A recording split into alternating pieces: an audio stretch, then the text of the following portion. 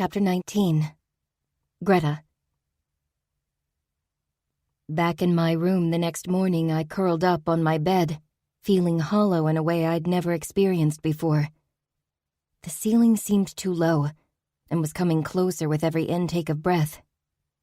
My bed was too soft, my body sinking deeper and deeper into the mattress, the blankets wrapping around me.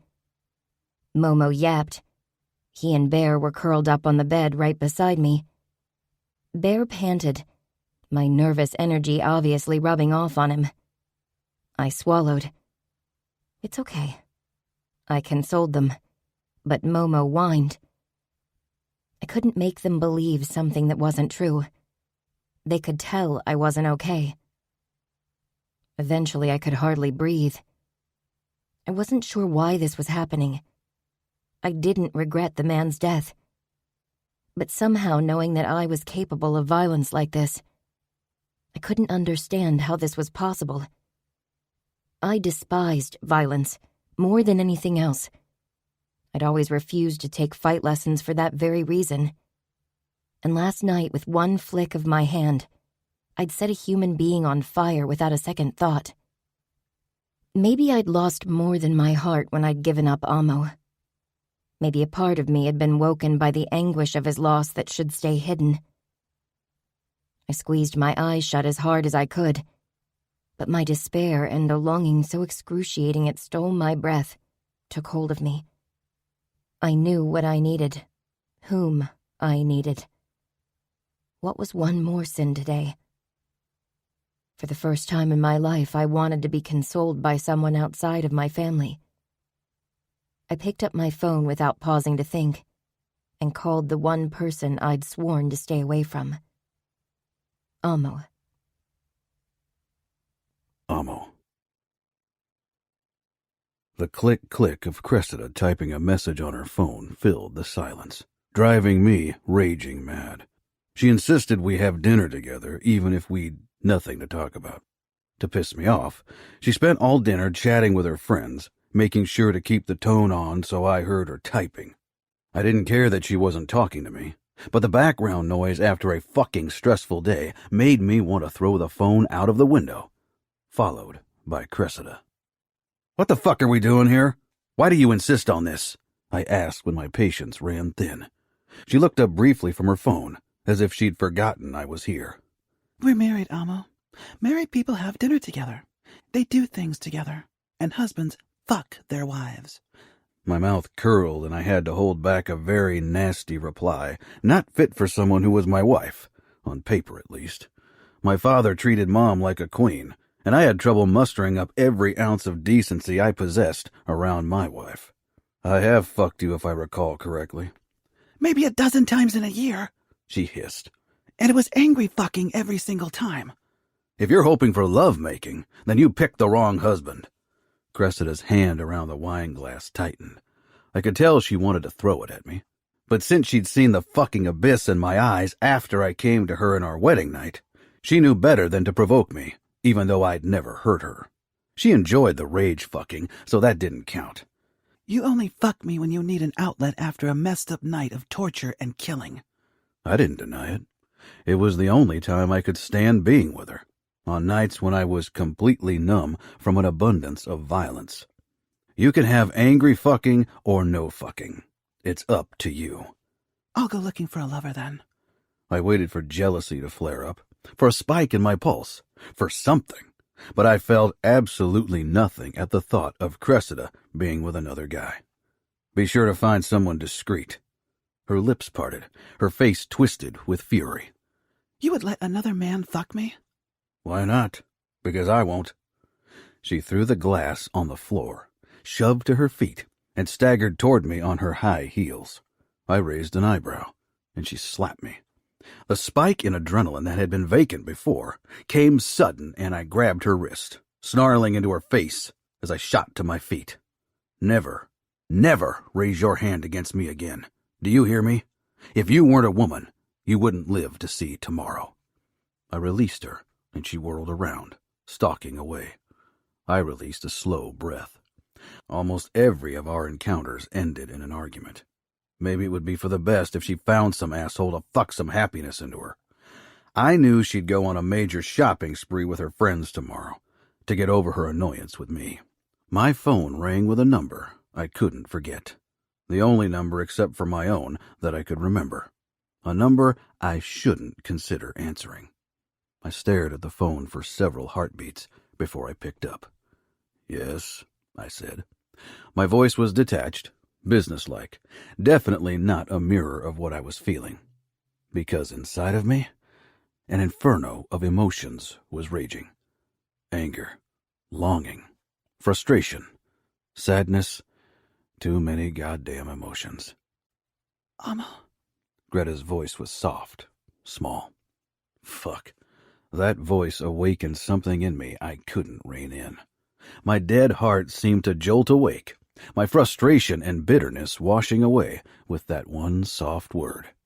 But I steeled myself. This was Greta Falcone. "Why are you calling?" She was silent. I shouldn't have called. I'm sorry. I'm not quite myself right now. What's wrong? She swallowed audibly. I shouldn't have... "Tell me why you called," I ordered firmly. Silence reigned on the other end. I thought hearing your voice would help quiet the chaos in my head. It did in the past. She sounded broken, terrified. Not my fucking business. In the last year, her family had caught several of our soldiers and butchered them, only to send the pieces back to us. I don't know what to do anymore. Last time we saw each other, I told you I wouldn't save you again. I'm not sure I need saving. I'm not sure I can be saved. My chest constricted. "Can you leave your home without anyone noticing?" I couldn't believe what I'd said. Yes, Greta said quietly. "I'm free tomorrow. I'll catch the earliest flight. I'll call you when I've landed, and then I'll pick a place for us to meet." Okay. I stared at the spot where Cressida had sat not long ago. Then I touched the scar on my side that Nevio had left. 1 year of war, and I was heading to Las Vegas to meet with the enemy. I hadn't told a soul where I was going.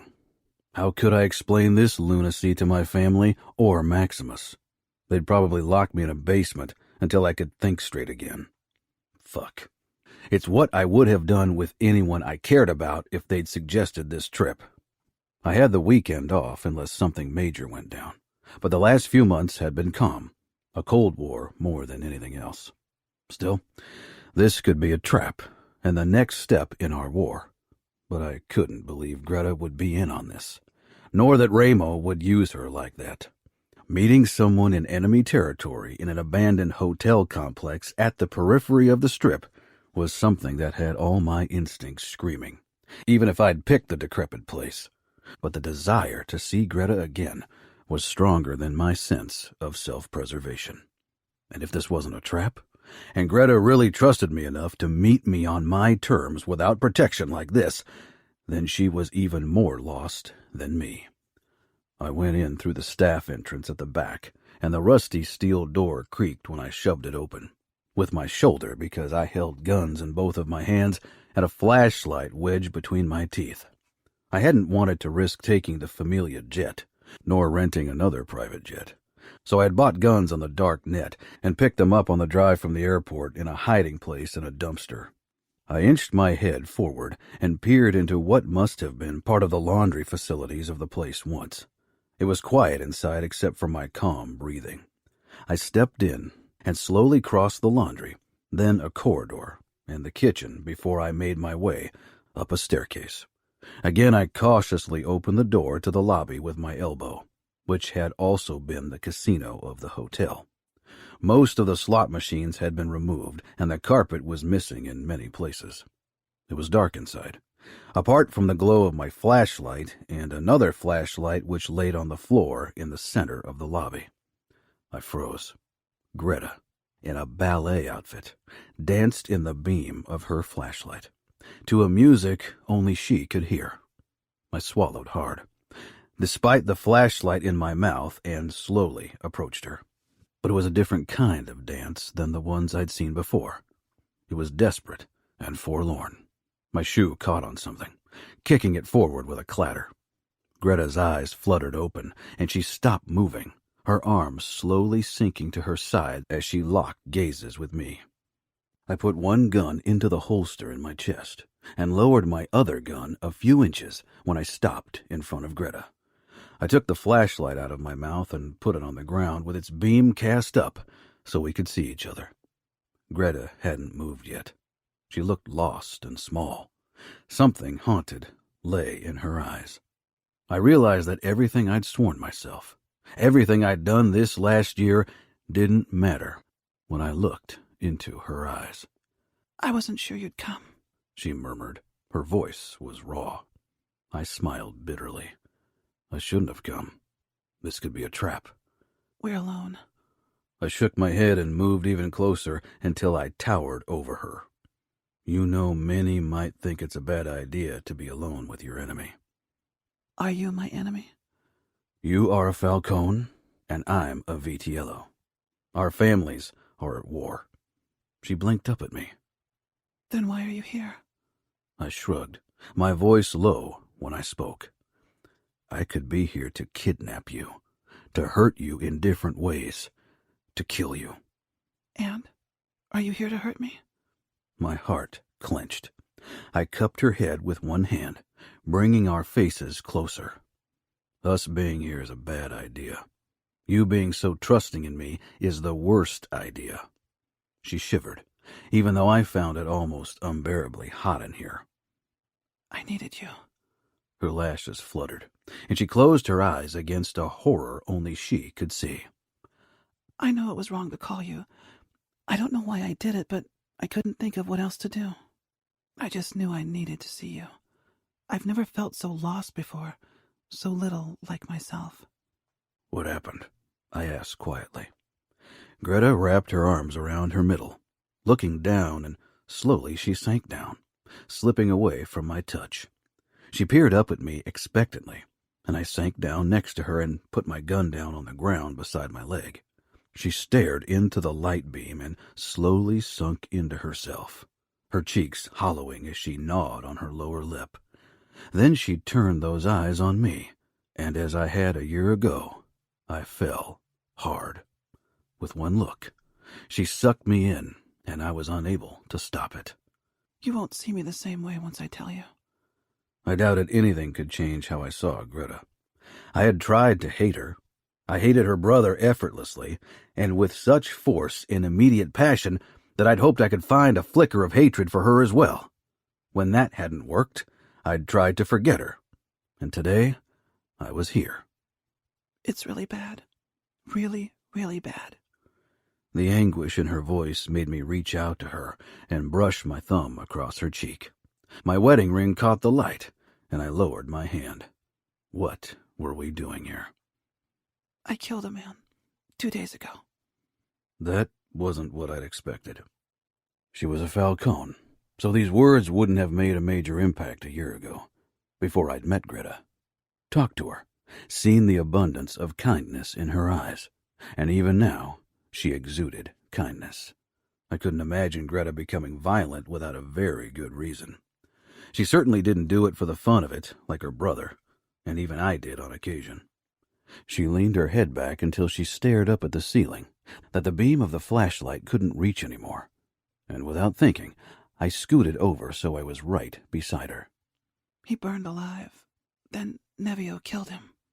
So you didn't kill him? Nevio ended what I'd started. The man would have died either way. He was a flame. Her eyes were wide and alarmed when she turned to me, her chest rising and falling, drawing my attention to the low neckline of her leotard. I forced my thoughts away from this path and focused on Greta's obvious distress. Tell me what happened, in detail, all right? She swallowed, then nodded slowly before she began to speak in a hushed voice. When she was done, she looked at me anxiously, awaiting my judgment. I was fairly sure I wasn't the right person to discuss the justification for killing someone with her, but neither were the people in her family, and I liked that she sought me to talk to. She had no reason to trust me with this, or at all. Our families were caught up in a war, and she and I hadn't had any contact in a year. And yet she'd called me in her worst hour. You acted out of a place of kindness, Greta. You were probably in shock, too. Despite your upbringing, you aren't hardened to cruelty and violence. So seeing it has unsettled you enough to lash out without thinking. And as far as I'm concerned, the guy deserved death. But who am I to decide who deserves to die or not? I chuckled darkly. My father and I are judges over life and death all the time, and so are your father and brother. And we kill people without a hint of a kind motive. She put her cheek down on her knee, making herself even smaller as she watched me with her dark eyes. All I could think about was leaning forward and kissing her. Thank you for coming, for listening, she said simply. For saving me again, though you said you wouldn't. I nodded. You're welcome, I said in a strangely gruff tone. But I didn't save you today. You weren't in danger. She smiled strangely. Maybe I'm now. I cupped her face once more. Maybe. Why do you make me feel like myself and at the same time like someone new? If I only knew. Why did she make me feel so unhinged and as if I'd finally come home at the same time? How long do you have before your family sends the cavalry? I slipped out through Fabiano's mansion. She snapped her lips shut. They won't suspect anything until morning, but I'll have to be back before sunrise or risk running across someone. I nodded. It was past midnight in Vegas, 3 in the morning in New York, the end of a long day and an even longer week. My heart and brain were a mess. Greta's closeness wasn't helping matters. You need to sleep. When do you have to return to New York? I haven't booked the flight yet, but I need to be back Sunday evening. Greta regarded me. Do you regret being here? I wasn't sure. Fuck. I need to catch some sleep, and you should go back home. To the men who wanted me dead and who I'd kill if I got the chance. I pushed to my feet even as my body ached to stay close to Greta, even as my heart called for her. Weakness I shouldn't allow. I couldn't think straight with her in front of me, a fact I'd proven several times. I held out my hand, and Greta put hers in mine so I could pull her up. The desire to tug her against me and hold her close was almost overwhelming. But I picked up the flashlight and my gun, forcing my face to stay emotionless. I could take the next flight in the morning and be back in New York in the afternoon. I'm going to spend the night in a motel. Is there a place where we can meet without being caught tomorrow? I asked instead.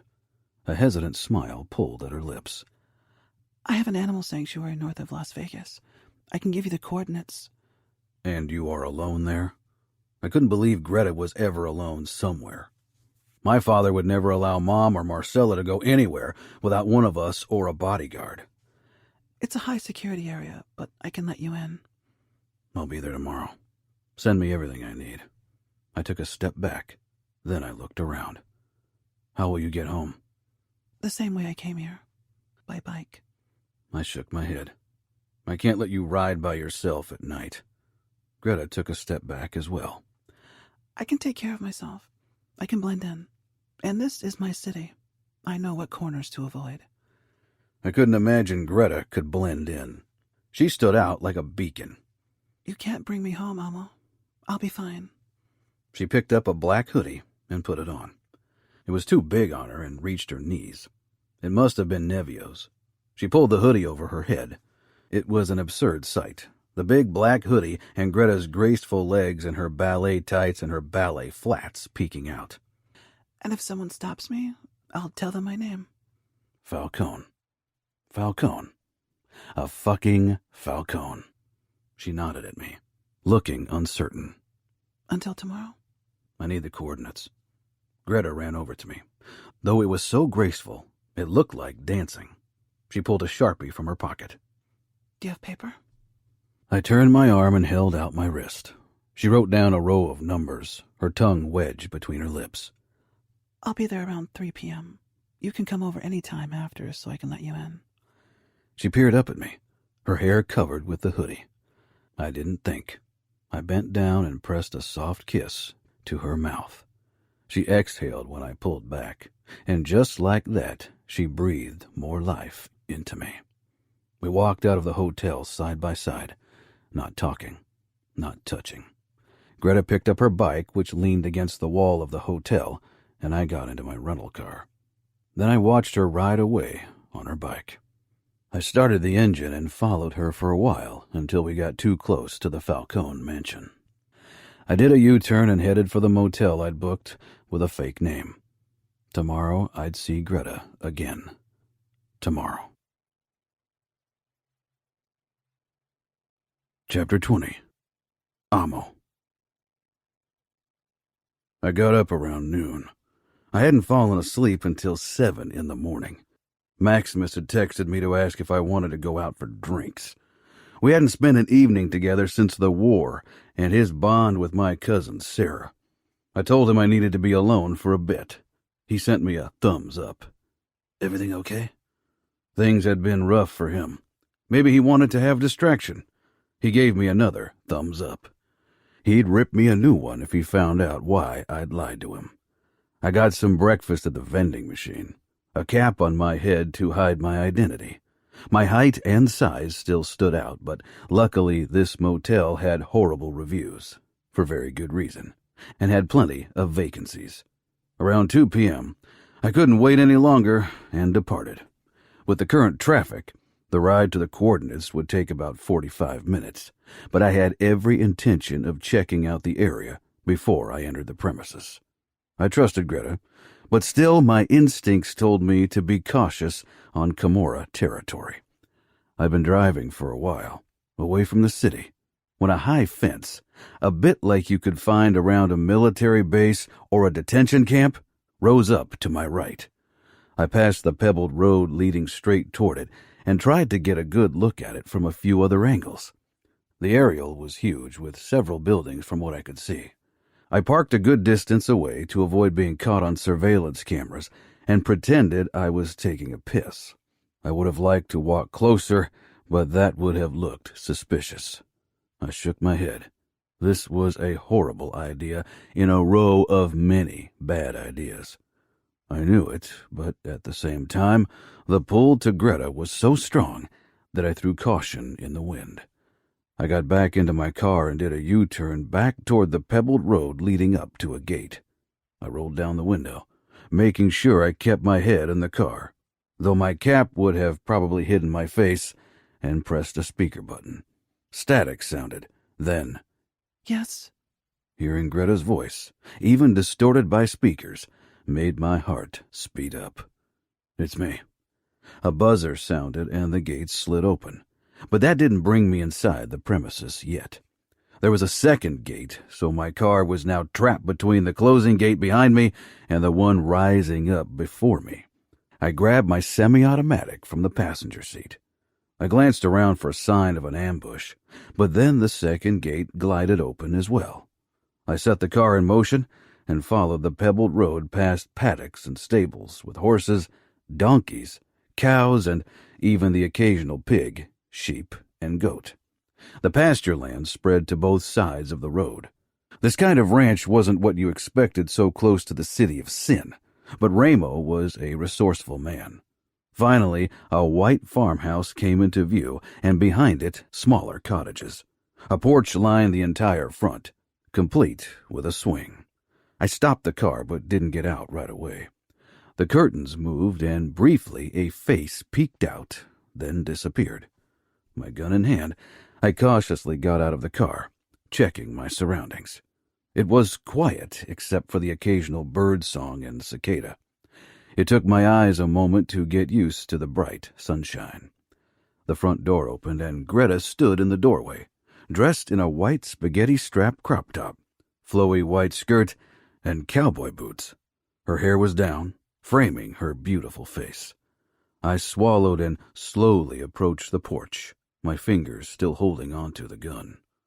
When I began to ascend the stairs, a low growl sounded and a big presence appeared behind Greta, but she didn't let the dog pass. Bear, stop. I kept my finger on the trigger as I stepped onto the porch. It was decorated with colorful flowers in small steel tubs, and the wide swing had white cushions with mint pillows that said home. It looked cozy, and with Greta's welcoming presence and sweet smile, I felt at home right away. I stifled a sardonic laugh. Then my eyes met Greta's, who watched me with a tilted head, her shoulder leaning against the doorframe. I'm happy you're here. I could tell this meant a lot to her, maybe more than yesterday. This place was important to her, and she wanted me here.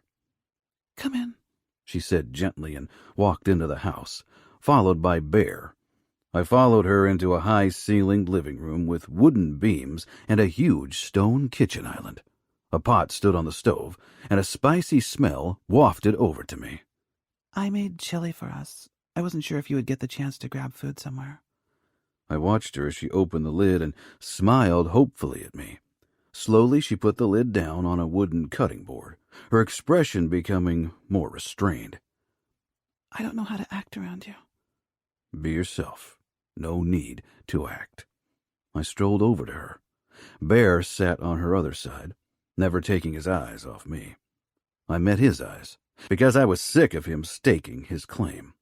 If I wanted to be close to Greta, I sure as fuck wouldn't let a dog stop me.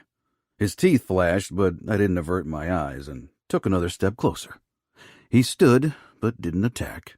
With a low grumble, he turned and walked over to his bed where he curled up beside Momo. You don't need that. Greta motioned at my gun. With a nod, I put it back into my hip holster. She leaned her hip against the kitchen island, regarding me. I'm actually hungry, I said, nodding toward the steaming red chili. Greta took out bowls and scooped generous portions into them before she carried them over to a rustic wood table around the corner. Floor-to-ceiling windows granted us a view of the paddocks. Greta motioned at the wooden bench, and I sank down. She sat down across from me and handed me a spoon. I hope you like it. I made it with soy granules to imitate meat. I took a spoonful. It's good. Her face lit up, and she ate a bite herself. What is this place? I asked quietly as I watched her enjoy her food with a pleased expression. It's a safe haven for abused animals. It's still only in its beginning. I want to add more stables and a house where dogs can live in a pack, and I need a house for cats. She smiled embarrassedly. My best friend used to live in a place like this with his family. My cousin. I nodded. Not anymore? He has his own place now. I didn't mention Sarah. It would have only brought attention to my own wife, and I had no intention to talk about Sarah and Maximus anyway. Instead, we talked about the farm as we sat across from each other, enjoying Greta's cooking. My sister and her husband have 2 dogs as well, I said, nodding toward Bear. Really? From a shelter. That's wonderful. My eyes were drawn to another dog bed I hadn't noticed before, where a black and white dog slept soundly. Its hind legs and tail were bandaged. The dog you saved? She nodded, compassion filling her face. Dottie. She's sleeping a lot because of the medication, but I think she's on the mend. I didn't follow her gaze to the broken creature because I couldn't take my eyes away from her face.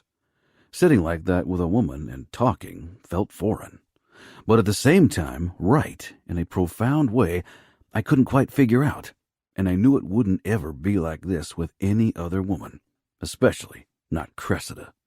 I'd either have ulterior motives or try to escape the situation as fast as possible.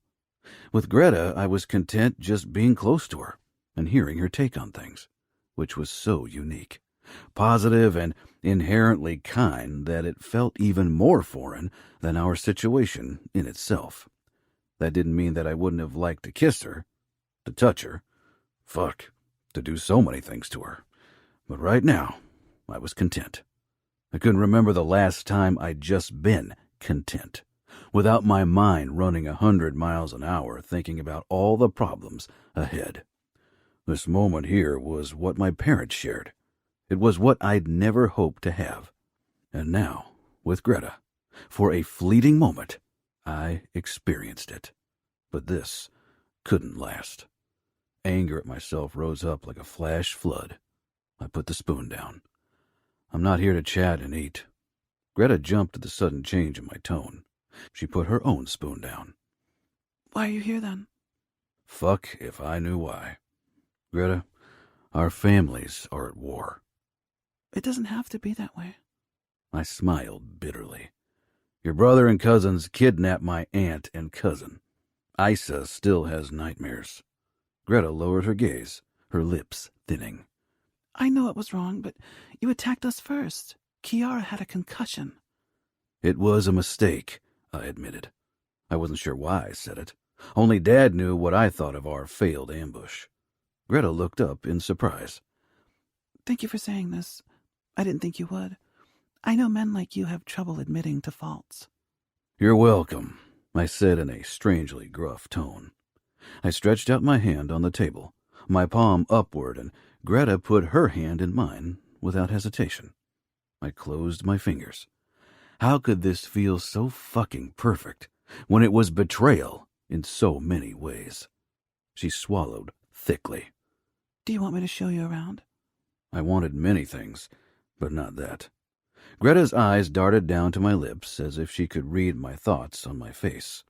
She looked away, her brows snatching together. Are you often alone out here? This is actually the first time. It was a hard fight to get this far, but I'm a good shot. I beat Alessio and Massimo at skeet shooting. My eyebrows rose. Really? She gave me an indignant look. Really? It's a sport, which was why I agreed to take lessons. And once Dad saw how good I was, he allowed me more freedom. I could defend myself if the need arose. But you wouldn't be shooting at clay pigeons. That was Nino's and Dad's argument until 2 days ago. Then they realized I was capable of violence, She said in a strangled tone. It's not the same. She shrugged. Nobody's going to attack because only few people know about this place. And one of them is part of an enemy family. But you're not going to use it to hurt me? No. We looked at each other, and the pull was so strong I wanted to tug her across the table to claim a kiss. Let's go outside and sit on the swing for a bit, she said, not waiting for my reply to get up. I rose and moved toward her. As we headed outside, I put my hand on the small of her back without thinking about it. I'd never done something like that, and had always wondered why Dad did it with Mom. She gifted me with a smile that lit up her entire face and even filled her eyes with a beautiful spark. She sank down on the swing and pulled her legs up to her chest. I sank down beside Greta, causing the swing to finally move. She stared off toward the grazing horses. I did the same, and the last bit of tension slipped away. At some point, our hands moved closer together, and Greta's fingers brushed mine until we linked fingers once more. I angled my body toward her, and suddenly our faces were very close. I cupped her cheek, ignoring the annoying gleaming of my ring, and then I kissed her. A soothing, gentle kiss because Greta had been through a lot, that quickly became more heated. Her soft moans, her sweet taste, the playful way her tongue responded to mine, it all drove me higher and higher. I guided Greta to the cushions and half covered her with my body. She tensed and I pulled back, searching her face for a sign that I'd crossed a line I had no business crossing. Greta looked overwhelmed, and I began to push up, but she quickly cupped my face and raised her head for another kiss. Stay. I was just surprised. I want this. I lowered myself once more and found her mouth for a deep kiss. Soon the unrelenting late afternoon sun wasn't why I was sweating. Let's go inside, she whispered. I picked her up without a word and carried her into the house. She pointed at an assortment of cushions and patchwork blankets in front of a fireplace. Instead of logs, fake candles gave off a cozy light. I put her down and followed suit, pulling her against me once more, my lips finding hers for another, even deeper kiss. I lowered my hand briefly to slide the ring off, and put it down on the floor somewhere before I pressed my palm to Greta's cheek again and deepened the kiss. Greta was curled into me, her skirt ridden up because our legs were scissoring, her hot center pressed tantalizingly against my upper thigh. I was so hard, it was painful. I pulled away to regard Greta as I allowed my knuckles to trace her cheek, then her throat and collarbone. She wasn't wearing a bra beneath the knit crop top, and I could see the outline of her nipples pressing against the material. Greta locked gazes with me and reached for the thin strap of her top that had slid down to her arm. Her fingers were shaking slightly when she hooked them in the strap and dragged it further down. I watched mesmerized as the top peeled away from her left breast, revealing a rust-colored, small nipple and the gentle swell of her breast. I could tell she was trying to find words, but I knew what she wanted without her telling me. I leaned down and covered her nipple with my mouth, allowing my tongue to discover its texture and taste. Greta pressed her pussy even tighter against my thigh as I continued my discovery of her nub. She cupped the back of my head as I sucked more of her breast into my mouth, then stroked along the gentle crease beneath it with my tongue, only to welcome her nipple back into my mouth. I closed my eyes as I tasted her, focusing on Greta's low breathing, on the clenching of her legs against my thigh. Amo, she whispered urgently, letting her arms fall to her sides, almost as if she was overwhelmed by her body's reactions to my ministrations. I let up and gently untangled myself to give her some time to breathe. She gave me an embarrassed smile as she lay beneath me with spread arms, her chest rising and falling rapidly. Where's the bathroom? I need to gather myself, and I think you need a bit time to yourself as well. She pointed at a door to our right. I stood and quickly went there. Once inside, I splashed some water in my face, then gripped the sink for a few deep breaths. I straightened. My shirt stuck to my skin, but at least my cock had calmed down enough that it wasn't digging into my pants anymore. Raking a hand through my hair, I tried to figure out what to do next. That I'd come here was already a very bad idea, though that didn't even begin to cover the number of problems this meeting would cause if someone found out. But now that I was here, I didn't want to hold back, not if Greta didn't want me to. I returned to the living room and paused at what I saw. Greta sat cross-legged, one side of her top still pulled down, and she stared down at my ring that she held in her palm. I should have left the ring at home in New York. I walked over to her and sank down beside her. She still wasn't looking at me. Seeing her hold my ring, I wish she would have said yes to me a year ago. Cressida doesn't care about me. The only thing she cares about is the status a marriage to me brings her. I'm a means to an end, not the goal. We can't stand each other. Suddenly she stood, her expression guilt-ridden. I shouldn't have called you. I don't know what got into me. I promised myself to forget you. I pushed onto my knees and gripped her hips, peering up at her. I knew I'd never manage to forget you, and I thought about you every single day. You won't believe how often I considered leaving New York and kidnapping you from Las Vegas so we could live somewhere far away. Just us. Just us, she whispered reverently, then her smile turned sad. But it's not just us. We both have people we don't want to leave behind, and you have your responsibilities to the Famiglia, and I have my animals. I regret every moment I'm not with you. The words left my mouth without thinking, but I immediately knew I meant them. It was why I hadn't hesitated to come here. The prospect of seeing Greta again had filled me with more joy and hope than I'd experienced in a very long time. Greta stepped closer and touched my head with both her hands. I leaned my forehead against the bare skin of her sternum, my eyes closing. Her fingers raked through my hair gently, her nails scraping over my scalp in a way that almost made me want to purr. One of her hands traced the back of my head, then stroked along my neck. Her touch was gentle, but left fire in its wake.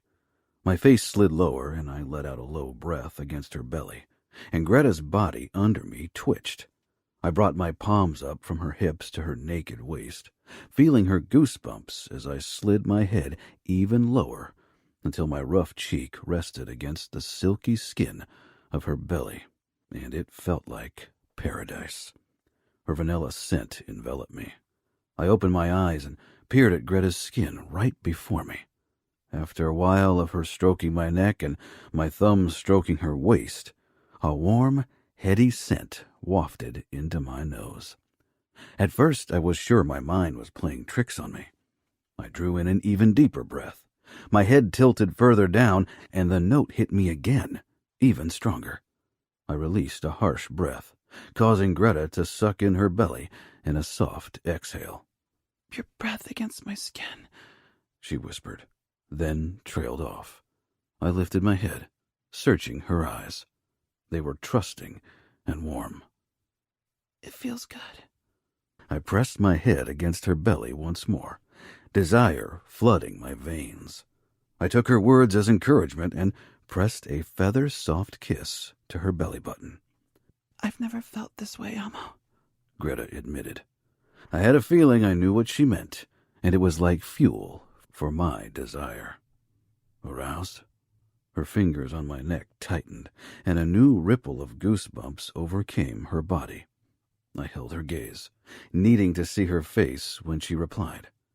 Her cheeks turned pink at her admittance, and if the heat of her belly was any indication, her body was aflame with desire. "It's wrong of me to desire you, isn't it?" Is it? I rasped. In this moment, I didn't care if I committed a sin. Fuck, sinning was in my nature, if it was wrong. I wanted the woman before me. I wanted nothing else. I could see the confusion on her face. Maybe she didn't realize how her body was responding to me, or maybe she was scared of her own reaction. Right now, right here, it's only us. This is our moment.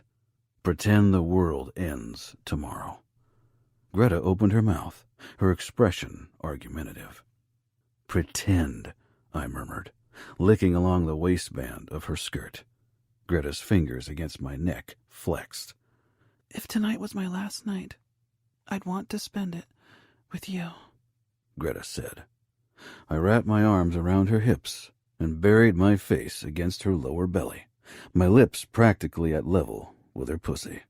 I drew in another deep breath, and the intensity of her scent would have brought me to my knees if I weren't already kneeling. Greta, I rasped, will you let me pull down your skirt? "Yes," came her instant reply.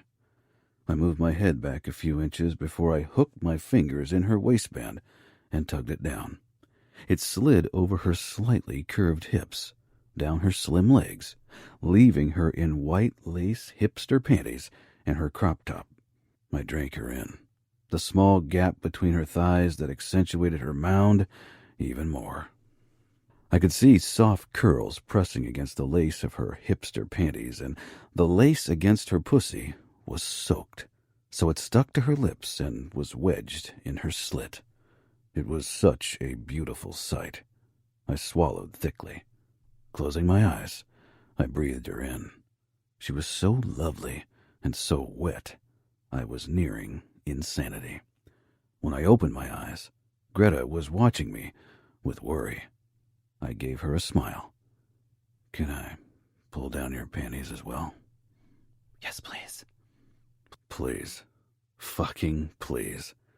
As if she had to beg me to lay her bare. When the tiny piece of lace fluttered to her feet, I allowed myself to take her in. She had a triangle of gentle, black curls crowning perfectly shaped lips. Her little nub was still well hidden, but I knew I'd make it peek out soon if Greta only let me. The idea that I might be buried with my face in Greta's pussy soon was almost enough to make me combust in my fucking pants. I couldn't remember the last time I'd felt like this. Sex had been a bothersome necessity for a while. With Greta, it almost felt as if I was a fumbling virgin, which couldn't be further from the truth. Greta stroked along my arm, bringing my attention back to her. I saw how overwhelmed she was by the situation, and so I reined myself in. Tonight, my own desires would take a back seat. I'd waited for this moment for too long. I'd enjoy every second of it. This moment belonged to us. Maybe the world didn't end, but we didn't know if and when we'd be able to see each other again. I needed to make tonight count, to give Greta memories she'd carry with herself all her life. Memories that would carry me through the darkness, too. I leaned forward and pressed a kiss to her mound. I gently guided her back until she sank down on the wide armchair. I kissed her left, then her right knee, before I met her gaze. Trust and need. I got the latter, not the first. Open up for me. She elegantly raised her legs and draped them over the armrests. With her legs parted widely, she offered me a breathtaking view of herself. I won't ever forget this moment, I growled. Me neither. I'll make it unforgettable for you. Chapter 21. Greta. Amo regarded me with a heated look I could feel deep in my belly. I wasn't shy about my body, but I'd never been this exposed in front of another person. Still, Amo's amazed and hungry expression gave me confidence to stay like I was, with my legs opened wide, showing Amo that I trusted him and was ready to give myself to him if only for tonight. My cheeks heated when Amo moved between my legs, his strong shoulders flexing. He ran his knuckles along the underside of my thighs, then leaned forward and pressed a kiss to the hollow of my ankle, and more heat washed over me. Slowly he kissed his way up my thigh, then the crease between my ass cheek and thigh, before he drew in another deep breath. I'd never thought he'd be this into my scent. Even I could smell my arousal. He leaned his stubbled cheeks against my inner thigh and began to rub his thumb, very lightly over my outer labia, back and forth, before he slid between them to do the same to my more sensitive inner lips. His caress quickly had me breathless and aching to be touched at my pounding clit. As if he could sense it, he began to lightly brush my clit every time he stroked along my folds. I grasped the armrest in a tight grip. Then I closed my eyes, overwhelmed by the flood of sensations. Amo's touch, my body's reaction to it. Amo's musky scent, my own aroused scent. I needed to black out one sense to stay in control. Amo brushed a kiss against my inner thigh, and now his thumb focused on my clit, drawing small circles on it. "There," he rumbled. "Good." I bit my lip at the appraisal in his voice and opened my eyes, needing to see him. His eyes were focused on his thumb that was still teasing my clit. "Not hiding anymore. Just a bit more," he rasped with a smile that sent a pleased shiver through my body. He leaned down and I held my breath as he parted his lips and lightly nudged my clit with the tip of his tongue. I moaned, loving this new sensation. Amo's finger had been soft and gentle, but his tongue was even softer, and hot and wet, entirely different. He gently nudged my clit with his tip until I could feel a rush of more heat and blood. Everything got puffier between my legs. "Good," Amo repeated, and then his lips cupped my clit, and I shut my eyes briefly to come to terms with a throbbing spreading through my body at every tug of Amo's scaled lips. "Greta," Amo murmured before his mouth cupped my nub once more. I gazed down at him. His eyes held hunger and tenderness. "Watch." I couldn't have looked away anyway, fascinated and aroused by the sight. Amo was gorgeous. Thick black hair, muscular shoulders, bulging biceps. So much strength and power. He worshipped me with his mouth. He closed his eyes as his tongue gently caressed my sensitive folds. He looked pleased, almost reverent. I panted softly and stroked his hair, needing to touch him, to caress him, so grateful for the gentle attention he gifted me with. Amo was a powerful, strong man, and my body reacted to the sight of him between my thighs with overwhelming arousal. His tongue teased my small nub, and I whimpered, "Amo." He opened his eyes but kept lavishing my clit with the softest circles. My body clenched, my insides tightening. "Amo," I whimpered again.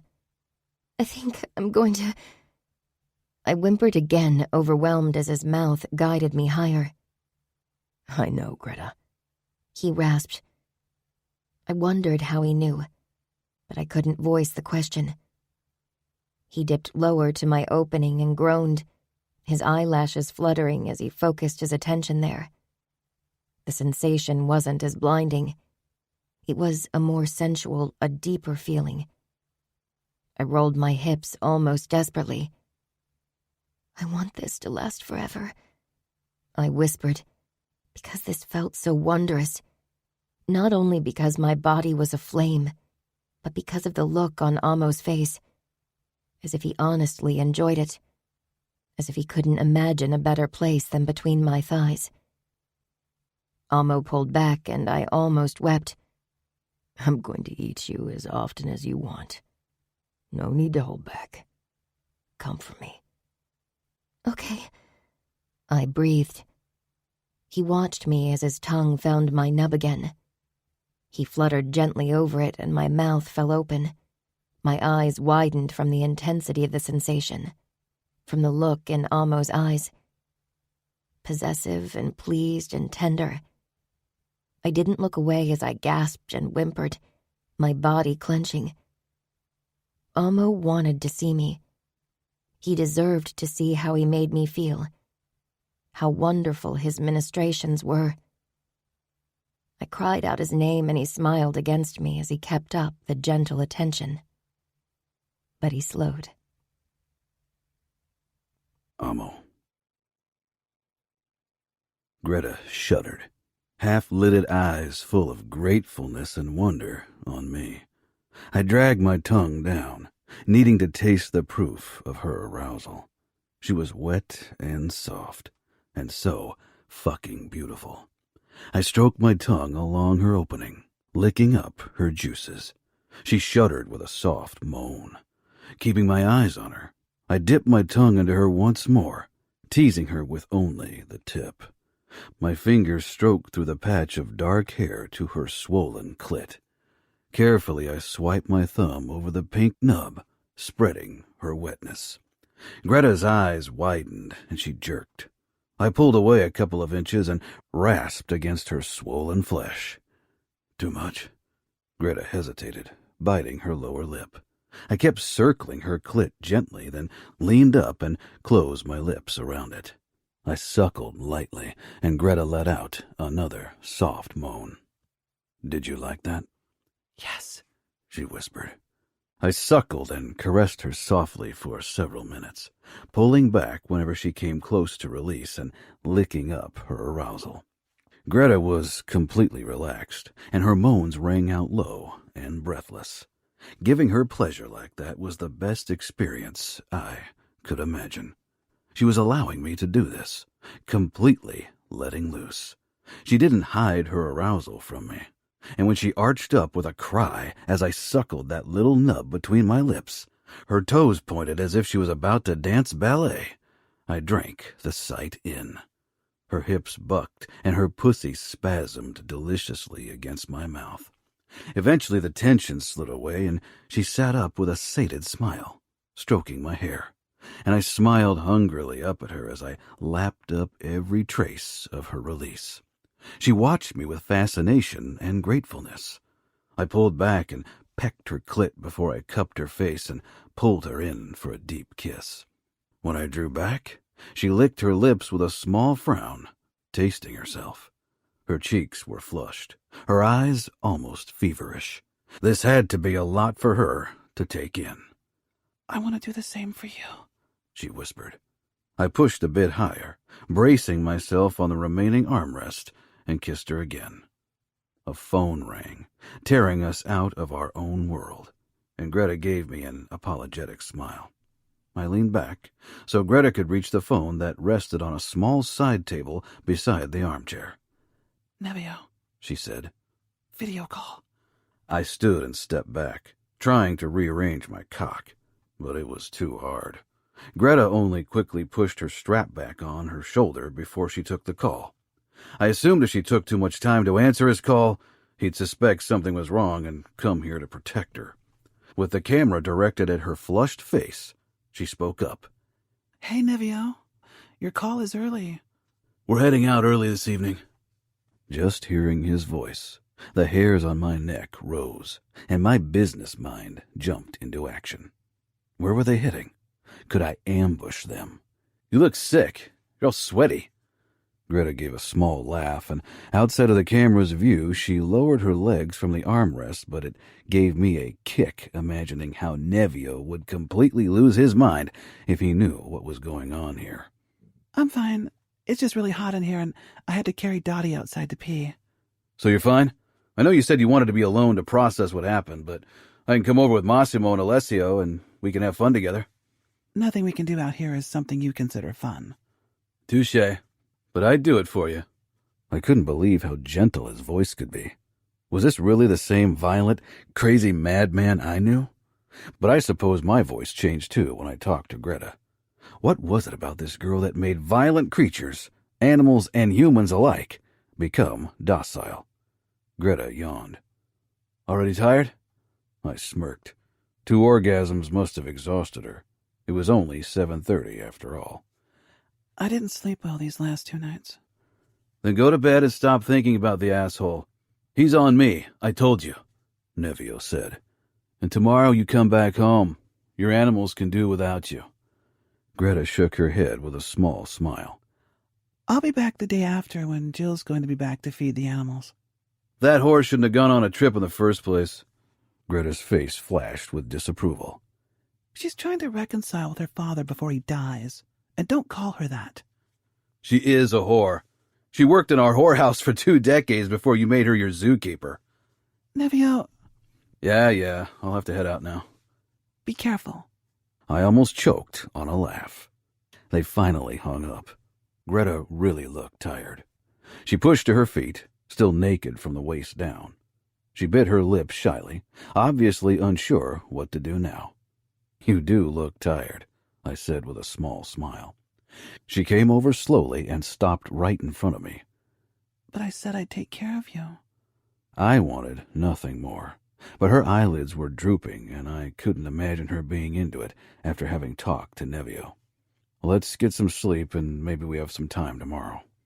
She held out her hand, and I took it, letting her lead me toward her bedroom on the ground floor. Her dogs trotted after us, and Bear curled up on a huge cushion in the corner, but Momo seemed to have every intention to sleep in bed with us. Upon seeing my face, Greta smiled sheepishly. I don't usually share my bed with someone, so they're used to sleeping there. I really didn't like the idea of being woken by a dog tongue in my face or somewhere else. If I turn around in sleep, I could bury Momo under me. Trust me, it won't survive that. That seemed to convince Greta. She picked up the ankle biter and put it into a fluffy dog bed beside the huge cushion. As she did, she bent forward and gave me a stunning view of her ass and pussy. I took a deep breath, my cock waking up again. She motioned at the door. There's a small bathroom if you want to get ready for bed. I'll grab Dottie in the meantime. I raised my eyebrows. She can't walk yet. I followed Greta back into the living area where the last dog was still curled up in the dog bed. She'll be too heavy, I said. I've carried her before, Greta said firmly. She doesn't trust men, so you can't carry her. I don't want to cause her additional distress in the current situation. I watched as Greta picked up the dog and straightened with it carefully draped over her arms.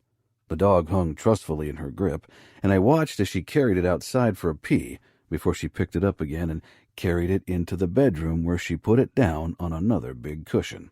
She patted its head gently and whispered something in its ear. With my overnight bag, I went into the bathroom to give Greta a bit of privacy. It was small, only a sink, toilet, and shower cubicle, no luxuries whatsoever. I put on pajama bottoms and nothing else. It was too hot. When I emerged from the bathroom, Greta sat cross-legged on her bed, her hair up in a messy bun, and she was dressed in a loose-fitting white nightgown with thin straps. Against her tan skin and dark hair, the fabric looked marvelous. She scooted off the bed, then walked past me into the bathroom. Make yourself comfortable on the bed. I shook my head at the absurdity, then stretched out on the bed. I would have slept on the sofa or fucking floor if Greta had asked me to, but that she wanted me in her bed? I ran a hand over my face and released a deep breath before I opened my eyes again. Bear was eyeing me in a way that reminded me of Nevio, as if he'd like to bite a big chunk out of me. I knew which part. Dottie barely dared to look my way, obviously terrified. Greta returned a couple of minutes later. She gave me a shy smile, then came over to me and sank down on the bed. Are you okay with this? I tried to determine what she meant. With her being so close, with her dark eyes putting me on the spot in a way I couldn't quite explain, it was difficult to catch a clear thought. Okay with what? I rumbled, then cleared my throat. Sharing a bed. I could sleep on the sofa. It's too short for you, but I wouldn't mind if you're not comfortable with me in the bed. I think I should be the one asking you that. And you definitely won't be moving to the sofa because of me. I think I'll be fine with you in a bed. Your presence doesn't bother me like other people do. I like having you around. You don't have to worry about me. You know I'm experienced. She tilted her head in an assessing way. Oh, I know that you've had sex with many women. She said it in a non-judgmental way, and still I felt almost guilty. How did that even make sense? But that you're comfortable having sex with someone doesn't mean you're comfortable being vulnerable around them when you sleep. Nevio has been with many girls, but he'd never share a bed with them. Of course, he's not with any of them. You have Cressida. Her voice had become very quiet, and she looked away. Her arms wrapped loosely around her shins. Her feet stretched in a very ballet dancer way, so only her tiptoes touched the mattress. A thick strand had fallen out of her messy bun and hid half of her face from me. Sitting up, I reached out and gently brushed it behind her ear. She tilted her head toward me. I don't share a bed with Cressida. I rarely even sleep under the same roof with her. I have my old apartment where I'm spending most of the time. I see her maybe once or twice a week and sleep with her far less than that. I wanted to be honest with her. I didn't want to have any secrets from Greta. That would have felt like a breach of her trust. And she doesn't mind? As long as she's got my credit card and my last name, she doesn't care. I would want to share a bed with you if you were mine. I would miss you. I do miss you, even though you're not mine. I cupped her neck and gently pulled her down to me for a kiss. Greta snuggled up to me, her petite body pressing against mine in the most perfect way. I didn't deepen the kiss, neither did Greta. I was content being with her in this innocent way, our lips lightly brushing. Eventually Greta fell asleep in my arms, her cheek resting on my bicep. I watched her for a long time before I turned off the lights. Greta had drawn the blackout curtains so it was dark in the room, though sunset was still 10 minutes away. My phone lit up with messages, but I ignored them. I didn't want anything to tear me out of this dream. I didn't want morning to come. Maybe that was why I hesitated to allow my body to rest. Tomorrow I'd be flying back home, even if it felt like my heart was slowly making itself at home somewhere else. New York was my home, had always been. But Greta, she kept my heart with her in Las Vegas. Chapter 22. Amo. I woke with Greta still in my arms, our legs entwined, her cheek on my chest. Her breathing was even and relaxed. The soft snoring of Bear filled the room. I carefully untangled Greta from me and sat up. She didn't stir, too deep asleep. Last night must have really knocked her out. I couldn't help but smile at the memory of eating Greta out like a beautiful treat and giving her multiple orgasms. My morning rod got even harder. Grabbing my gun from the nightstand, I slipped out of bed. I had noticed it last night too, but now I really looked at the emergency buttons all over the place.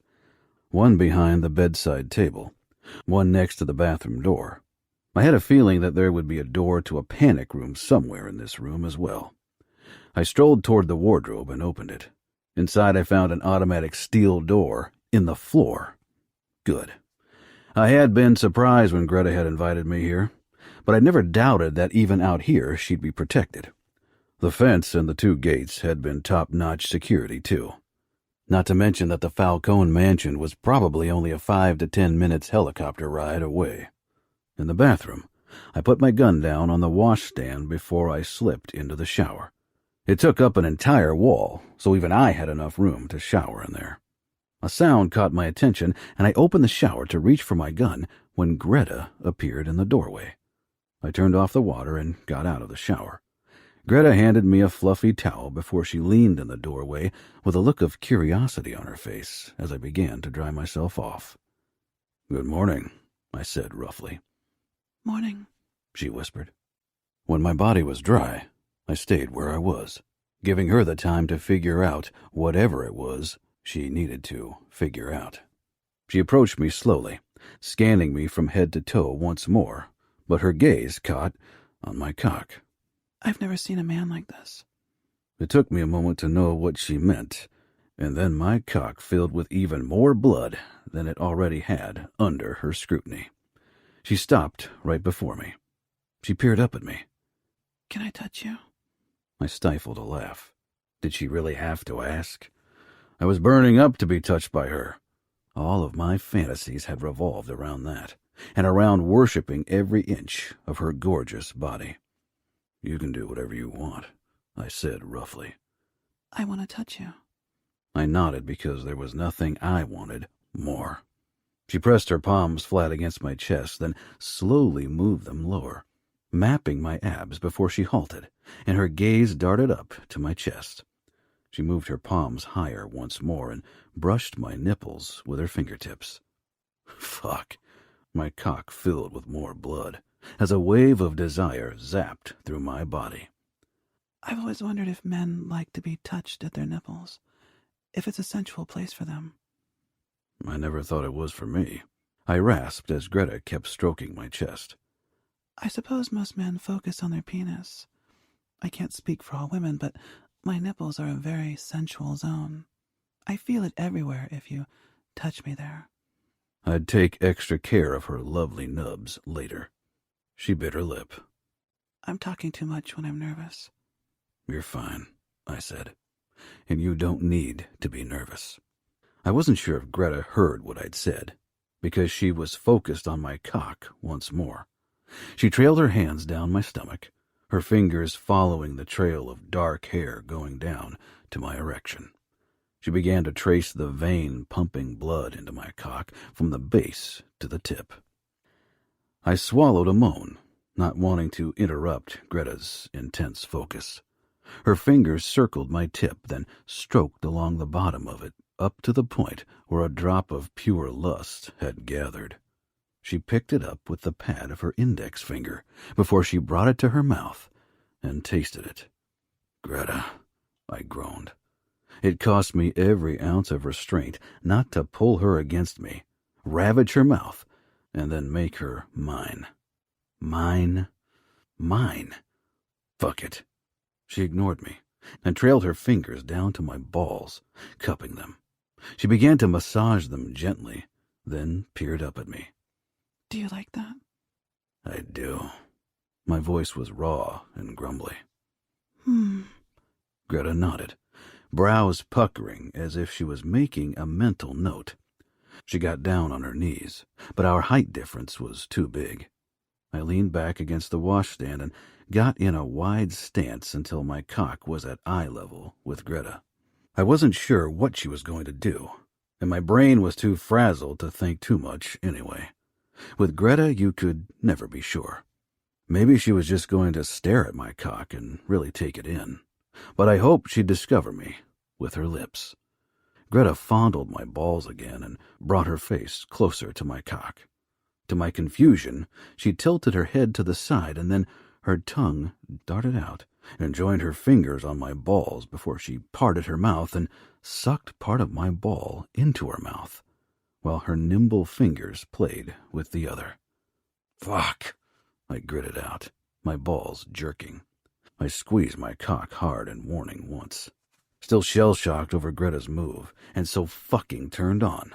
I was worried I'd spill my cum on her black crown soon. Luckily, my cock got the warning and calmed the fuck down. Greta peered up at me with interest, but she kept licking and sucking my balls. Her fingers soon moved onto my thighs and ass, raking her fingernails along my skin in the most tantalizing way. She let up, moving a bit higher, her lips grazing the base of my cock. "Do you like it?" I gave a terse nod. I didn't want to start with the obvious spot. That's like a man who starts with a woman's clitoris instead of working his way toward it, right? I didn't have the capacity to have a conversation. "You're perfect." She gave me a small, pleased smile before she looked back down to my cock. She parted her lips and cupped my tip with them, and static filled my head. Slowly, meticulously, she worked my length into her mouth until my tip hit the back of her throat, and she gagged. She sucked in a breath through her nose and tried to take me deeper. I gently stroked her hair. "You don't have to take me all the way." Very few could. I was too thick and long, and Greta only had me halfway so far. She pulled back and took a shaky breath, licking her lips. Frustration flickered on her face. "I can't do this properly yet. I guess it takes practice." Blowjobs are never proper. Do what feels right, what turns you on. Don't overthink it. "I want to give you pleasure." Trust me, if you're turned on, I'm turned on. "Okay," she said, and her approach changed. She was no longer thinking about technique. She was simply acting. Her tongue circled my tip. Then the rim followed my vein down to my base once more. She closed her eyes as she worked her lips back up again and slowly sucked me into her mouth. She established a slow, sensual rhythm, her cheeks hollowing every time she took me deep into her mouth. One of her palms fondled my balls while her other hand was curled around my cock, pumping in rhythm with her sucking. I clutched the washstand in a death grip as I watched Greta suck me off. Every time my cock parted her pouty lips and claimed her mouth inch by inch, a low groan escaped my lips. Greta found a steady rhythm that drove me higher and higher. I cupped her head, stroking her silky hair. She cast her eyes up, but didn't slow. I was losing control. It was a new experience. For me to orgasm, I had to focus on it, which meant I could usually last for a long time, but seeing Greta with my cock in her mouth completely rid me of control. "Greta, I can't last much longer. You need to pull back." She smiled around my cock, but didn't pull back or slow. Maybe she didn't understand what I meant. Fuck. It was hard to focus. I just wanted to spill into her mouth, but at the same time, I didn't. "I'm gonna come in your mouth. Pull back." Greta gave a small shake of her head, and I couldn't hold back anymore. My balls clenched, followed by my dick, and then my orgasm raced through me. Greta kept sucking even as I came in her mouth, and swallowed around my tip, but still some of my cum dripped out and slid down her chin before it dropped on her chest. I groaned at the sight, and my cock jerked with another load.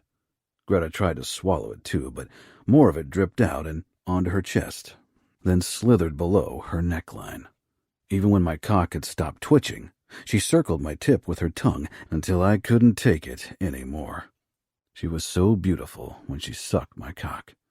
I gently pushed her back until my cock slid out of her, still half erect. Greta gave me a proud smile as I tried to catch my breath. I shook my head. You didn't have to swallow. I wanted to. You seemed to enjoy my taste yesterday. I closed my eyes briefly for a few deep breaths. When I opened them, Greta stood before me, her chin and neckline still covered in my sperm. She reached between her legs with a hint of curiosity. I'm wet. She held up her middle and index finger, which were glistening with her arousal. Let me, I said. I had to feel this for myself. I reached under her nightgown, gently slid between her pussy lips, and rubbed my fingers along her slit. I didn't need to delve deep. Her pussy was sopping wet. If she'd worn panties, they would have been drenched with her lust. I didn't think giving you pleasure would have such a strong effect on me, but your body is an immense turn-on. Seeing it already makes me feel very hot, but touching and tasting you is so much more intense. I cupped her cheeks, kissed her harshly. Her direct innocence would be my death one day. With every unorthodox word out of her mouth, she made me fall harder for her, and I wasn't sure how to stop it. I pulled back, not even minding that I had my own cum on my chin from kissing her. Let's get you cleaned up and let me taste your pussy. I reached for the hem of her nightgown and pulled it over Greta's head, then dropped it on the floor, drinking in Greta's beautiful body. Seeing my cum on her made me feel impossibly possessive. I wanted to stake my claim on her in every way I could, in every way I shouldn't. I led Greta into the shower when loud neighing carried up through the window, followed by mows. Greta smiled apologetically. I'll have to take care of the animals first. We don't have enough time. Maybe you can taste me later? I chuckled and kissed her sweetly, smiling against her mouth. I'll taste you whenever you want. Just say the word. 15 minutes later, Greta and I were dressed and heading outside. Greta carried Dottie again, and I was amazed at her strength. Maybe it was more determination than physical power. The sun was beating down on us in a typical Nevada way. Greta, in a pale yellow summer dress and cowboy boots, didn't mind the heat. But me in my shirt and jeans, I was already sweating, though I wasn't even carrying the dog. She put it down in the shade beside the barn so it could relieve itself before it lay down in the airstream from one of the ventilators. Bear and Momo were running around eagerly. I helped Greta feed the horses with hay and the cows and pigs with a special mix before we opened the gates so they could rush out into the paddock. I was used to a different form of physical labor, but had to say I didn't mind this either. Maybe because Greta's enthusiasm was infectious. Greta beamed while she watched her animals enjoy themselves. She got joy from their happiness, and I from hers. How long have you had this place? Only about a year. Dad built it for me a few weeks after your wedding. She rested her arms on the fence and put her chin down on them, letting her gaze glide over the area. It still needs plenty of work so I can welcome more animals. Why don't you live here all the time? She blinked up against the sun. My family would miss me. I nodded. It was one of the reasons why she'd said no to me. They could still see you, just not as often. I wrapped my arms around her from behind and rested my chin atop of her head. This felt so natural, and Greta released a small sigh. Is this about the farm or us? I drew in a deep breath, then kissed her neck. There wasn't us. Not really. There was Cressida and me, which existed in the light, though its base was rotten and dark. And then there was Greta and me, bound to the shadows, though our bond was pure in a way I hadn't thought possible. Both. She nodded and swallowed. Sometimes I regret. She shook her head with a breathless laugh. I knew what she wanted to say. She turned around in my embrace. How much longer until you have to leave? I glanced at my watch. 3 hours. She nodded, wistfulness filling her eyes, though I was still here. We should make every minute count, not waste it on what-ifs, I murmured as I hoisted her up on the fence. Would you like me to taste you now? She nodded simply. I got down on my knees, not caring about the dirt. I lifted Greta's skirt, revealing white panties. I kissed my way around the edge before I kissed her pussy through them. Hooking a finger in the fabric, I dragged it aside, revealing Greta's glistening center. With my thumbs, I stroked along her puffy lips before I pushed them apart to reveal a swollen clit and her tight opening. Remembering her words from earlier, I ignored her clit and began to focus all my attention on her opening, stroking, nudging, circling until she was clinging desperately to the fence, her boots pressed into the middle bar to find hold. Amo, she moaned, her fingers raking through my hair. Kiss me. Leaving her pussy? That's what I'm doing, I rasped, though I knew what she meant. I dipped the tip of my tongue into her before I played with her labia to emphasize my statement. My lips, she said with a small laugh. I raised an eyebrow as I peered up at her and suckled her pussy lips. She let out an indignant laugh. My mouth. Okay, I said with a smirk. Just give me a few more moments. I circled her clit with my tongue, then stroked along her slit, back and forth, teasing more lust out of her. She clenched her thighs shut, her fingers in my hair tightening as her pussy spasmed against my mouth. With her thighs caging me in, her scent hit me like a wrecking ball, making me desperate for more. She shuddered violently, clinging to me for balance as she enjoyed her orgasm. I shoved to my feet, and she immediately cupped my face and almost desperately pulled me in for a kiss. I wedged my hips between her thighs, parting her wide, my bulge pressing against her pussy. I didn't care if I got her lust all over my clothes. She let out a breathless giggle. I wanted to come with you kissing me. That's why I told you to kiss me. I brushed my lips over her ear. We can still make that happen. Her arms came around my neck, and she pressed even closer, kissing me almost desperately. I wrapped my arms around her, feeling her heart slamming against her ribs, the same erratic rhythm as my own. Our lips slowed, and I closed my eyes, pressing my nose into the crook of her neck. We stayed like this for a long time, wrapped up in each other. I tightened my hold on her, my palm stroking along her hair. I don't want this to end, I growled. Greta let out a melancholic sigh, her arms loosening around me. After a moment, I allowed her to pull back. The wistfulness in her eyes felt like a gut punch. You have to fly back in 2 hours. I know. That's not what I mean. You said no when I asked you to marry me, but maybe you'll say yes to this. An affair, Greta whispered.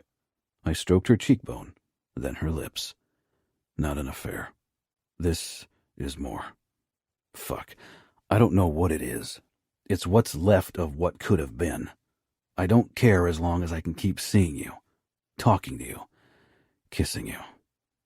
Behind Cressida's back. I can tell her there's someone else if it makes you feel better. I wouldn't tell her a name or anything, of course. She doesn't think I'm faithful anyway. I wouldn't care if she was with someone else. That's not what marriage is about. I laughed darkly. I know. So we'd meet here whenever you can carve out some time and a good excuse? I don't care where we meet, as long as we do. Greta looked toward the 2 horses that were slowly trotting our way. One of them was very thin. Another creature she'd saved. Normally, I always want to do the right thing, but with you, I think I'll choose wrong. I motioned at the animals all around us. You're doing enough good already. Being with me won't undo the good of your existence. Greta laughed. That's not how it works. You can't collect bonus points so you can act wrong on occasion. I always do the wrong thing so I wouldn't know. Do you not want to see me again? Greta buried her face in my neck. I miss you already. No, I can't bear the idea of not seeing you again. The last year without you has been hard. So much harder than I thought. I breathed a sigh of relief and hugged her tightly again. I put my cheek down on the top of her head. We both didn't move. I wondered what went on in her head. Was she trying to come to terms with what we'd just decided? I didn't bother. I'd given up on myself when it came to reason around Greta. I wasn't sure how I could possibly make this work. How often could I disappear for a weekend to visit her? How long before someone would notice something? And then there was another thing. While I wasn't possessive at all when it came to Cressida, the mere idea of Greta being with anyone else made my blood boil. I know this is hypocritical of me and definitely an asshole thing to say, but I can't share you, Greta. If we keep this up, I need you to be mine only. I don't want you near any other men. Greta looked up and shrugged.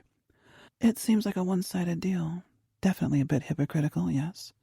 She pursed her lips, and I was sure she'd just give up on us entirely. I knew I had absolutely no right to ask faithfulness of her. Not in our situation. But it would tear me apart if I saw her with someone else. I wanted her for myself. I don't have any interest in other men, and I don't think that'll change.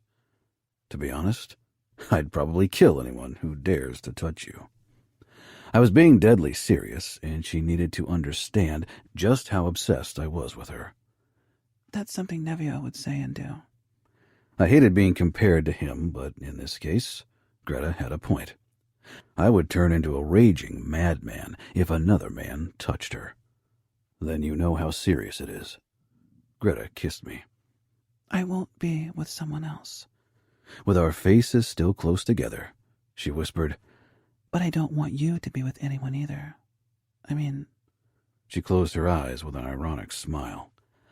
I know you have to be with Cressida, but I don't want you to be with anyone else. She shook her head, her eyes still closed. Look at me. She opened her eyes, her expression pained. I won't be with anyone else, and if I can avoid it, I'm not even going to be with Cressida. Oh, Amo, Greta said in a desperate tone. What kind of deal are we agreeing on here? I don't care. I just don't care. I want you. I fucking need you in my life. This trip, it made me realize it. There wasn't a single night in the last 12 months that I didn't dream about you. She nodded, but her despair remained. What if this ends badly? What if it doesn't? She put her cheek against my chest. How could it not? Chapter 23. Greta. When Amo drove off, I felt as if he'd taken a piece of my heart with him.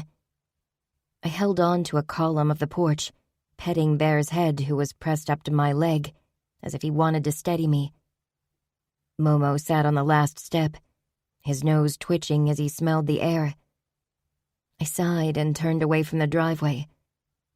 We hadn't made a new date to meet again. How long would it take before I saw him again? A few weeks, months, longer than that? Even just communicating with ourselves would be difficult and risky. I couldn't put my life on pause until then, but it felt a bit like a part of me would lie dormant until we met again. With a sigh, I picked up Dottie from the blanket she rested on and carried her down to her favorite patch of grass in the shade beside the house so she could relieve herself. My phone and watch buzzed. I peered down. A car had pulled up to the gates. I opened the browser window to check the security cam. A foolish part of me hoped it was Amo, but the logic side of my brain told me it was probably just Jill, coming back early from her meeting with her father. But when Nevio's grinning face flashed up on the screen, I froze. He didn't wait for me to let him in.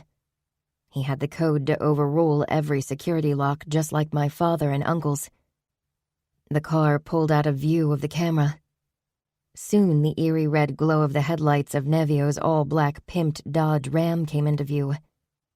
Nevio always had the headlights on, day or night, because the red glow freaked people out, especially because everyone in Vegas knew to whom the car belonged. The car stopped in front of the porch and Nevio jumped out. My pulse sped up, considering what would have happened if Nevio had arrived 10 minutes before. He jogged over to me as Alessio and Massimo got out of the car. "What are you doing here?" I asked, surprised.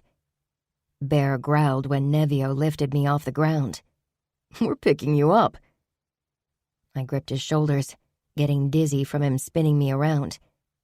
When he put me back down, I said, "Jill's not here yet. I can't leave." Nevio rolled his eyes. "The pigs can entertain themselves for a couple of hours." He leaned down to sniff at me. "Do you use a new perfume? I don't like it." "I'm not wearing perfume." My insides cramped. Did I smell like Amo?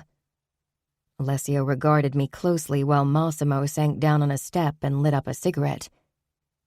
"You have so much medical knowledge and yet you smoke," I said, hoping to distract Nevio from my scent. Massimo glanced over his shoulder at me, one dark eyebrow slanting up. "Considering our lifestyle, I'm fairly certain lung cancer or one of the other smoke-related diseases won't be the cause of my death. Come on, Greta. Let's get back to the city." "We'll have to take the dogs with us," I reminded him. "We can put their transport cages up on the truck bed." "But you have to drive carefully." Nevio gave me an exasperated look. "Fine." I sent Jill a text that I'd be leaving the farm now, and when she answered that she was already on her way and would be there in 30 minutes, I began to pack everything. 15 minutes later, we were driving away from the farm. This place had always meant a lot to me, but now that it was also connected to Amo, it became even more special. "I have a surprise for you," Nevio said after a while, drumming excitedly on the steering wheel. I gave him a wary look. That could mean everything, and his nervous energy definitely gave reason for worry. "She's worried," Alessio said from the seat on my right. "As she should be when Nevio is excited about something," Massimo said from where he lounged on the back seat. I resisted the urge to tell him about his chances of surviving a crash when he wasn't buckled up. He knew, and would only give me the same answer as with the smoking. "I was looking for something to cheer you up, and one of our contacts gave me a tip about a breeding farm for these handbag dogs." "Chihuahuas?" "Bless you," said Massimo dryly. I rolled my eyes at him. "Whatever," Nevio said. "We're heading there now. You're gonna save a few dogs, and we're gonna see if we can find some entertainment with the breeders." Why do humans do this? I whispered with a shake of my head, my heart filling with pity for the poor creature in my arms. We were on our way back from taking about 30 older dogs and 40 puppies, some only a few days old, to a retired lady and her husband I had cooperated with in the past. They had a dog sanctuary that kept the dogs for as long as it took to give them a forever home, and never put them down unless they had serious health issues that couldn't be treated. Dad had made it very clear that he wouldn't tolerate me raising puppies in our mansion, and with Dottie, Momo, and Bear, Dad was already at the edge of his dog tolerance, so I'd only picked one of the Chihuahuas for myself. Nevio shrugged. "They think it's cute to give them huge water heads and matchstick legs, and they call me twisted. People want dogs, but they don't want the commitment of walks and conditioning. When these tiny dogs need to pee, their owners stuff them in a cat toilet, and when they don't obey, they carry them in their purse. It's convenient," Massimo said matter-of-factly. "It's a dog, not a toy. It's not meant to be convenient," I whispered, feeling close to tears. "If they want a pet that doesn't require walks or conditioning, then they can get a hamster or guinea pigs." Massimo swayed his head from side to side, disagreeing. "I read an article that hamsters are the most abused pets. People stuff them into the tiniest cages because they're cheap or give them to their children as toys. And parents are probably glad that the kids torture the hamsters instead of bothering them," Alessio said with a shrug. My chest tightened as I thought about all the pets everywhere that were mistreated because people saw them as toys or didn't bother researching their needs. And guinea pigs and bunnies probably don't belong in these people's hands either. Most of them are kept in solitary confinement, though they're group animals and people stuff them into cages with bars as flooring so it's easier to clean. I once saw a medieval prison that was kinder than those cages," Massimo continued. Nevio parked the car in front of our mansion. "Stop it," I gritted out. Stop it, I don't want to hear any more. Nevio turned around in his seat and touched my shoulder. Not talking about it won't stop it from happening. I know. It's selfish, but I can't take it. Not when I can't do anything to stop it from happening. You are too good for this world, Greta. I shook my head. I lowered my head and kissed the dog's too big head with the bulging eyes, deciding to call it Teacup. I'd do everything in my power to save as many animals as I could and give them a better life. I knew that wouldn't make up for the wrong I was doing, because my heart didn't leave me another choice. But it made me feel a tiny bit better. Amo. I drove straight to Cressida and my townhouse from the airport. It was our obligatory weekly date night, and I was already running late. Every fiber in my body revolted against the idea of spending time with her today. I unlocked the door and entered the house. I found Cressida in an armchair in the living room, typing on her phone. "You're late," she said reproachfully. "I'm here." She rose to her feet, already dressed in a fancy dress, high heels, and expensive jewelry. When she came to a stop in front of me, she scanned my outfit. I'd changed clothes in the airport, so I was in a white dress shirt and black pants. "Where's your ring?" Cressida asked with a frown. I looked down at my hand. It was bare, except for the fine white line that marked the place where the ring usually was. I must have left it in Vegas. Damn it. If someone found it there, this would be the end. The wedding date was engraved inside the ring, and every Falcone would put two and two together and go on a vendetta. I had to call Greta as soon as possible and warn her. "Amo!" I focused on Cressida. "I must have lost it during the last torture session. I'll go looking for it when I return to the warehouse." Cressida's mouth pinched. "I don't want to know what you do for work. It's distasteful." I cocked a brow. "My distastefulness makes sure you always have the newest stuff from Louis Vuitton and Balenciaga."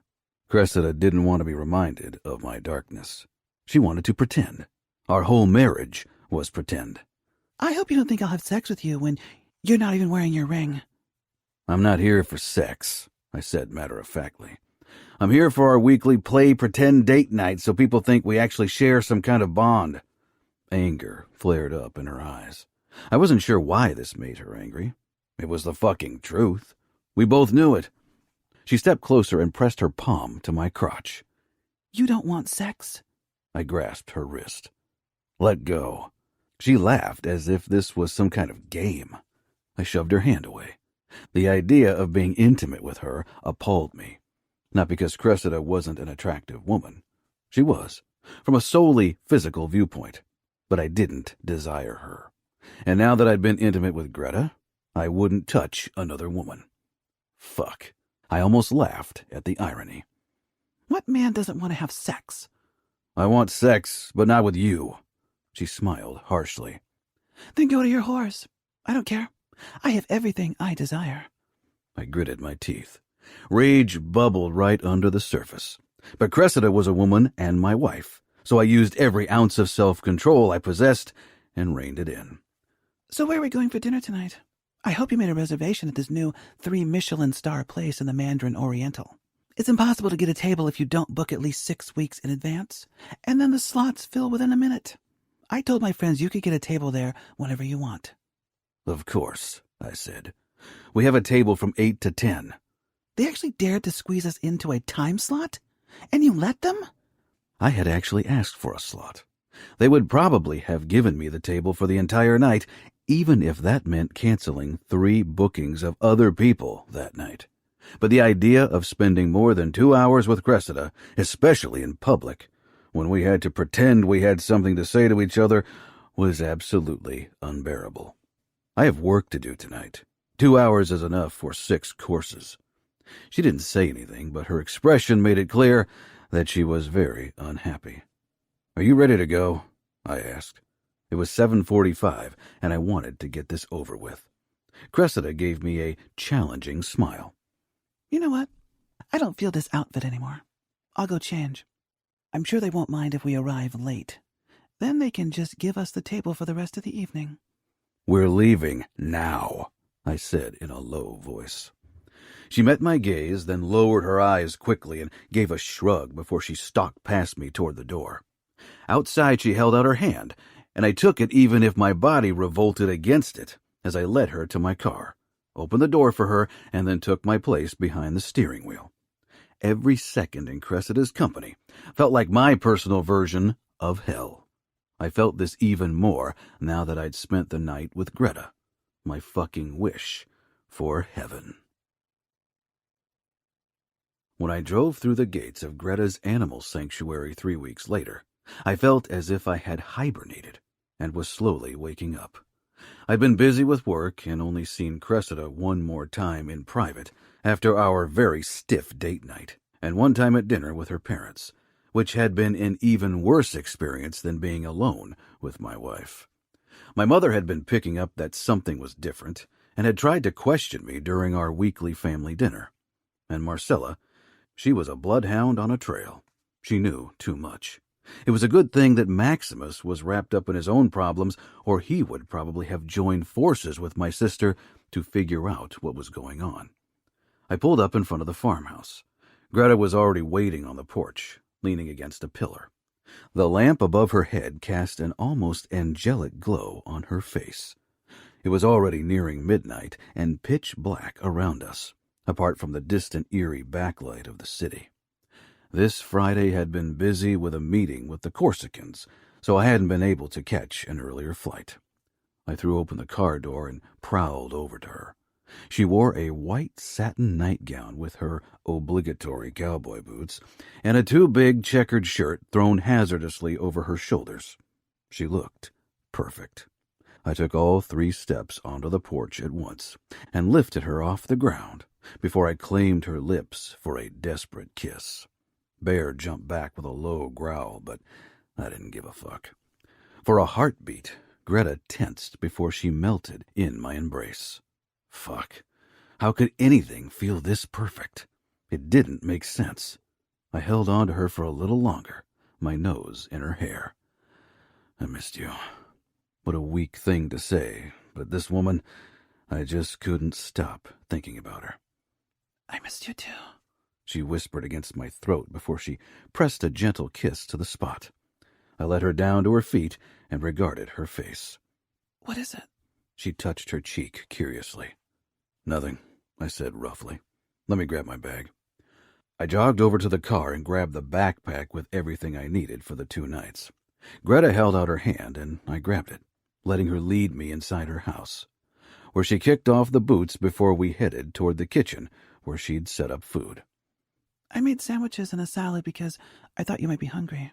She motioned at the bowl and plate, then turned to me. I cupped her cheek, running my thumb over her soft skin. I am, I agreed in a low voice. She flushed, then bit her lower lip. For food? I chuckled low in my throat. Maybe later. I hooked my thumbs under her shirt and slid it down her arms. It fluttered to the floor. Greta's nipples hardened under the silky fabric of her nightgown, their outline tantalizing. I leaned down for another kiss. I want to taste you first. Is that all right? Her yes was hardly more than an exhale. Grabbing her waist, I lifted her onto the counter and pushed between her legs. I fused our lips once more and cupped her neck with one hand while my other stroked Greta's arm and shoulder lightly. Soon, goosebumps covered her body, and she hooked her legs around my hips, bringing us even closer. I trailed my fingertips over the outside of her thigh. Her fingers on my shoulders tightened, and she pushed against me even harder. I cupped her breast and pulled back from our kiss, leaving Greta's lips swollen and her face flushed. I lowered my gaze to watch my hand on Greta's breast. Her nipple became rock hard against my palm as I massaged it through the fabric. I hooked my index finger under the spaghetti strap and dragged it down until a perky nipple came into view. I swiped my thumb over it, then wetted the pad and repeated the motion. Greta's lips parted as she watched my hand the same way I did. I took her little bud between my thumb and forefinger, then twirled it gently back and forth before I began plugging a bit harder. Greta moaned and rocked her hips against mine. I continued my explorations of her pretty breasts for a while, until Greta was panting and my own arousal was very uncomfortable. I cleared my throat, then rasped, "Lift your hips." She did as I asked, and I slid her nightgown down. She wore a white thong this time, a tiny piece of lace that clung to her pussy and was completely soaked. Stroking the insides of her thighs, I really drank in the sight of her, the outline of her slit, the way the string disappeared between two perfectly rounded ass globes, the soft contour of her pubic hair against the lace. It all turned me on like nothing else ever had. I felt possessive and hungry. I felt as if I might go crazy if I didn't stake my claim on Greta in every way possible. And I also felt a little unhinged and desperate, because this was something I wanted all the time, but couldn't have. Fuck. I wasn't used to not getting what I want, and it made me want to prove she was mine even more. "Kneel for me," I demanded. She began to lower herself from the counter, but I stopped her. Confusion flickered in her eyes. "On the counter, with your ass toward me." She bit her lip again, and she climbed up on the counter and got on her knees and hands, with her ass pointing teasingly at me. I swallowed as I regarded the way her string wedged between her pussy lips in this position, too. Amo? You are too perfect for words. I touched her ass, my fingertips ghosting over the smooth skin, then up her back, over the bumps of her spine, then back down again. I slid my thumb under the string of the thong and slowly pulled at it until it slid out between her ass cheeks and pussy lips, drenched as if she'd taken a swim. Fuck, Greta. I want nothing more than to make you mine, than to bury myself to the hilt inside of you. I hadn't meant to voice my thoughts like that, but seeing her in this position made me lose control. Greta tensed, then glanced over her shoulder at me, her brows puckered. Wouldn't this be a very painful position for a first time? I'm not going to take your virginity today, and definitely not like this, I growled, close to losing my mind entirely. If I ever took Greta's innocence, which I shouldn't even consider doing, I'd do it right, with her in my arms, in a cozy bed. I didn't allow myself to dwell on the thought. Okay, she said simply. I kissed her left, then her right ass cheek, before I ran my thumb over the tantalizing crease, groaning at her arousal. My thumb glided under her thong, brushing her swollen folds, then her opening. I pulled down her thong to her knees, then lightly ran my fingertips over her pussy. I allowed my index finger to circle her opening, then dipped only the very tip in. I exhaled at the sight, shaking my head. I took a step back. Turn around. I need to see your face. Greta elegantly turned until she faced me once more, with her legs parted, after she'd kicked off her thong as she sat on the kitchen counter. She regarded my face with quiet scrutiny. Is everything okay? I chuckled bitterly and stepped up to her, my hands cupping her face. Just trying to maintain control, I murmured before I kissed her. I could see the questions in her face, but I intensified our kiss, distracting her busy mind. Soon, Greta stroked my chest through my shirt. She began to open the buttons until she could part my shirt. With her short nails, she teased my abs and chest. I gripped her wrists, kissed one, then the other palm before I put her hands down on the counter. Let's ignore my need for tonight, I urged. My lust for Greta had accumulated like a thunderous storm cloud over the last few weeks, and today it mingled with frustration and dark hunger, both of which had no place when I was intimate with Greta. I ran my knuckles down her belly, then stroked my index and middle finger along Greta's pussy. Greta watched with half-lidded eyes as I used my 2 fingers to part her folds so I could massage the sensitive inner part. My fingers glistened with Greta's need. Soon Greta rocked her hips against my hand, her lips parted, expression tight with passion. I sped up, focusing more attention on her clit. It didn't take long for Greta to lose herself to her orgasm under my ministrations, and my mouth became dry when she threw her head back and moaned deep in her throat. I leaned forward, my lips brushing her skin, then parting. But I stopped myself in the last moment, my teeth already against her throat. I couldn't mark Greta like that. I moved back, and our gazes locked. There was so much I wanted to say, but couldn't. Wouldn't. More, Greta begged, and I smirked, glad she distracted me from my stupidity. More? I asked quietly, my voice tight with arousal. I could probably come in my pants if I really focused. She gave a terse nod, and I ran my middle finger over her slit, back and forth. She was so wet. Greta, Before I could tell her I wanted to put my finger in her, she put her hand on mine and used light pressure. Amo, I knew what she needed. I kissed her gently, then rubbed the pad of my middle finger over her opening before I pushed my tip into her. She exhaled, her brows dipping as she looked down her body to where my fingertip was sliding in and out of her channel. I was mesmerized as I worked my finger slowly deeper into Greta's tight opening. In and out, coating it with her lust. My tip slid in easily, then I pushed until my first knuckle before I pulled out again. My finger glistened beautifully as I rubbed Greta's opening with my pad gently before I delved into her once more, this time until my second knuckle. Greta's pussy clenched around me, and I looked up for the first time since I'd started fingering her to check her expression. She, too, was looking down at my finger inside of her, but a subtle tension dominated her mouth. "Is it too uncomfortable?" I asked in a low voice, my fingers still sliding in and out slowly. It's the good kind of discomfort. I released a harsh breath and claimed her lips once more as I drove my middle finger all the way into her. She gasped against my mouth, her pussy clenching, her eyelids fluttered.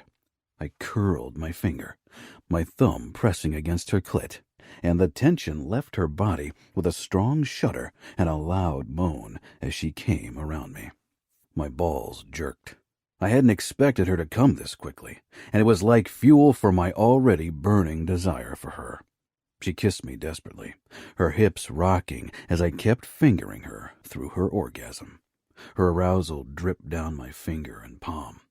I kept my finger inside of her possessively as we kissed, and I rubbed her neck gently.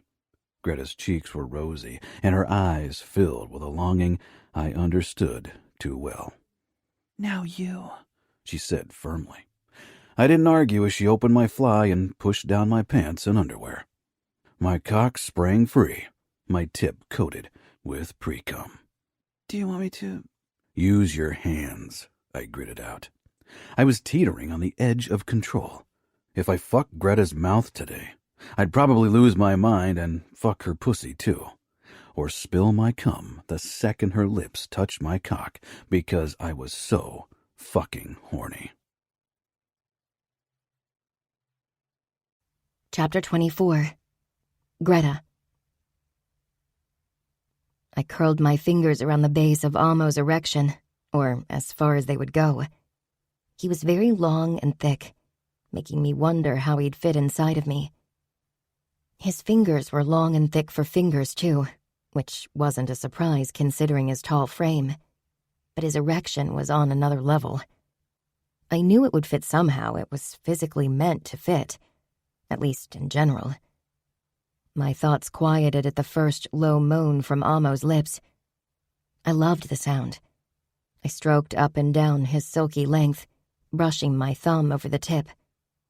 I loved exploring him. Soon, Amo began pumping his hips and his hand closed over mine, increasing the pressure. I locked gazes with him and sucked in a deep breath at the look of lust and possessiveness on his face. Both took hold of me and sank into my heart. When Amo came with a shudder and groan and kissed me harshly, I couldn't help but smile happily against his lips. Amo chuckled. I glanced up, my teeth sinking into my lower lip. He kissed the tip of my nose, surprising me, and stepped back. Let's get cleaned up. I'm starving. Again? I asked. He laughed, a real deep laugh that filled my insides with butterflies. Though I'd always found the term very disturbing, the idea that any kind of animal took habitat inside of me didn't really conjure up pleasant images. I wished I'd known who'd thought coming up with a phrase like that was a good idea. This time I mean food. Oh, I said, almost a little disappointed. Amo shook his head, pushed between my legs again, and kissed me hard. Don't worry, I'll eat you right after the sandwiches. After cleaning up the proof of our activities, Amo and I returned to the kitchen. Bear watched me almost reproachfully, as if I was betraying him by letting a stranger in. Dottie was curled up against him. He hardly ever left her side anymore. I reached for my checkered shirt, but Amo held out his white dress shirt. Take it. He helped me put it on. I like you in my shirt. I still remember the basement. Me too, I said as I closed a button over my chest, but not the rest. Then I grabbed the plate with sandwiches and the salad bowl and put it down on the table. The cutlery and plates are over there. I motioned at the cupboard beside Amo. He glanced at it, surprised, as if he had never set a table in his life, which was probably the truth. Still, he bent down and picked out 2 plates and forks before he walked over to me and sank down on the bench. I took a place beside him so our legs were touching. Amo hadn't bothered putting on anything but boxers, and I enjoyed the sight of him half naked. He grabbed a sandwich and bit more than half of it off before he finished the rest with another bite. I blinked. I'd prepared 4 sandwiches. Now I wondered if that would be enough. It's hummus and roasted tomato chutney, I explained. Amo nodded appreciatively and finished a second sandwich. He glanced at me. Aren't you going to eat something? You can eat first. I ate before you came. He shook his head with a frown and held out a sandwich to me. Instead of taking it from him, I bit off a chunk and smiled. Then I filled my plate with salad and watched Amo devour the remaining sandwiches. I didn't think you'd be this excited about my vegan sandwiches. I'm not a picky eater when I'm starving. He grimaced and swallowed the last bite. That came out wrong. Your food is delicious. I shrugged. Don't worry. I've heard every possible insult about vegan food you can think of. I don't think you can say worse. Living in the Falcone household as a vegan must be hard. I knew he meant it in a teasing way, but there was underlying tension in his tone and I felt protective. I like being a Falcone. I'd prefer you as a Vitiello. We both fell silent. I scraped my fork over the plate and speared a single kale piece, then brought it to my mouth, biding time. Ignore what I said. He gritted out. He leaned back and angled his body toward me, his eyes taking me in. Do you want to go to bed?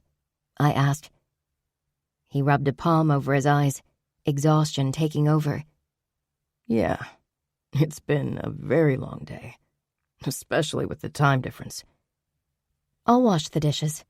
You can go ahead and get ready for bed, I said as I got up. Amo touched my waist and pulled me against him. With him sitting and me standing, we were on eye level. I'll help you. I smiled. That would be lovely. He rose to his feet and together we moved to the sink. I began to wash the dishes and Amo dried them. You don't usually do housework, right?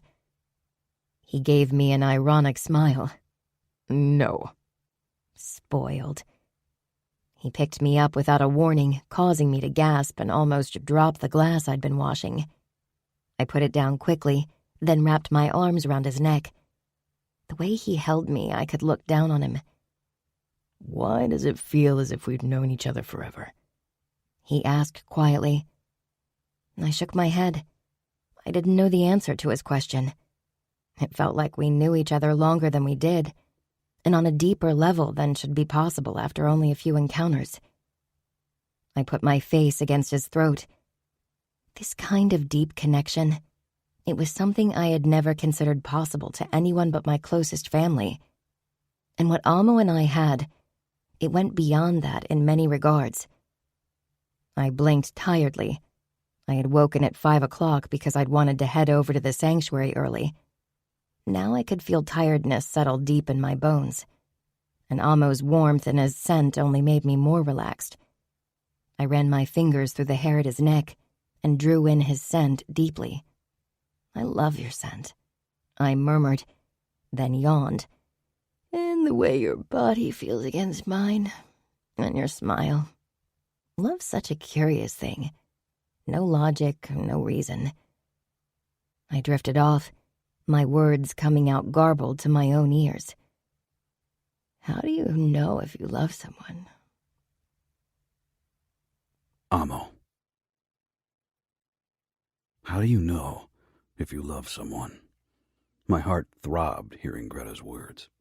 I didn't have an answer to her question, not one I was able to put into words. What I felt for Greta, I didn't dwell on the thought. Greta's body softened against me, and her breathing evened out. Feeling strangely touched because she'd fallen asleep in my arms like that, I carried her over to the bedroom. I carefully put her down on her bed, then turned to grab my bag from the living room. Bear stood right behind me, his body stiff and his eyes set on me. "Come on, don't make me hurt you," I said firmly. He didn't back off. Momo and another tiny dog dashed past him and hopped on the bed. Then Dottie limped past Bear, made a beeline around me, and stretched out in the comfy dog bed. With a glance at Dottie, Bear followed her and curled around her smaller body. I smiled wryly. I wasn't the only one who was led around by the balls by a female. I got ready in the small bathroom, then shut off all the lights before I headed into the bedroom. Greta hadn't moved an inch, her expression angelic as she slept soundly. This strange place in the middle of nowhere felt more like a home already than the fancy townhouse in my city, all because of the woman in my bed. I stretched out beside her and brushed my knuckles over her cheekbone, then pulled her against my body. She curled into me with a small sigh. Her hair tickled my nose, and I brushed it away, then kissed her forehead. I knew this was wrong. Greta deserved better, but this felt too good to let it go. I wondered if Greta regretted saying no to me, but given her family situation, she probably didn't have much of a choice. I definitely regretted not having the balls to cancel my wedding to Cressida, but I wanted to become Capo. I'd been willing to make a deal with the devil for it.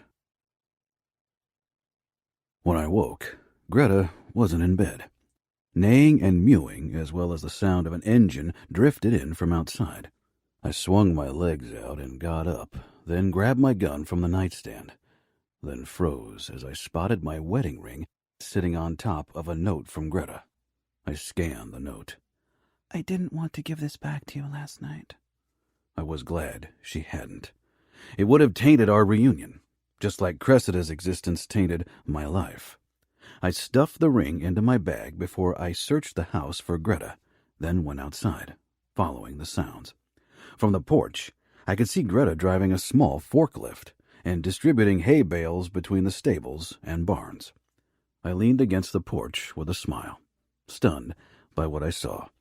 Greta was heiress to a fortune, hailed the Princess of the West, and here she was feeding cows and pigs and horses and picking up their droppings. She didn't shy back from hard work. When she spotted me, she waved at me while she steered the forklift with one hand in my direction. "There's coffee inside. I still need a bit before I can join you."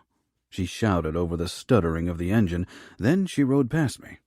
I returned back inside and filled the waiting cup with coffee before I went outside once more.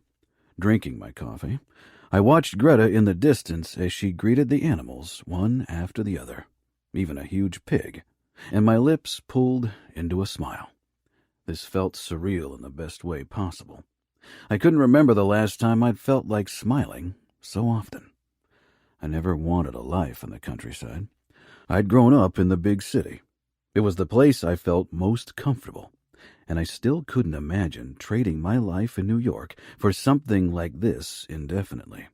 But Greta's presence made this place special. When I'd grown up, I'd always known what place to call home. My parents' house had been my safe haven, the place I'd call home without hesitation. But since I'd moved out, and especially since my wedding to Cressida, nothing had truly felt like returning home. My apartment felt like an interim step, not like the final destination, and the townhouse I'd bought for Cressida and me had always felt like a stranger's home, and not one you felt welcome in. I took another sip, and Greta waved at me again in the distance, shouting something I didn't catch, but I waved back. Then I slowly lowered my hand. This right here, this sense of calm and belonging, it was something I wanted. But a year ago, turning this dream into reality had already been up against high hurdles. Now, with me being married to Cressida, it was almost out of reach. Divorce was a no-go, an unforgivable sin in our world. It was the only way I could ever have Greta in more than the tiny slices of time I could carve out between the Famiglia, my family, and Cressida. Divorce was something that would end my aspirations as Capo. Greta. My belly warmed at the sight of Amo on my porch having coffee in only his pajama bottoms. Despite how risky our meetings were, I couldn't imagine not seeing Amo again. I felt guilty in many ways, toward my family, toward Cressida, even toward Amo's family. We lied to all of them in some way. But whenever I thought of ending things between Amo and me, my chest constricted with acute anxiety. 1 year ago, my choice had been clear. An impossible choice, but one that was inevitable. Now the reasons for a certain choice in the past became less and less convincing. I headed over to Amo once I'd fed all the animals, which took long without Jill's help. She hadn't asked why I'd wanted her to spend a couple of days with her sister in Reno. She knew better than to ask too many questions. With a bright smile, I took the hand that Amo held out to me when I ascended the wooden steps. We walked inside and had breakfast, though seeing Amo in his state of undress, my body had a very different hunger. How about you give me a detailed tour of the farm? We can hardly do a trip somewhere else. I knew many places I would have liked to show Amo, but he was right. This wasn't an option. And it touched me that he wanted to get to know more about my sanctuary. Just let me get dressed quickly. I bit my lip. You don't have to put on clothes for me. Amo chuckled, leaning over and cupping my neck to pull me in for a kiss. His phone beeped, forcing us apart, and he glanced down, his mouth tightening. Anything wrong? He shook his head with a forced smile and quickly shoved the cell phone into his pajama pocket. Your wife? He rose to his feet, his smile still not the one he usually had around me. I'd seen it on his face when he'd interacted with others, though. Let's enjoy the day. I didn't push him because I didn't really want to talk about her either. Even though she knew Amo wasn't faithful, I felt bad for what we did. I touched his lips with my fingertips when his forced smile remained. I prefer your real smile. You don't have to pretend for me, okay? Amo's eyes softened and he finally stopped smiling. Few people would realize there's a difference. I do. And I only want your true emotions. You don't have to force anything. Amo kissed my fingertips. I won't let anything ruin today. So let's get ready so you can distract me. First, I led Amo to the paddock, where I kept most of the horses and donkeys. I climbed up on the first board of the fence to get a better overview and pointed out the different horses to Amo. This is Ruby. I pointed at a copper mare. When I got her 8 months ago, she'd never seen daylight in the 3 years of her life before. She was in a miserable state. And look at her now. Amo nodded slowly, but his gaze rested on me. I didn't quite understand his expression, only that it made me feel incredibly seen and maybe even loved. I pointed out a few more animals and Amo listened without interrupting me. He gave me the feeling as if he was really interested in everything. After a while, he stopped looking at the paddock again and instead watched me with an expression that filled my body with heat. I turned and perched on the highest board. Am I boring you? I had been talking about my animals and all their backstories and special needs for a ridiculously long time. Not at all. He said in a low voice that sent a shiver down my back. He stepped closer in between my legs. He cupped my cheek and tilted my face up for a kiss. Soon, a simple kiss became so much more, and it felt as if I might burst into flames soon. His hands roamed my body, my hips, thighs, my back, but never where I wanted him. I arched toward him, wanting more. Amo growled against my lips and slid his palm along my inner thigh until his fingers teased the edge of my panties. I wrapped my legs around Amo's waist and he lifted me off the fence, his lips finding mine for a searing kiss. His fingers stroked along my ass, then between my thighs from behind. When he reached my tender flesh, I moaned, eager for more of his touch. I clung to him, my kisses becoming uncoordinated as his fingertips teased me from behind. Soon his fingers slipped in and out of me again while he held me up. It felt incredibly intense like this, with our bodies flushed and my weight bearing down on his finger. There was still a slight discomfort, but my arousal overshadowed it. I began to rotate my hips in a gentle up and down motion as our kiss became deeper, more sensual. My grip on Amo's shoulders tightened as my walls began to spasm. I rocked harder, rubbing my clit against his abs as his finger moved slowly but deep inside of me. It felt as if a knot was tightening in my core, ready to snap. I cried into his mouth as my orgasm shot through me, a wild foreign sound coming from my lips. The knot burst, sending a wave of lust through my entire body. I sagged against him as the most violent waves of my release had passed and basked in the gentler prickling between my thighs. I'd known passion could manifest loudly, had on my occasional wanderings through the mansion overheard my parents or other family members having sex, but experiencing the sensation was something utterly intoxicating. I still longed for more. Maybe I still felt like this might end any second. It still felt too surreal to be true. I wanted to feel more, experience more.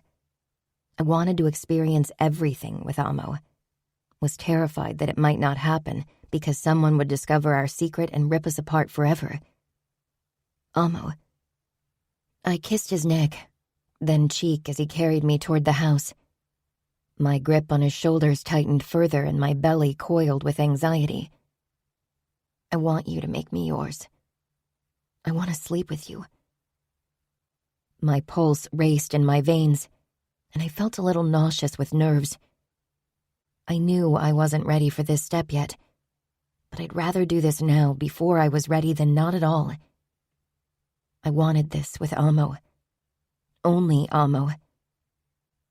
Amo's body became very tight, his fingers digging into my waist as he froze on the porch. Apart from that, he didn't react in any way. Finally, he pulled away and I leaned back too, so I could see his face as I clung to his waist. Are you scared this is our last encounter? I was scared. Our life was based on so many frail lies. It was only a matter of time when they would come crashing down on us. What if we never got to say goodbye? Or would we figure out a way to reunite, no matter the cost? I don't know. Amo swallowed, his finger brushing over my cheekbone as he carried me into the living room and sank down on the sofa with me on his lap. We'll see each other again, I swear. And we'll enjoy each other. Every time. But I swore myself one thing. I won't sleep with you. Why? I knew he wanted it. I knew he was holding back. Because you deserve to have your virginity taken on your wedding night. And not like this. That's an old-fashioned, archaic view. And I'm an archaic man, when it comes to you. But then you'll never take my virginity. He cupped my cheeks, staring deeply into my eyes. Eventually this boundary will fall too, as all my good intentions have toppled over. But let me try to be honorable with you for as long as I can. Maybe I don't want you to be honorable. It's my choice. You deserve so much better. You deserve to be worshipped like a queen. Don't you worship me? You are a queen in my eyes. My shadow queen. I'm gladly your shadow queen. I don't need the light. But you deserve it. Make love to me. Silence settled around us. To make love, you had to love. We'd never admitted our love for each other. Maybe because it would have been like salt in an open wound. Greta, I swore I'd not do this. I already went too far. Farther than I promised myself. Amo. You deserve to give this to your husband. You want me to be with someone else? No. He growled, fierceness twisting his face. You are mine. Only mine. And are you mine? Amo touched his forehead to mine. Every part of me that matters. My soul, my heart, my love. It's yours. It'll always be yours. That's enough for me. Make love to me, Amo. I saw the conflict in his eyes, but also desire and longing. He wanted this. We'd both wanted this for so long. Not yet. He murmured, but his voice was becoming less convincing. I smiled against his mouth. Okay. Deep down, I knew it wouldn't have been the right time. Not yet. But eventually it would come.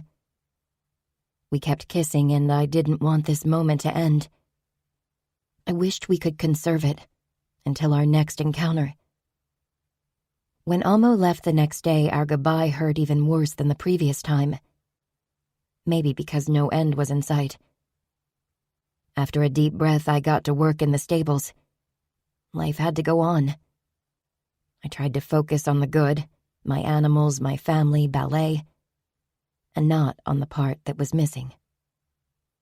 Amo. Over the next few months, Amo managed to visit my sanctuary every 3 weeks. It wasn't enough. It was better than nothing. It was safer than to meet more frequently and to risk someone getting suspicious. It was hard. Lying became second nature. My anxiety when I looked at my brother or father or mother and lied without hesitation never ceased, and I took it as a good sign. I didn't want deceit to leave me cold. I wanted to feel anxious when I betrayed the ones I loved. I didn't want this to become normal, even if it was part of my life for now and the unforeseeable future. This meeting felt even more potent because it was early December and possibly our last meeting this year. I'll try to come here between Christmas and the New Year. I wish I could spend Christmas with you. Amo murmured against my temple as we lay in bed after a delicious make-out session that had my core still throbbing from the aftermath of 2 orgasms. I could never get enough of Amo's lips and tongue between my legs. Amo's resolve was still strong, and we hadn't taken the next step.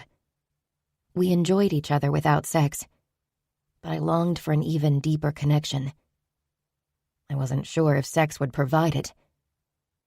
I know you'll be busy with your family over the holidays, just like me. I loved Christmas, the decorations, though some of the flashing lights that Gemma and Savio put up gave me vertigo. The food, the cheer. Our Christmases were always wonderful. But I knew this year, even worse than last year, I'd miss Amo. Christmas was meant to be spent with your loved ones, yet he was thousands of miles away. I didn't want to think about it now. I tilted my head up and pulled Amo down for a kiss, my tongue sneaking in. Amo's fingertips brushed along my spine before he cupped my ass cheek possessively. Our touches became more urgent. Amo's phone rang and he straightened with a groan, then began fumbling in his pocket for his phone. Once he'd managed to pull it out, he slanted a look at the screen. Maximus. He probably wants us to meet for drinks. I bit my lip. I wished I could meet Amo's best friend. I wished I knew more about his daily life than what he could share with me. He told me more than he probably should, considering our family's problematic relationship. He answered the call and instantly his expression tightened, and his body became tense. Where? He nodded as he lifted me off his lap and stood. He ran a hand through his hair. I'm not in New York right now. I'll try to come over as quickly as I can, but I don't think I can be there before tonight. Amo listened to something the other man said, then gave a sigh. I'll deal with my father. Be careful and don't do anything stupid. I know this is personal, but you need to keep a cool head. He lowered his phone and his expression became regretful as he regarded me. He knelt on the bed and kissed me. I'll have to leave immediately. I fucking hate it, but my friend and the Famiglia need me. It's okay. You're gonna be Capo soon. You need to be there when it matters. Amo nodded once, gave me another kiss, and rose to his feet. I watched as Amo got dressed, put his gun holster on, and stuffed his belongings into his bag, while he talked to the pilot of the private jet rental. After I'd draped a bathrobe over my shoulders, I followed him outside onto the porch. Of course, I'd known that Amo would have to leave soon. Tomorrow. But our time together was so limited that being deprived of a night and several hours hit me hard. I tried to hide my emotions, not wanting Amo to feel guilty. Amo had responsibility in New York. He wrapped his arms around me and kissed me gently. I'll come back as soon as I can. Maybe I can somehow free up a night before Christmas. I don't want to wait longer. I nodded, not trusting myself to speak. 2 weeks felt like an eternity, though I knew I'd find something to keep me busy with. Amo took a step back, then another before his expression turned resolute, and he turned on his heel and got into his car. I sank down on the step when he drove off, feeling a strange emptiness. Soon, Bear, Dottie, Teacup, and Momo joined me, and I patted them as I stared off into the distance. When Amo and I had first agreed to meet in secret, it had seemed like a decent solution. We both couldn't have a serious relationship, for more reasons than I like to think about. I buried my face in my hands. It had seemed so easy, but switching my emotions on and off was becoming more difficult every day. My life was divided into my time with Amo and the rest of my life. A life always partly on hold. A life full of lies, deceit, and longing. I wasn't sure how much longer I could live like this, but I knew I couldn't live without Amo either. Just thinking about it made my heart ache in the worst way possible. Chapter 25. Amo. When I got off the private jet that evening and turned on my phone, the number of missed calls from Marcella, Dad, and even Matteo was staggering. Maximus hadn't tried to call again.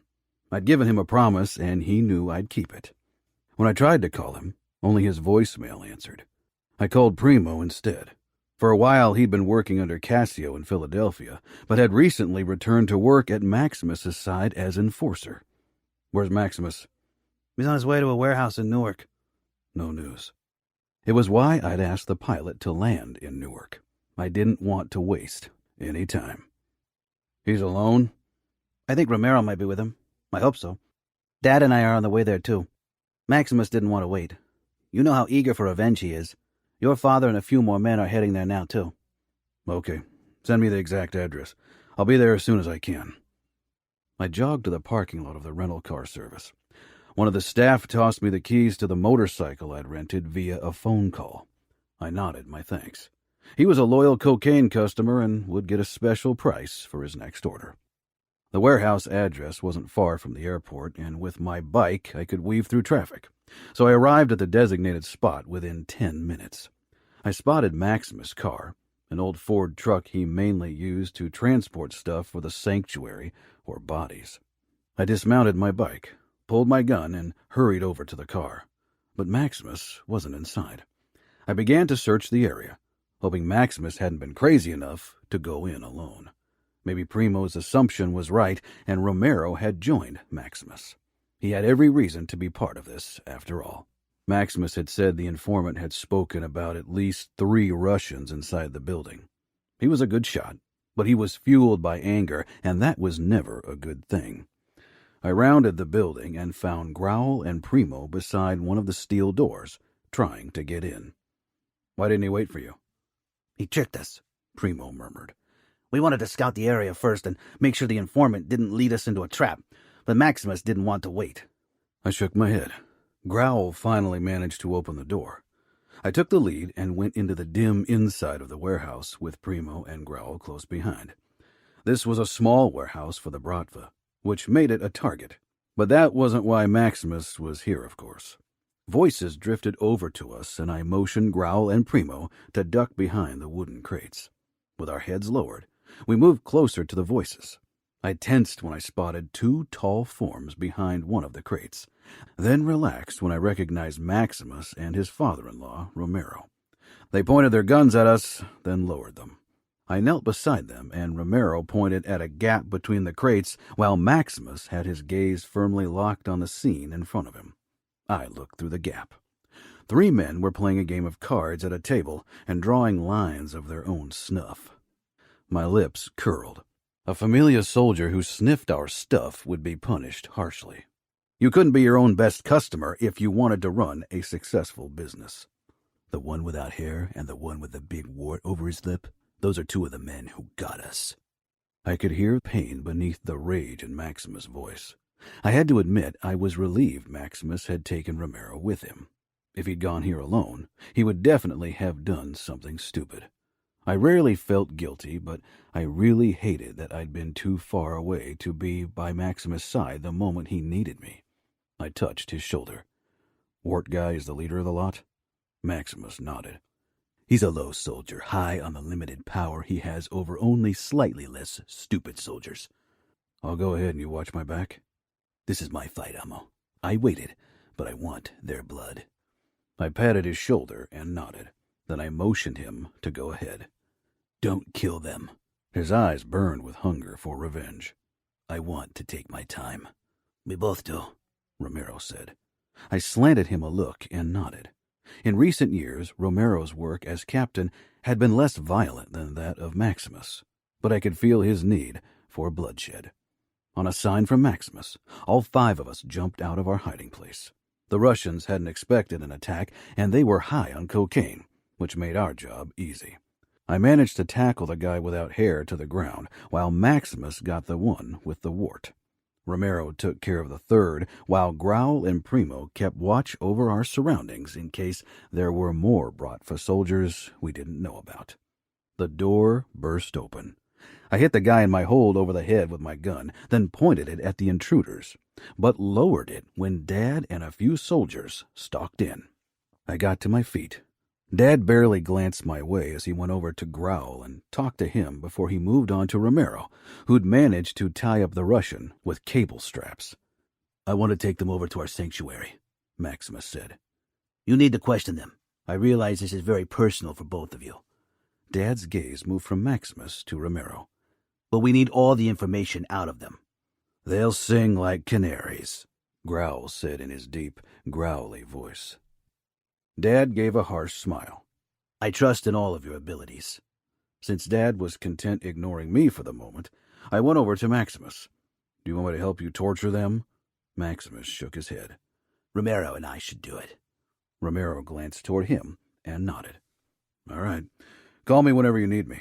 To talk, get drunk, or dance the adrenaline away. I'll be there. Maximus gripped my hand. Why don't you come with us? I'd like you there, even if you're not part of the torture.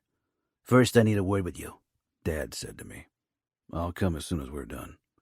Maximus and the others carried the 3 Russians out, while Dad's soldiers rummaged in the crates to take stock of what was in the warehouse.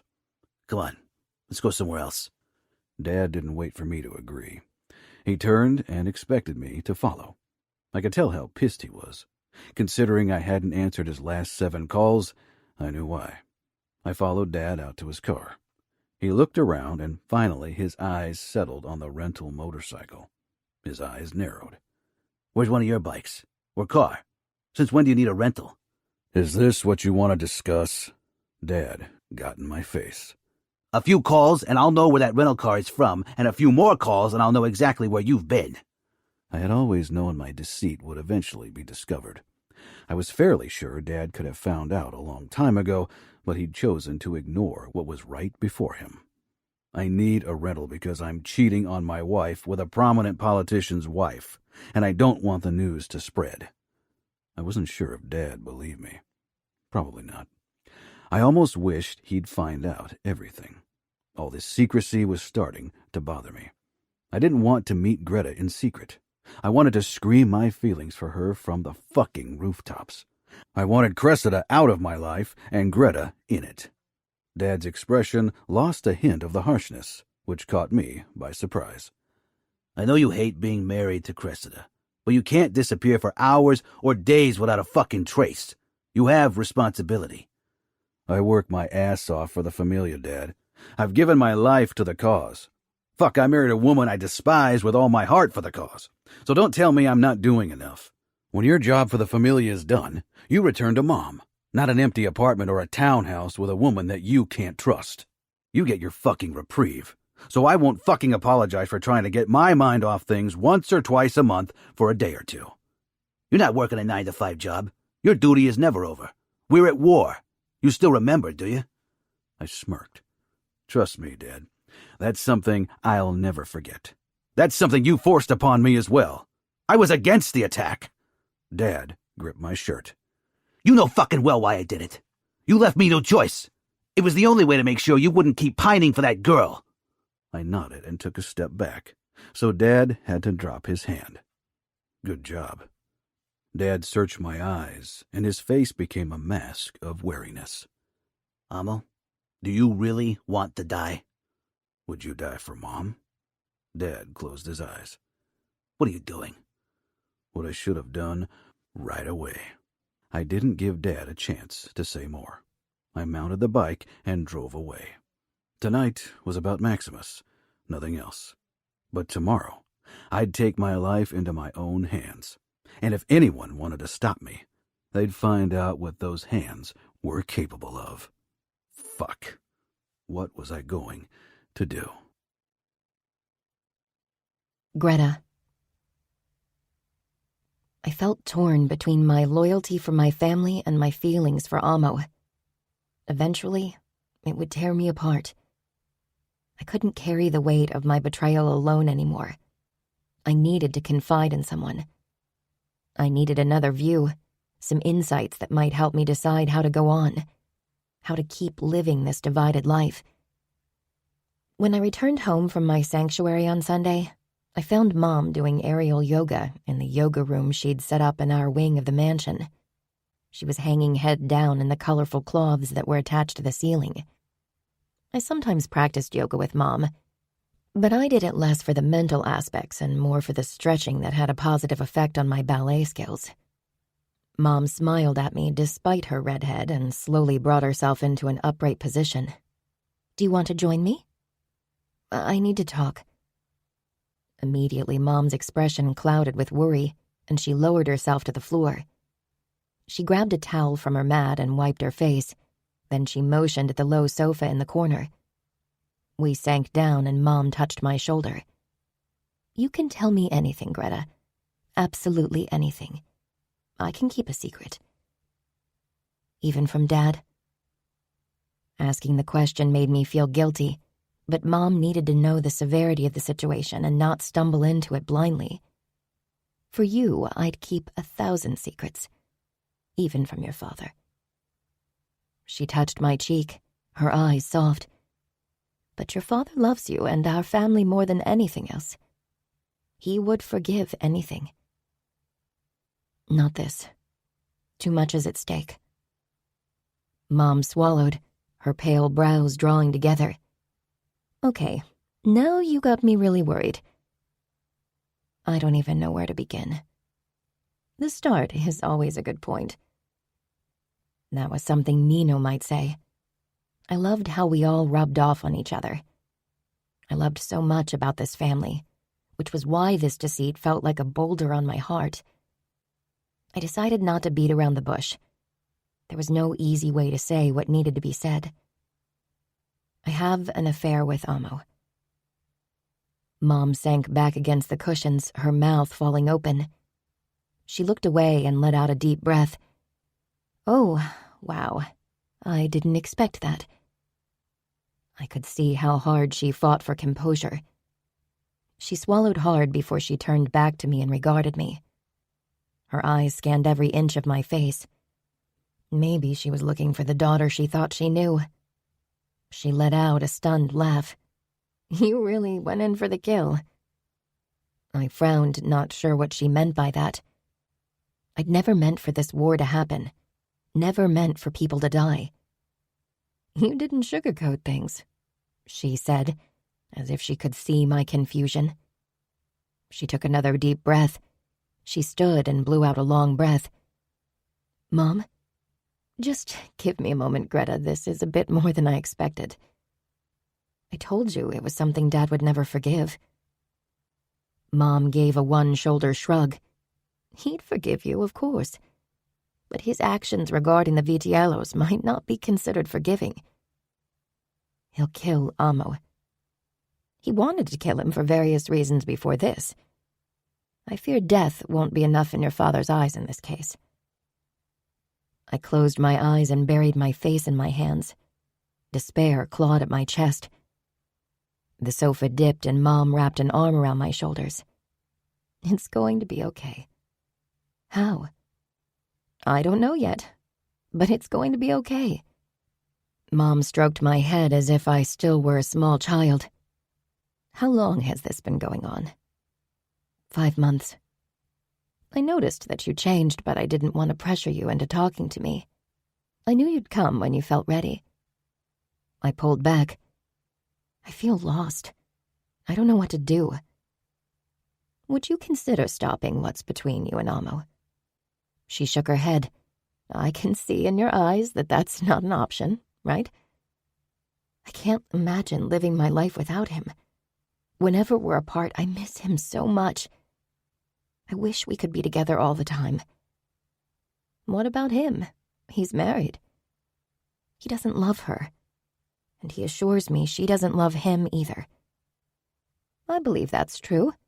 I know how arranged marriages work, and love is rarely part of the deal, but the Famiglia is traditional, and divorce isn't something that's accepted. I don't know of any capo or even underboss who went through a divorce. I know. I don't see a way for us to be together. But I can't imagine to never see him again either.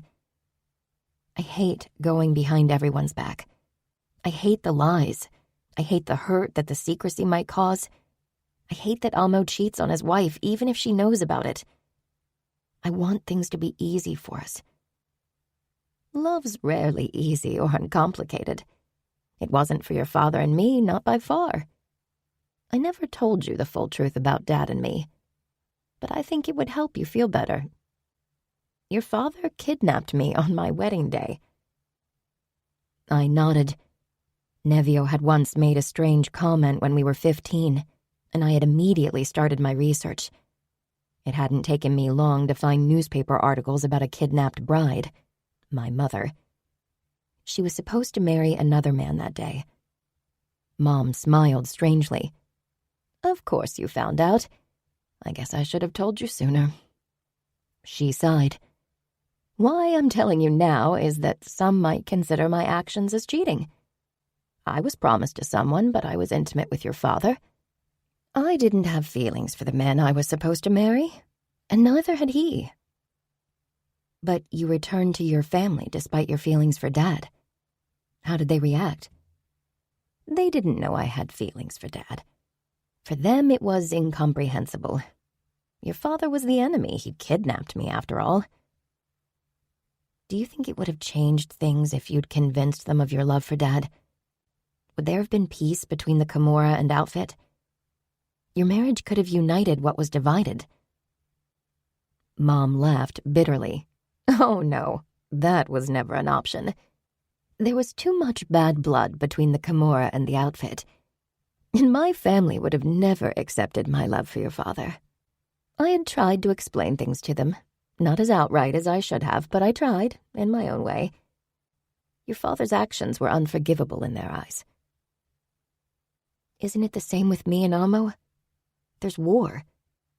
It's different. There isn't as much personal hurt involved. But I won't lie, it would be a miracle if Luca and your father made peace. If Amo weren't married, there would be more options, but a divorce would cause a major rip within the Famiglia. If Luca isn't willing to face the backlash, I doubt he'll allow Amo to leave Cressida. I'd thought about all this a million times. Maybe Dad would accept Amo into the Camorra if I begged him. But Amo would never take orders from Dad or Nevio. What am I going to do? I whispered. Mom seemed at a loss, too. I wish I knew. Maybe you should think about talking to your father. If he knows he'll stop me from seeing Amo, I can't risk that. That's a possibility. He might not listen to me either in this case. Mom brushed her fingertips across her temple as if she had a headache. I want nothing more than to see you happy. But I also want you to be safe. You meeting Amo behind everyone's back is a risk. Amo won't hurt me, Mom. I trust him absolutely. Mom pressed her lips together in a tight smile. I shrugged. And you thought Nevio was the only troublemaker. Mom laughed. Nevio is causing havoc for every reason but love. The end result is the same. Love can be as destructive as hatred.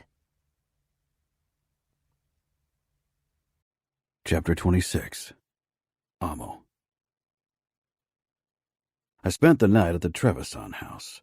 It reminded me a little of Greta's sanctuary, but Maximus' family kept only dogs, mostly pit bulls, Staffordshire Terrier, bulldogs, and a Rottweiler.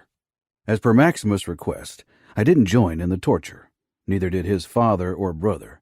Romero and Maximus had taken the Russians to one of the kennels at the end of the premises, but the screams carried all the way up to the porch where I was sitting with Primo and Growl.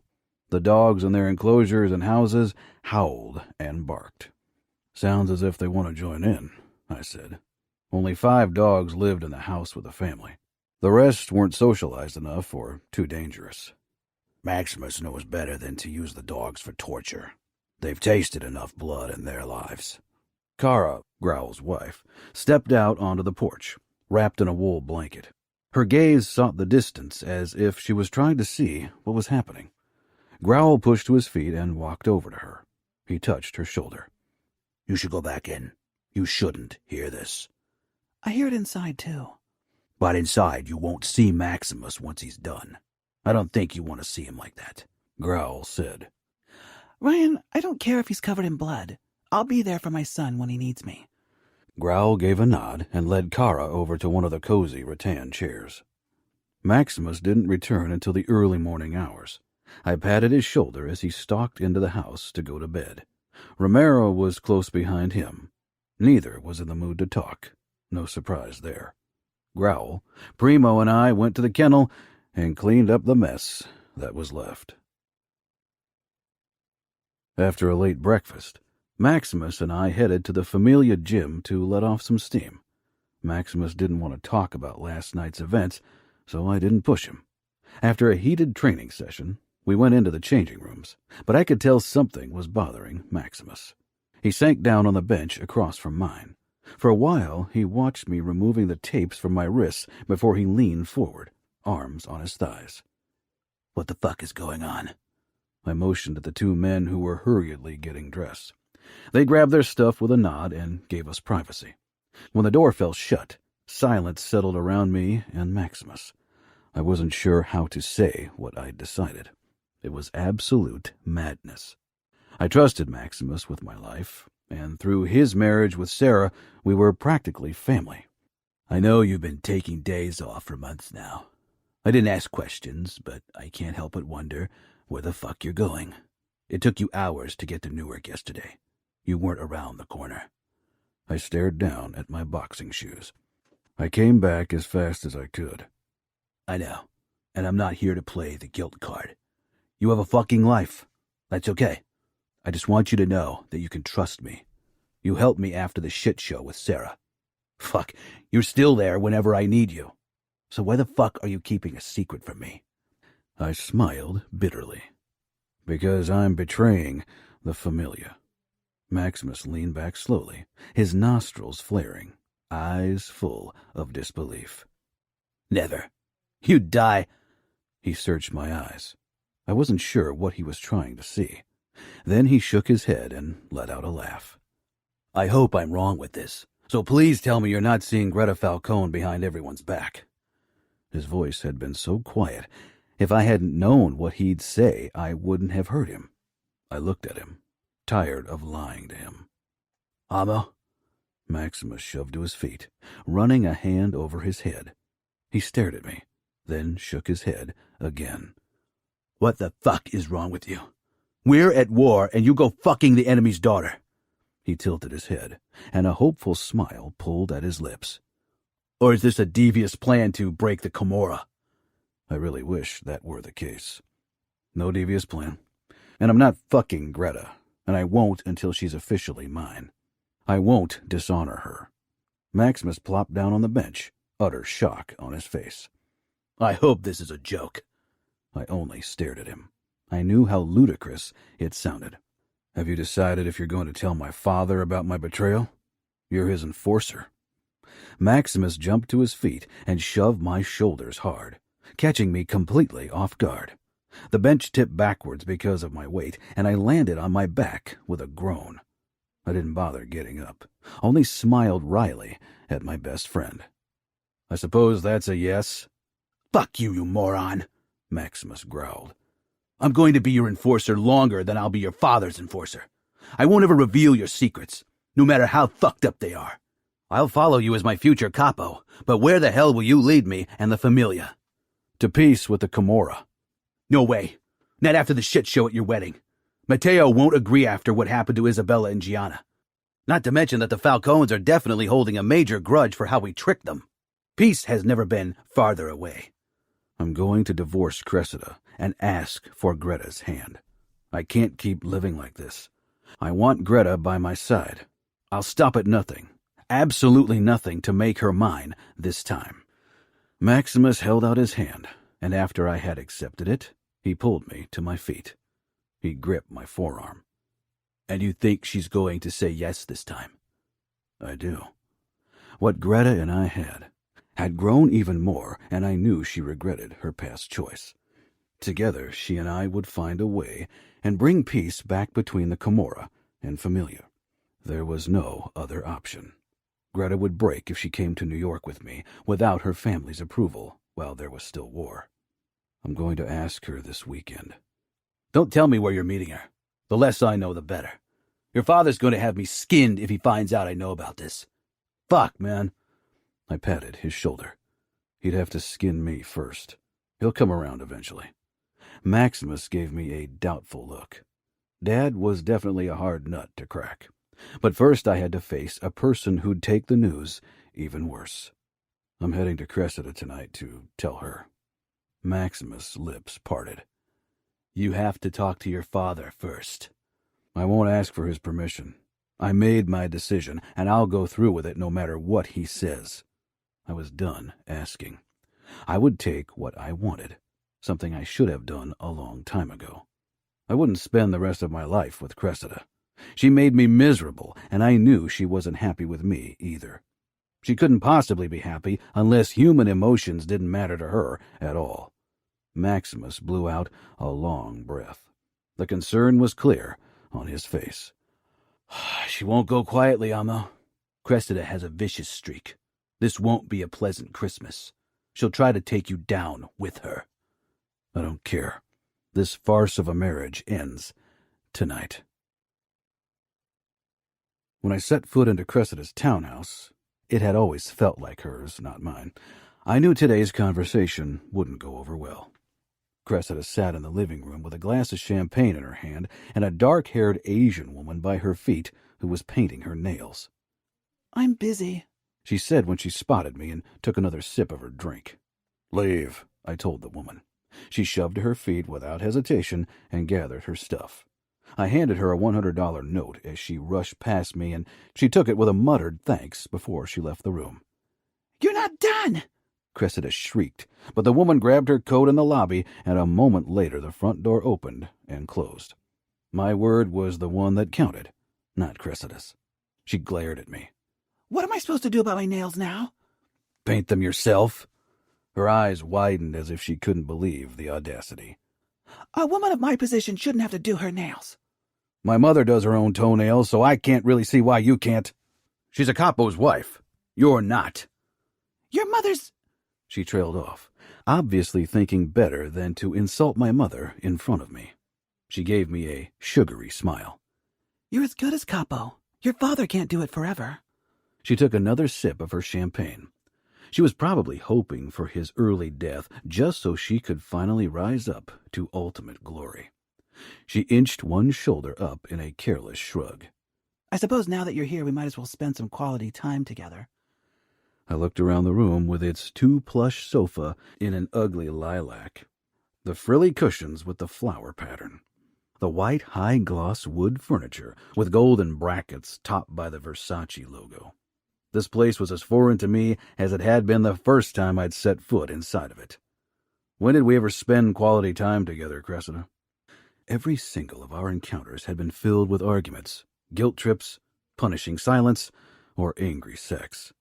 She didn't say anything, only regarded her feet critically, as if their lack of nail polish was more important than the dismal state of our marriage. This marriage has been doomed from the moment you forced me into it. We should have never gotten married. Cressida finally raised her gaze from her nails and smiled triumphantly.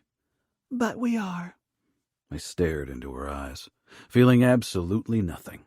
I wasn't even sure if they were blue or green or gray. I'd never looked into them long enough to determine their exact color. I didn't hate her, definitely didn't like or even love her. She was completely inconsequential for me. That's what I wanted to talk to you about. Confusion, then incredulity flashed across her face.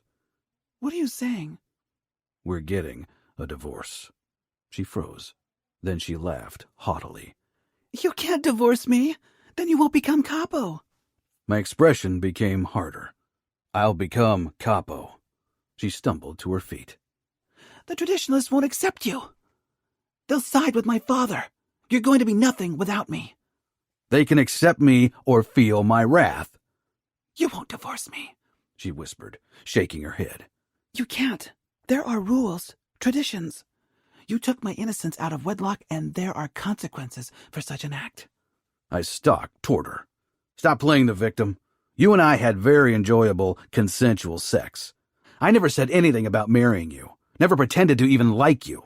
You decided to have sex with me out of wedlock, so you too have to accept the consequences. So far, only I had to pay the price. Now it's your turn. And if I see it right, you're still not going to pay the price because nobody will know we had sex before we married. I'll have to live in shame because you divorced me. You'll get about $50 million of compensation for less than 2 years of marriage. That's a good deal if you ask me, especially when I consider the $10 million you already spent in the meantime. I could see her mind working behind her eyes, and suddenly the anger dropped from her face, and her expression became pitiful, her lower lip trembling. Amo, She simpered, running her palms over my chest. She looked up at me through her lashes. you can't do this to me. I'm your wife. She missed the point, but I tried to squeeze any droplet of kindness that I possessed out of my heart and said, "Listen, Cressida, you can't tell me you're happy in our marriage. You don't even like me much. Maybe you thought you did when we married, but don't tell me you still do. We don't have anything to talk about. Do you want to keep living a miserable life?" Last Christmas had been the worst of my life. Celebrating with the Antonaccis had been awkward and stiff. No warmth, no sense of family. Even Mom's holiday spirit hadn't been enough to improve the situation. I was relieved that I wouldn't have to spend another Christmas with Cressida and her parents. We don't even have to see each other anymore. You can stay in your apartment the entire time if that's what you want. You can keep sleeping with other women, and I'll look for a constant lover. We'll live separate lives. One day we can use insemination to get me pregnant. And then what? Once children are there, we can hardly keep living in different households. Children deserve a family and parents that don't despise each other. She let out a laugh. Why? My parents don't like each other, and it worked. And look how it shaped you. They can go to boarding schools. Then they won't see us together often. I shook my head. I'm not going to send my children away or let them be born into a miserable marriage. Cressida huffed and stalked away, grabbing the champagne bottle. She drank straight from it, then hissed. Don't act as if you'd care about children or anyone. You're not kind, and neither am I. That's why we're a good fit. A match made in hell. I'm not kind. You're right. But if I have kids, I want them in my life. She bared her teeth in condescension. You think you'd be a good father. They'd hate you for cheating on their mother. I won't cheat on the mother of my children, but it won't be you. I didn't say anything about her masseur. I was fairly sure she had an affair with him. There was no proof, and she'd probably deny it. It was irrelevant anyway. I'd told her to seek a lover, and she'd followed my advice. Realization settled on her face. There's someone else. I told you before. There were several women you fucked. Do you think I cared or remembered? I hadn't been intimate with anyone but Greta since our first encounter on her farm. There's one woman. She let out a shrill laugh, her face turning red. Oh, is she the reason why you haven't slept with me in forever? I didn't say anything. I had a feeling discussing Greta with Cressida would only make me mad. She clutched the champagne bottle in front of her chest. You were faithful to your affair, but not your wife. I pressed my lips together. Anything I said now would make things worse. I'd said everything I wanted. I wouldn't waste my breath on more. She regarded me like a scientist and a bug he was trying to dissect. It's the girl from the wedding, isn't it? The Falcone girl. The way you looked at her, I thought I'd imagined it. I didn't, did I? I didn't say anything. Do you think you love her? She laughed. You aren't capable of it. Cressida, there's nothing to say anymore. We'll get divorced and both find happiness elsewhere. I won't add more mistakes to my life because of a single mistake from my past. This ends now. She let out an enraged cry and threw the champagne bottle my way. It exploded against the edge of the marble side table, throwing an expensive Tiffany lamp to the ground, which broke apart, and breaking the edge off the marble table. I swallowed, trying to rein in my own anger. I'd sworn myself I'd deal with this calmly. You can keep this house. It's always been yours. Once the divorce papers are signed, you'll get the $50 million. I turned on my heel and walked into the lobby. It wouldn't do any good to prolong this conversation. If Cressida had some time to think about my offer, she'd see it was the best solution. She was an attractive woman. She'd find a new husband. She staggered after me and reached for a crystal vase from another expensive sideboard in the lobby. You think you can buy me off with a lousy $50 million? How about $70 million? Will this make your obvious heartbreak more bearable? I gritted out. Her eyes widened, and she threw the vase in my direction. It smashed before my feet. I had enough. I stalked toward her and backed her into the wall. That's enough. $80 million. That's my last offer, and you better take it. Her eyes burned with loathing. I hope you'll die. I gave her a harsh smile. Many have tried. I stepped back and walked out. I knew this wasn't over. Cressida would call her father right away, and he'd try to gather the traditionalists around himself to force me to reconsider my decision, which wasn't going to happen. I would divorce Cressida and marry the woman I really loved, the woman I'd be faithful to for the rest of my life. When I left the townhouse, I felt as if a huge weight had been lifted off my shoulders. I turned the music up as I steered my car toward my family's home. Telling Cressida of my plans had been only the first step of many. The first of many difficult confrontations. Now I had to tell Dad, though maybe Antonacci was speaking to him right now. The last and most difficult hurdle to overcome would be Amo Falcone. I shook my head with a wry smile. I grabbed my phone and dialed Greta's number. I'd never before called her, but today I simply needed to hear her voice. Amo, are you hurt? Hearing the concern in her voice and imagining the kindness in her eyes, I knew I'd made the right decision. A decision I'd never regret, no matter what happened now. No, I feel better than I have in a long time. I need to talk to you. I need to talk to you, too. If you hadn't called, I would have asked you for a call. Amo, I can't do it anymore. My heart sank. Fuck. Was she breaking things off? I would never accept that. Whatever was forcing her to make this decision, I would fucking smash it apart. I despise the secrecy. I know I told you I don't mind being your dark secret, but I do. I want us to be together all the time. I know we can't, but... Greta, you aren't a dark secret. You are fucking everything, and I want everyone to know. I want everyone to know you're mine. I don't ever want there to be someone other than me. There's always only you. My heart swelled. I told Cressida I want a divorce. Greta sucked in a sharp breath. Really? Really. I'm heading to my parents now. Once I've told them and handled the backlash, I'm going to book the next flight to Las Vegas and ask for your hand again. I hope this time your answer will be different. It would be the best Christmas present of all time.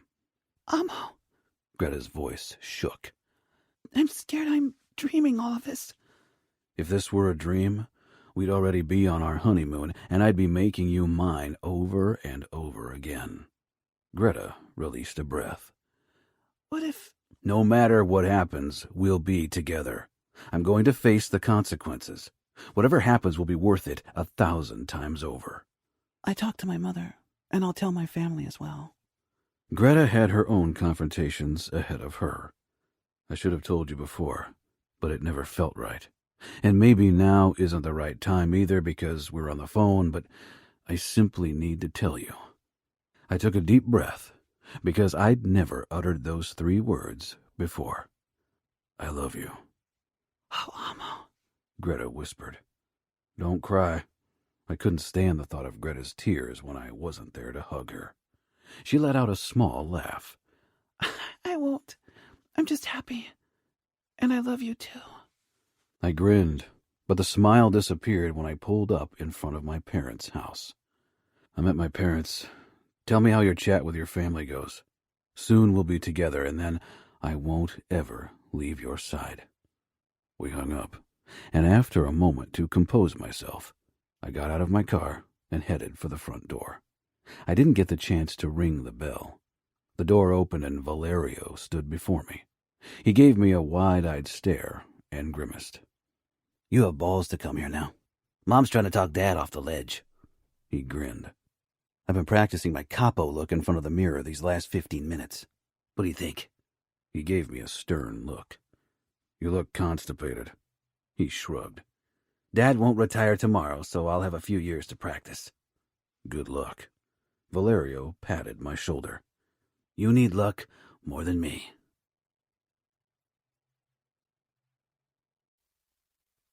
Chapter 27. Aria. Maybe you misunderstood him, Luca. He never mentioned Greta. Please don't overreact. Luca kept pacing back and forth in the living room while Valerio and I were having lunch. Luca was too upset to eat. You didn't see his expression. I'm sure he's been seeing that Falcone girl behind my back all the time. Takes guts to do that, Valerio said with a cheeky smile. I sent him a warning look. This wasn't the time to annoy his father, even if I loved his trickster mentality. He reminded me so much of my brother Fabiano. When Valerio had been a young boy, he looked so much like him, and now that he was 17, he was how I imagined Fabiano would have been, if our father hadn't tried to kill him and turned him cold and jaded. Since the war, I hadn't seen Fabiano. If Amo had really seen Greta despite the war? Cheating had always been a touchy subject for me, given Luca's and my past, but I couldn't be mad at Amo or Greta. I'd seen how much Amo hated his life with Cressida, how it drained him in addition to an already draining workday. Luca's phone rang, and when he checked the caller ID, his expression darkened. Antonacci, I have a fucking bad feeling about this. I rose from the chair and smoothed my wool dress, needing something to busy my fingers with. Luca's dark brows slanted down, and dread settled in my belly. Slow down. Luca's eyes flared with fury. You better watch your tone. Family or not, I won't have you raise your voice at me. If you want to keep your tongue, you better choose your words more carefully. I moved closer, hoping to catch figments of the conversation, but Antonacci had obviously heeded Luca's warning. You won't do anything. If I find out you stirred up shit, then I'm going to come after you. I'll talk to Amo. I'm sure Cressida misconstrued his words. Luca hung up, and his expression was frightful. Amo told Cressida that he wants a divorce. Valerio let out a low whistle. Relief filled me, followed by shock at my own reaction. I never liked Cressida. She'd used Amo for her purposes. I'd always wanted love for Amo, but with her it wasn't possible. Luca shook his head. Don't look so pleased. This is a goddamn debacle. Do you know what the traditionalists will do if our son divorces his wife? They've always been against the changes you implemented. They are stuck in the past. Fuck! I can't believe he did this. He's going to take his words back and apologize to Cressida. I don't care if he has to get drunk to go through with it. He won't, Luca. If he really met Greta all these months despite the war, and if he went to Cressida and asked for a divorce, then he's made up his mind, and I doubt anything can change it. He'll change his mind, believe me. I'll make him. He went too far. I'm still Capo, and if he doesn't get a grip on his rampant hormones, he won't follow in my footsteps. I'll go practice my best Capo looks then, Valerio said with a smirk. This isn't the moment for your fucking jokes, Luca snarled. Valerio shrugged and walked out of the living room, leaving me alone with Luca. Valerio had a canny talent to brush off Luca's outbursts. I touched Luca's chest, tilting my head back to look him in the eyes. The rage in them didn't scare me. It had in the beginning, but I knew Luca's love for me and our children trumped any darkness he harbored. If you try to force him, we'll lose him, Luca. Damn right, because I'll kill him if he doesn't obey my orders. Don't say something like that, Luca. Not even in rage, please. Luca cupped my cheeks. Aria, this could divide the Famiglia for good. We're at war at 3 fronts. We'll be torn apart. Maybe not. If Amo really loves Greta, that could lead to peace with the Camorra. It led to war in the first place. Because you chose war. Luca stepped back, his jaw tensing. I could see the conflict in his eyes. Amo can't have Greta. He couldn't have her back then, and he can't have her now. The Falcones won't ever allow it. I did it for Amo so he wouldn't let a crush ruin his life. He was never happy with Cressida. You sound as if their marriage is already over. It is, no matter what you say. Amo's and Valerio's voices drifted over to us from the lobby. We'll see about that, Luca growled. Luca, please, just stop and consider Amo's feelings for a moment. What if he feels for Greta what you feel for me? Luca walked past me without another word, and I rushed after him into the lobby where Amo and Valerio were still chatting. The difference between the brothers always amazed me. Amo was like Luca, in character and appearance, which made them butt heads so often. But it also gave me hope for this confrontation. Valerio was a potent mix of Fabiano and Matteo. Luca didn't slow as he stalked toward Amo, who didn't back down, not even when Luca grabbed his throat and shoved him against the wall. I tensed, my heart jerking hard in my chest. Luca! Valerio touched Luca's arm. Dad, you stay out of this! Amo gave his brother a tight smile. It's okay. His voice was raspy from lack of air. Luca, I said more firmly. You'll go back to Cressida right this moment and apologize. Amo chuckled, despite his skin turning increasingly red. I won't, and nothing you do will convince me. I'm going to divorce her and then marry Greta. The way he said Greta, gentle, loving, protective, told me all I needed to know. Vitiello men had high walls around their hearts, but once they fell for a woman, they fell hard, and Amo was utterly in love with Greta. Luca shoved him against the wall again. I couldn't watch anymore. I grabbed Luca's arm, but neither Luca nor Amo paid me any attention. You know the punishment for betrayal and for disobedience. If you think I should die for loving someone as much as you love Mom, then go ahead and try to kill me, Dad. Try to kill me. I could see that Amo was willing to fight Luca over this. Amo had always respected his father too much to fight back, but Greta meant too much to him. I could see my family falling apart right before my eyes, and I couldn't bear it. Luca released Amo and took a step back. You know full well that I would never kill you even if it would be the right thing to do. Amo rubbed his throat. I moved in front of him and touched the red skin. I swallowed hard. I knew this world was harsh. I knew Luca had to make sure Amo was ready for the tasks ahead, but this was a lot to stomach for me as a mother. I'll follow my heart, Dad. You can accept it or not, but the outcome will be the same. Greta will be my wife. Once you kill Remo and Nevio and all the other crazy fuckers, if that's what it takes. Amo couldn't be serious. I didn't know Greta well, but she'd seemed to have a good relationship with her family. I couldn't imagine her forgiving him if he hurt them. I suppose then I can start preparing Valerio for the position as capo? Luca crossed his arms in front of his chest. Amo shrugged, but I knew him. I knew how much he wanted to become capo like his father, and I knew how proud Luca had always been that Amo would take over one day. What was happening here was breaking my heart. I don't want to be capo, Valerio said, no humor in his tone for once. I gave him a smile. I never wanted that. It's Amo's job. One son doesn't want a position thousands of soldiers would kill for, and the other doesn't respect that it takes sacrifice to become capo. I'm willing to sacrifice a lot for the Famiglia and this family, Dad. I'll be a good capo like you. But have you ever considered that you are a good capo because Mom has your back? You have her by your side when the carnage and bullshit get too much.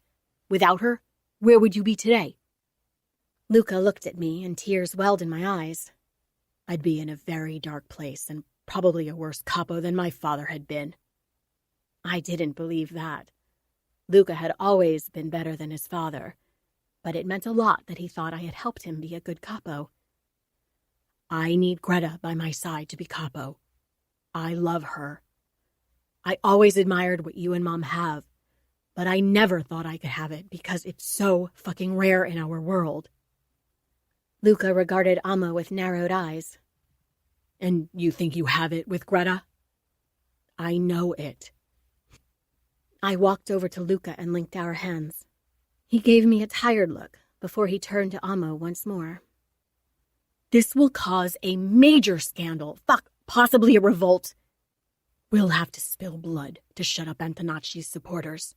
Lots of blood, if we can't bribe him into silence somehow, which I doubt. I'm willing to spill as much blood as it takes." Luca released a long breath.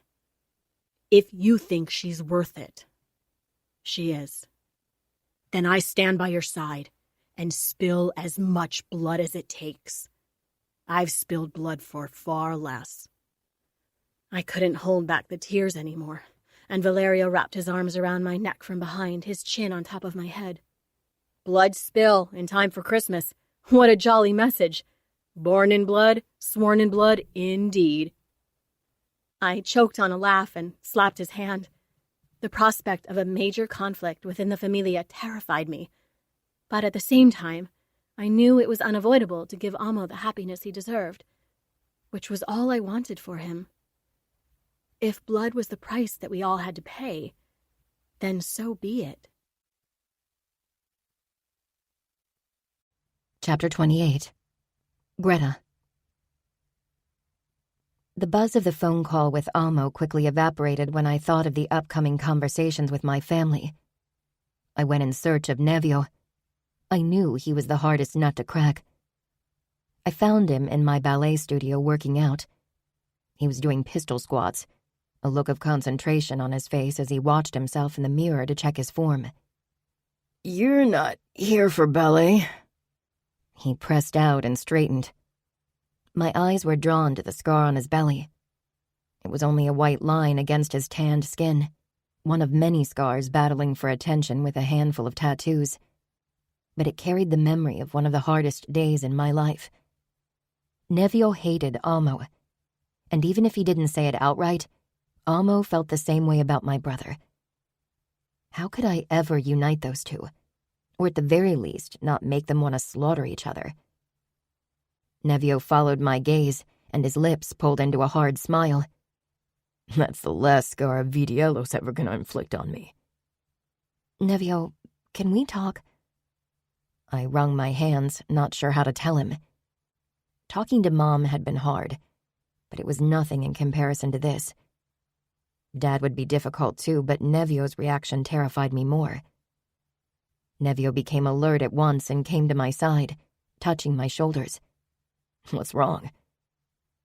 The worry in his voice always warmed my heart, because worry wasn't one of Nevio's strong character traits. "You know I love you, right?" Nevio's dark brows snapped together, confusion mingling with wariness in his eyes. His instincts were spot on as always. "Just tell me what you need to tell me. You're not sick, right?" I shook my head quickly. "Not sick, no, I'm fine.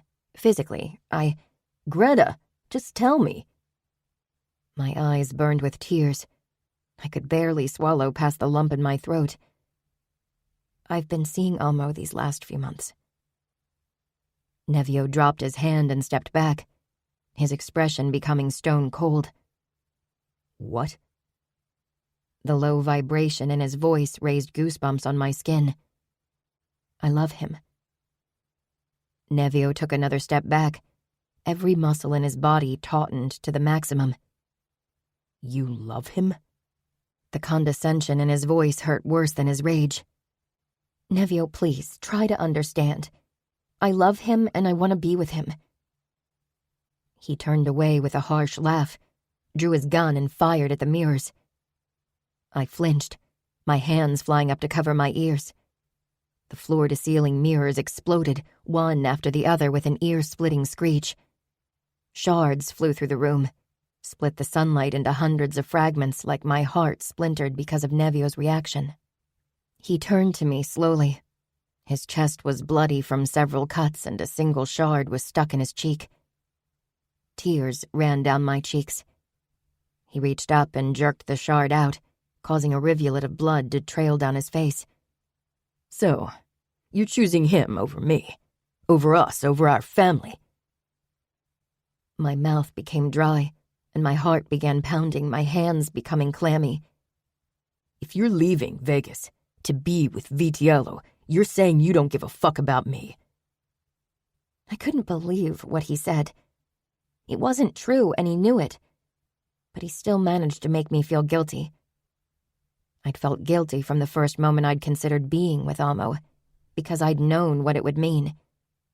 I'd have to leave Nevio, something I'd never thought possible.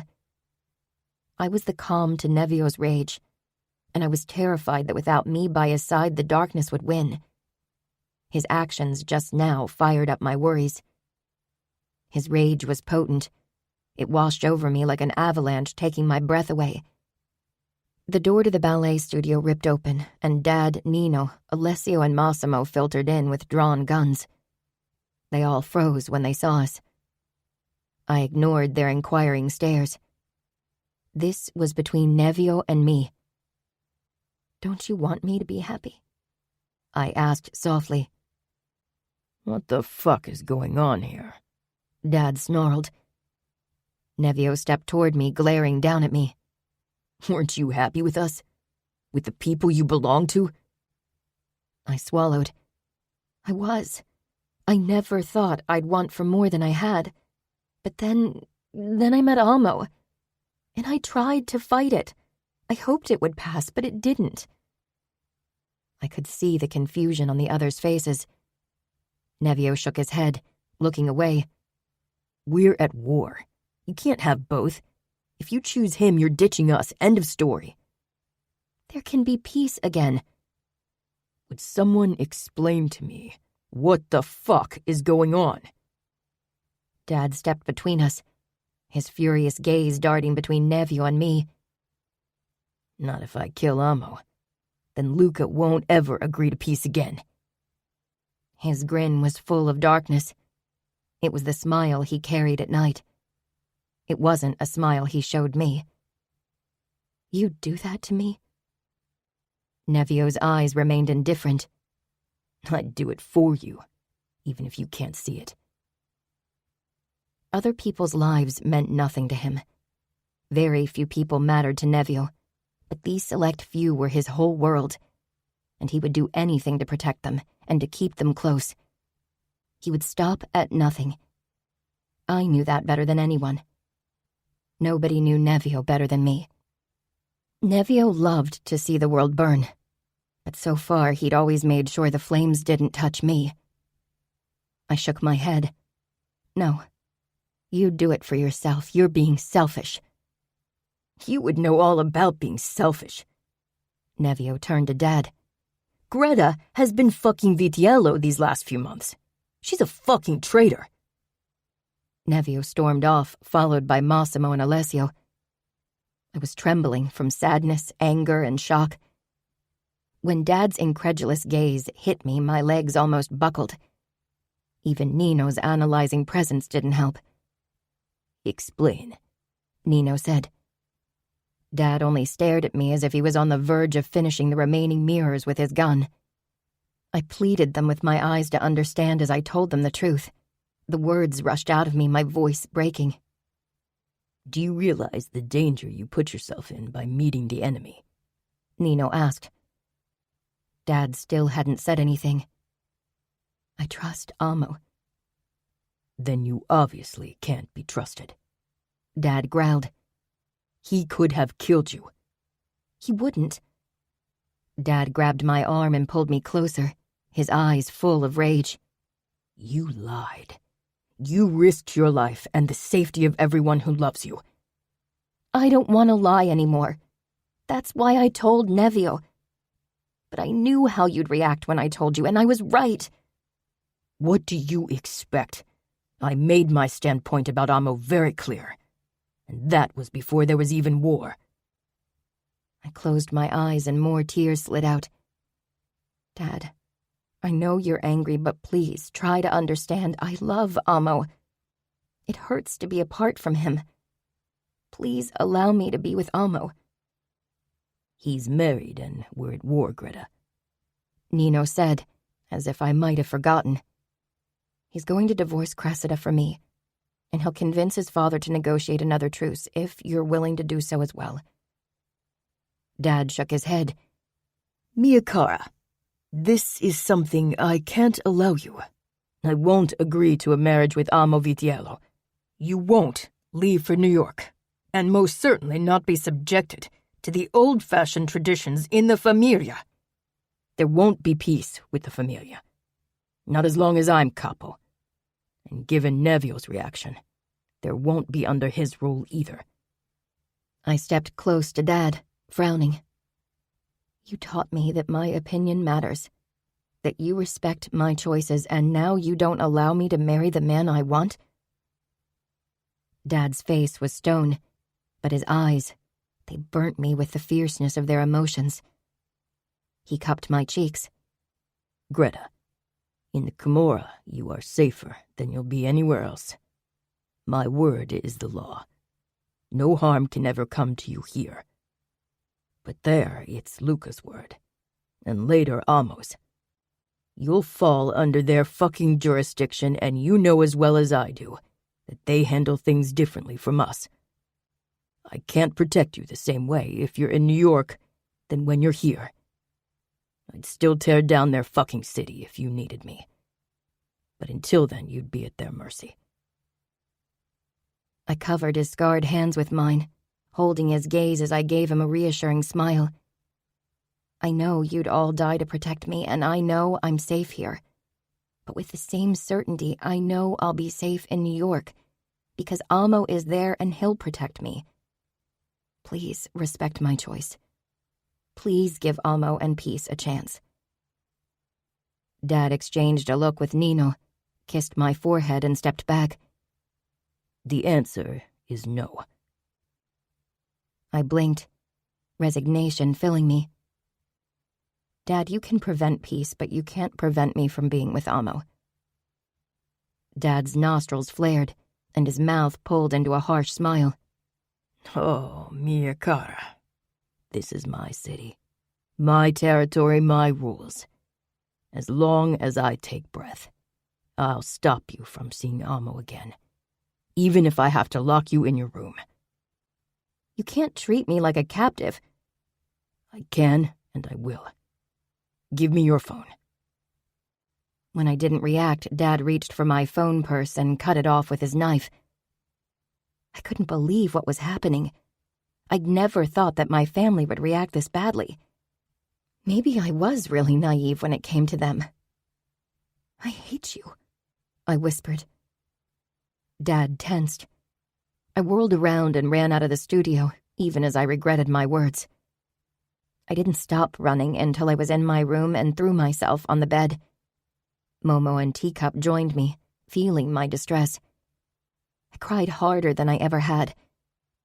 Soon a rough tongue licked my hand. I turned my head to the side to find Bear's head perched on the bed. Beside him sat Dottie and watched me with way too understanding eyes for a dog. I wasn't sure what to do. This was really shaping up to be a decision I'd never wanted to make. A decision between my family and Amo. I sobbed. A knock sounded and Mom came in without waiting for my reply. One look at me and she rushed over to the bed and sank down beside me. She rubbed my back gently. Dad told you? I wouldn't call it telling. He's raging downstairs. We'll have to buy new Christmas decoration. He took my phone and wants to keep me away from Amo. Mom sighed. That's what I gathered. What am I gonna do? Mom looked away. I don't know what to tell you. I'd have thought I'd tell you to follow your heart, but I don't want to lose you. I can't imagine not seeing you again. With this war, she swallowed. To be honest, right this moment, I truly realize how hard this must have been for my family. I didn't really have a choice, and I want you to have one. I don't want things to end like they did for me. You think I'll do what you did and leave so I can be with Amo? Won't you? I could see the fear in Mom's eyes, fear that filled me too. But there was also acceptance in her expression. She'd already come to terms with the fact that she might lose me. I don't want to be without my family. I don't want to make this choice. Mom wrapped her arms around me, her cheek on my head. I'll talk to your father, but I don't want to give you false hope. I know. What about Nevio? He left with Massimo and Alessio. I doubt he'll return tonight. Mom straightened. You know Nevio. I did. He would spill blood tonight. He'd let his monster win, would unleash it. I'd always felt responsible to cage it back in, but I needed to learn to let go. I wasn't sure how to do it, how to give up the people I loved so much. I still hoped I wouldn't have to make this decision. Chapter 29. Greta. My fight with Nevio kept repeating in my head. His harsh words. I knew they'd come from a place of hurt and fear of losing me, but they still stung. And Dad's reaction? It wasn't completely unexpected, but I'd hoped he might see how serious I was and take me serious in turn. Mom's words hadn't changed his decision. He was determined to keep me in Las Vegas against my will, which was why I found myself at my sanctuary with 2 bodyguards that would guard me like a prisoner. I was only allowed to spend 1 night out here before I had to return. The worst was that I had no way to contact Amo without a phone. I'd considered stealing a phone from the bodyguards, but they were exceptionally careful around me. I didn't even have the code for the front gates anymore, so I couldn't leave the premises without them. Dottie let out a whine and I sat up. What time was it? I glanced at the clock on the nightstand. 2 a.m. Dottie scratched at the ground in front of my bed. What's wrong, girl? I asked. But then an alarm rang out. I slammed my palms over my ears. What if Amo was here? He'd promised to fly over during our phone call. What if he thought I was in danger because he couldn't reach me? My heart raced in my chest. If he got captured, panic bloomed in my chest. Would I be able to convince Dad to spare him? The images from many years ago when my begging hadn't saved the man in the basement flashed before my eyes. If Dad or Nevio killed Amo. But something about the alarm was different. What was going on? This wasn't the standard security alarm. I jumped out of bed and opened the curtains, even if that meant I had to remove a hand from my ear. I froze. At least one of the barns was on fire. Orange flames illuminated the night sky and embers danced like shooting stars against the blackness. I began running, out of the house, spurred on by the fearful neighing and moos. I had to save my animals. I wasn't sure what was going on. I never had opened fire near the barns, and neither would Jill. Maybe one of the guards had smoked outside despite my warning. They should know better. When I stumbled off the porch, the 2 guards were standing off to the side, one of them on his phone, the other unmoving. "Get the water hoses!" I screamed, but I didn't stop moving. I stormed toward the burning barn. Pain shot through my feet as my bare soles touched ember, but it didn't slow me. I opened the barn door. The pigs stormed past me, but the horses and cows were panicking and had crowded in a corner. The roof was on fire, and so was the right side. The alarm seemed to shrill even louder. "The house is burning too," Jill screamed, dressed in pajamas and her gray hair all over the place. The alarm must have woken her too. Her house was on the other end of the premises because we both preferred solitude. "Save the dogs!" I screamed. Had my dogs come out with me? Oh God. I staggered toward the horses despite my pain and tried to usher them away from their corner. I clapped one of them hard on its bum, and it ran out, but the others only watched me with wide, panicked eyes and flaring nostrils. A burning ember hit my bare shoulder. I cried out. More and more embers rained down on the animals, too, I stumbled toward the footboard I used so I could reach the horses' backs when I cleaned them, and used it to get on Calamara's back. She bucked at once. She still had trouble being ridden, and in a situation like this, she wouldn't have it. I rammed my heels into her sides, even if it pained me to do so. She tried to throw me off, but then she began running. She bucked and bucked until I landed hard on the ground. But because she was the leading horse, the other horses ran after her. And even the cows, except for one. Mildred, the oldest of the bunch. My body ached from the fall and my head rang. I tried to push to my feet to get her out as well when part of the roof came down in a surge of excruciating heat and flying embers. The stench of burning hair filled my nose, and I quickly extinguished my hair. I scrambled backwards, out into the open just in time before the remaining roof crashed down, burying Mildred beneath it. Sirens still filled the night. The guards were at the house, which was completely aflame too. I heard eager barking somewhere, definitely Dottie. But what about all the others? Bear, Momo, Teacup? I coughed and pushed to my feet.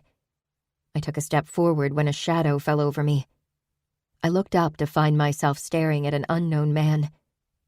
My lips parted, but before I could say anything, burning pain filled my abdomen.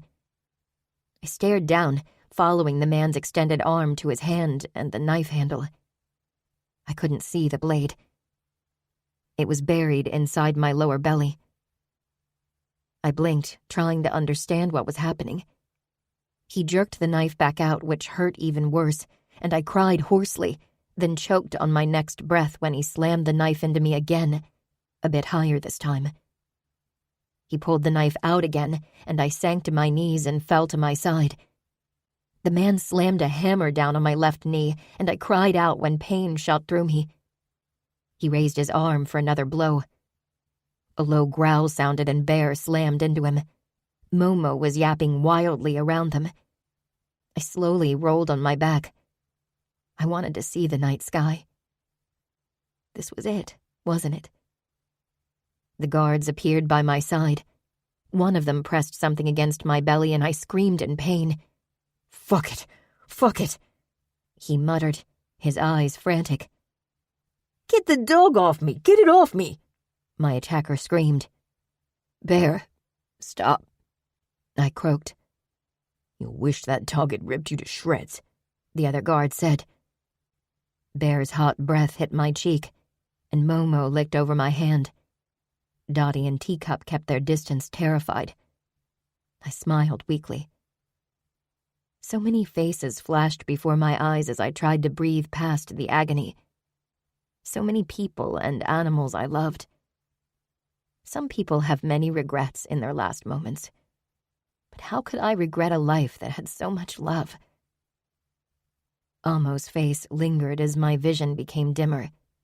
"Greta?" one of the guards shouted. "Stay with us. Don't close your eyes. Help is on the way." "Bring me the fucking medical kit." "What about him?" "Shoot his feet and kneecaps, you asshole." Shots rang out, bursting through the wool in my ears. The following screams soon quieted. I still stared up at the sky. My pain was slowly fading. Would I be seeing my family again? Would I see Amo again? Chapter 30. Ramo. The ringing of my phone tore me from sleep. Fuck it. What now? Couldn't these fuckers deal with their shit without me for one night? I reached for my phone. One look at the caller ID and I swung my legs out of bed and turned the lights on. Serafina slept in the guest bedroom because she was angry at me. I took the call as I stalked out of the bedroom. "What is it?" I growled. Sirens wailed in the background of the caller, only interrupted by a loud crackling that I couldn't place. "There's fire everywhere, and an attacker stabbed Greta." My ears began to rush with blood, my heart pounding hard and fast. "I called our emergency team." "She dies, you die." I didn't return to the bedroom, or go to the guest bedroom. I wouldn't tell Serafina. There was nothing she could do. And if Greta died, fuck it, she wouldn't die. I would not let her die. The last time we'd talked, we'd fought. Fuck it. Fuck it all. I stormed into Nevio's room. He jerked up in bed, the knife he slept with brandished at me. I was surprised to find him here. He'd been going on a rampage these last 2 nights, and I hadn't tried to stop him. Fuck. I had tortured 2 debtors just to let off some steam, and it wasn't nearly enough. Get up. What? Greta was stabbed. Nevio leaped out of bed, staggering after me as I rushed into Nino's wing. Dad? Dad? What the fuck are you talking about? Got a call that she was attacked. 10 minutes later, Nino was flying our helicopter toward Greta's farm. Nevio stared at me with wide eyes. I knew the same unhinged look would be on my face as well. I could feel my control slipping.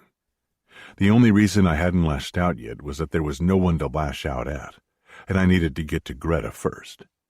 I needed to protect my girl. Whoever had hurt her would pay tenfold. If this was Luca's doing because he didn't want his son to be with Greta, I'd make peace with the outfit, the Bratva, and whoever else it required to bring down the Famiglia. I'd burn them to the ground. Soon the flashing lights of Las Vegas were exchanged by the flickering of all-consuming flames.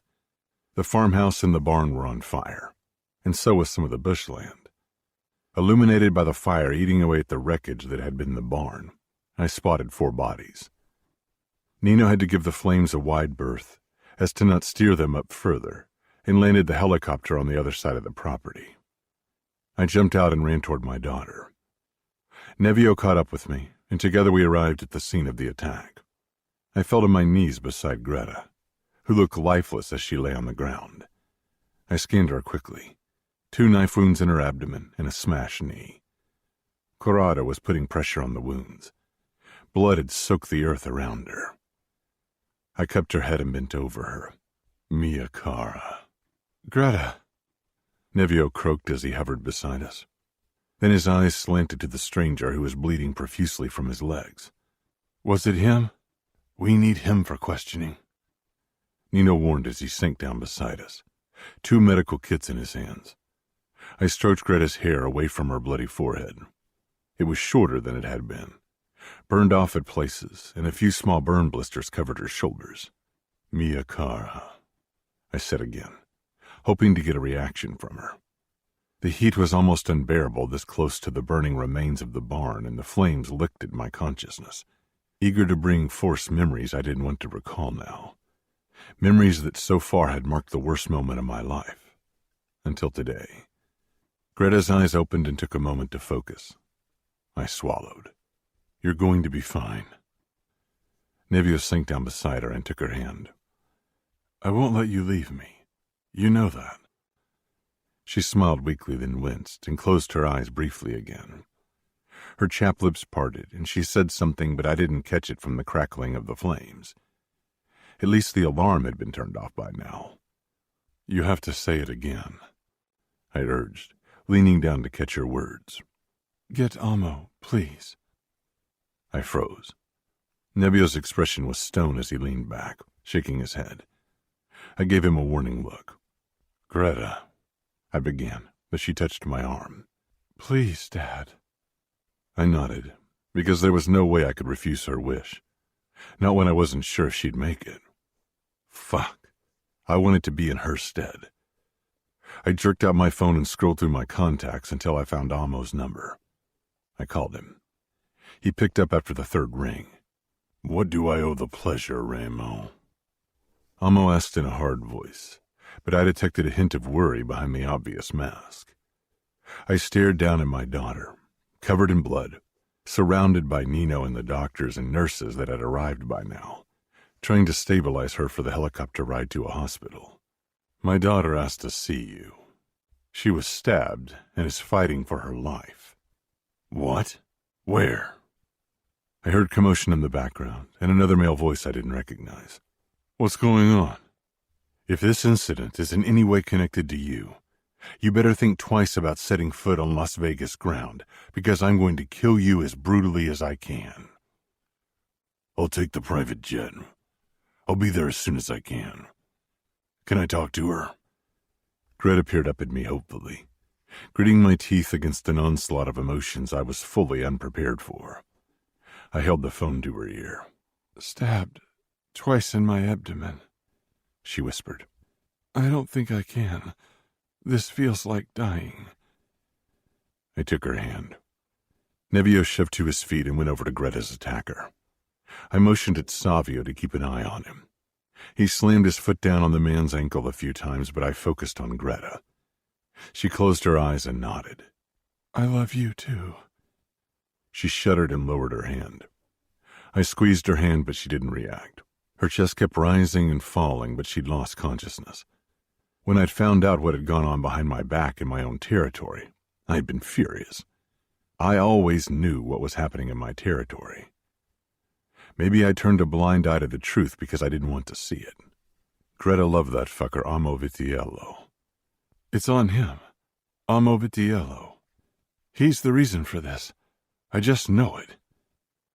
Nevio snarled, covering his face with his hands and shaking his head wildly. If she dies, he snarled, eyes gleaming with despair. She won't, I warned. We're ready, Nino shouted, and he and a doctor lifted Greta on a stretcher. I stayed by her side as we headed for the helicopter. Nevio jogged after us, expression conflicted. I could feel his bloodlust, his need to destroy Greta's attacker. I got it. Fuck. I wanted to rip him apart piece by piece. There'll be time for revenge later. Now, Greta needs us. With the last look at the attacker, Nevio hopped into the helicopter. Savio, Massimo, and Alessio would make sure the attacker was taken to Las Vegas, where he'd spill all his knowledge and die an excruciating death. An hour after we'd arrived in the Camorra hospital, Serafina came rushing in. She was in her pajamas, her hair a mess, and her eyes red from crying. I caught her before she could storm into the operation room where Greta was undergoing surgery. Where is she? She's in surgery. She hammered her fist against my chest, eyes desperate. You should have woken me. You couldn't have done anything. Serafina hit my chest again, then she sagged against me. I touched the back of her head. On occasion, I wondered if I possessed a heart. In moments like this, I knew I did, but it only beat for very few people. Fabiano caught my gaze over Serafina's head. How is she? I took a deep breath. She'll pull through. She had to survive. Serafina and I sank down beside Nevio, who had his arms propped up on his thighs and was staring at the floor, ignoring everything around him. I'll return to the mansion for additional protection. Call me once you know more. Fabiano headed back out. 5 hours later, Nino came back out of the operation room. He kept an eye on the doctors to make sure they did everything in their power to save Greta. His face didn't bode well. I rose to my feet, my chest constricting. She's stable, Nino said, but I knew that was the good news. Due to the severity of her injuries, the doctors had to perform a hysterectomy. The knee will need another surgery, but it's uncertain if Greta will be able to dance again.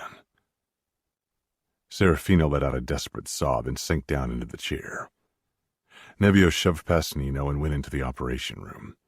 A minute later he returned, paler than I'd ever seen him. Someone will pay for this. He stalked outside, shortly after I heard an enraged shout. Serafina peered up at me. How much more blood does have to be spilled for this madness to end? Isn't it enough? It's part of this business. And if this is linked to the Famiglia, plenty of blood will be spilled. She shook her head as if she didn't know who I was, which was fucking ridiculous considering blood spill had always been my favorite pastime. Remo, our girl is fighting for her life. Do you even realize what she lost? She won't ever carry a child, might never dance again. Do you really want to take Amo from her as well? This is cruel, even for you. Serafina's words hit me like a sledgehammer. For Amo and Greta to be together, more blood will have to flow. Trust me. Luca will have to make a bloody statement that he's been too comfortable to do in a long time. It won't be pretty. Many will die. This bond will come with a price, Angel, and many more will bleed for it. Serafina gave a tight nod. As long as it's not Greta's blood, I don't care, Amo. You always told me you wanted Greta to take her own fate into her hands. You always despised women that accepted their fate. Greta wants to be with Amo. Give her this. She's suffered enough. I bent down and kissed Serafina's forehead.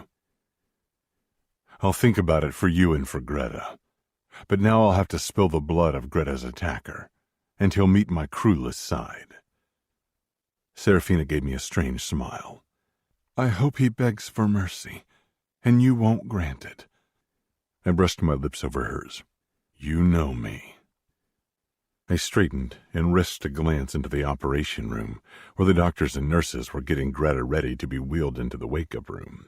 Seeing her pale, still face, my heart clenched tightly. Tonight had been a close call, and too much had been lost. Watch over our girl. Chapter 31. Amo. Dad hadn't stopped me when I'd told him I needed to leave right away. Instead, he gave me the Famiglia private jet and the permission to negotiate with Ramo. But I couldn't think about peace or anything but the woman I loved who was fighting for her life. When I arrived at the airport, Alessio was there to pick me up. I hadn't expected an escort from the Falcones, and despite my wariness, I got into the car. "How is she?" I asked immediately. Alessio started the car and pulled away from the waiting area. "Lester heard she was stable, but her injuries were pretty bad." He shook his head. "You should talk to Ramo or my father." I nodded. My mind was too frazzled to consider how a conversation between those two and myself might end. I didn't care. "Do you know who did it?" Rage tinged my voice. My mind had gone over the options. The Falcones had many enemies, but few would stoop as low as to attack Greta. Definitely not the outfit. Maybe the Russians, but considering that Ramo had a tentative bond to the Russian Pakin in Chicago, I couldn't imagine it either. Another option flitted through my head, but I didn't want to dwell on it. "Nevio and Ramo are currently questioning the attacker. Whatever he knows, we'll soon know as well." Good. We pulled up in front of a nondescript warehouse at the outskirt of Las Vegas. Faded lettering and boarded-up windows. Alessio parked the car and got out. I followed him without hesitation. Fuck. This was enemy territory. For more than a year, the Camorra and the Famiglia had been at war. Still, I didn't hesitate to follow Alessio. I would have followed him straight into hell if Greta was there. Maybe it was a trap. Considering that the Falcones knew all about my relationship with Greta, they probably couldn't wait to dispose of me. Alessio pressed a button beside the door, and a few moments later, Nino opened the door. He looked exhausted. After a curt nod, he allowed me to enter. It felt like a nightmare, one I couldn't wake from. "I didn't think we'd meet so soon. Not like this, certainly." I nodded. Nino motioned me to follow him. Soon I spotted Ramo waiting in front of a door. "War is on hold for the time being.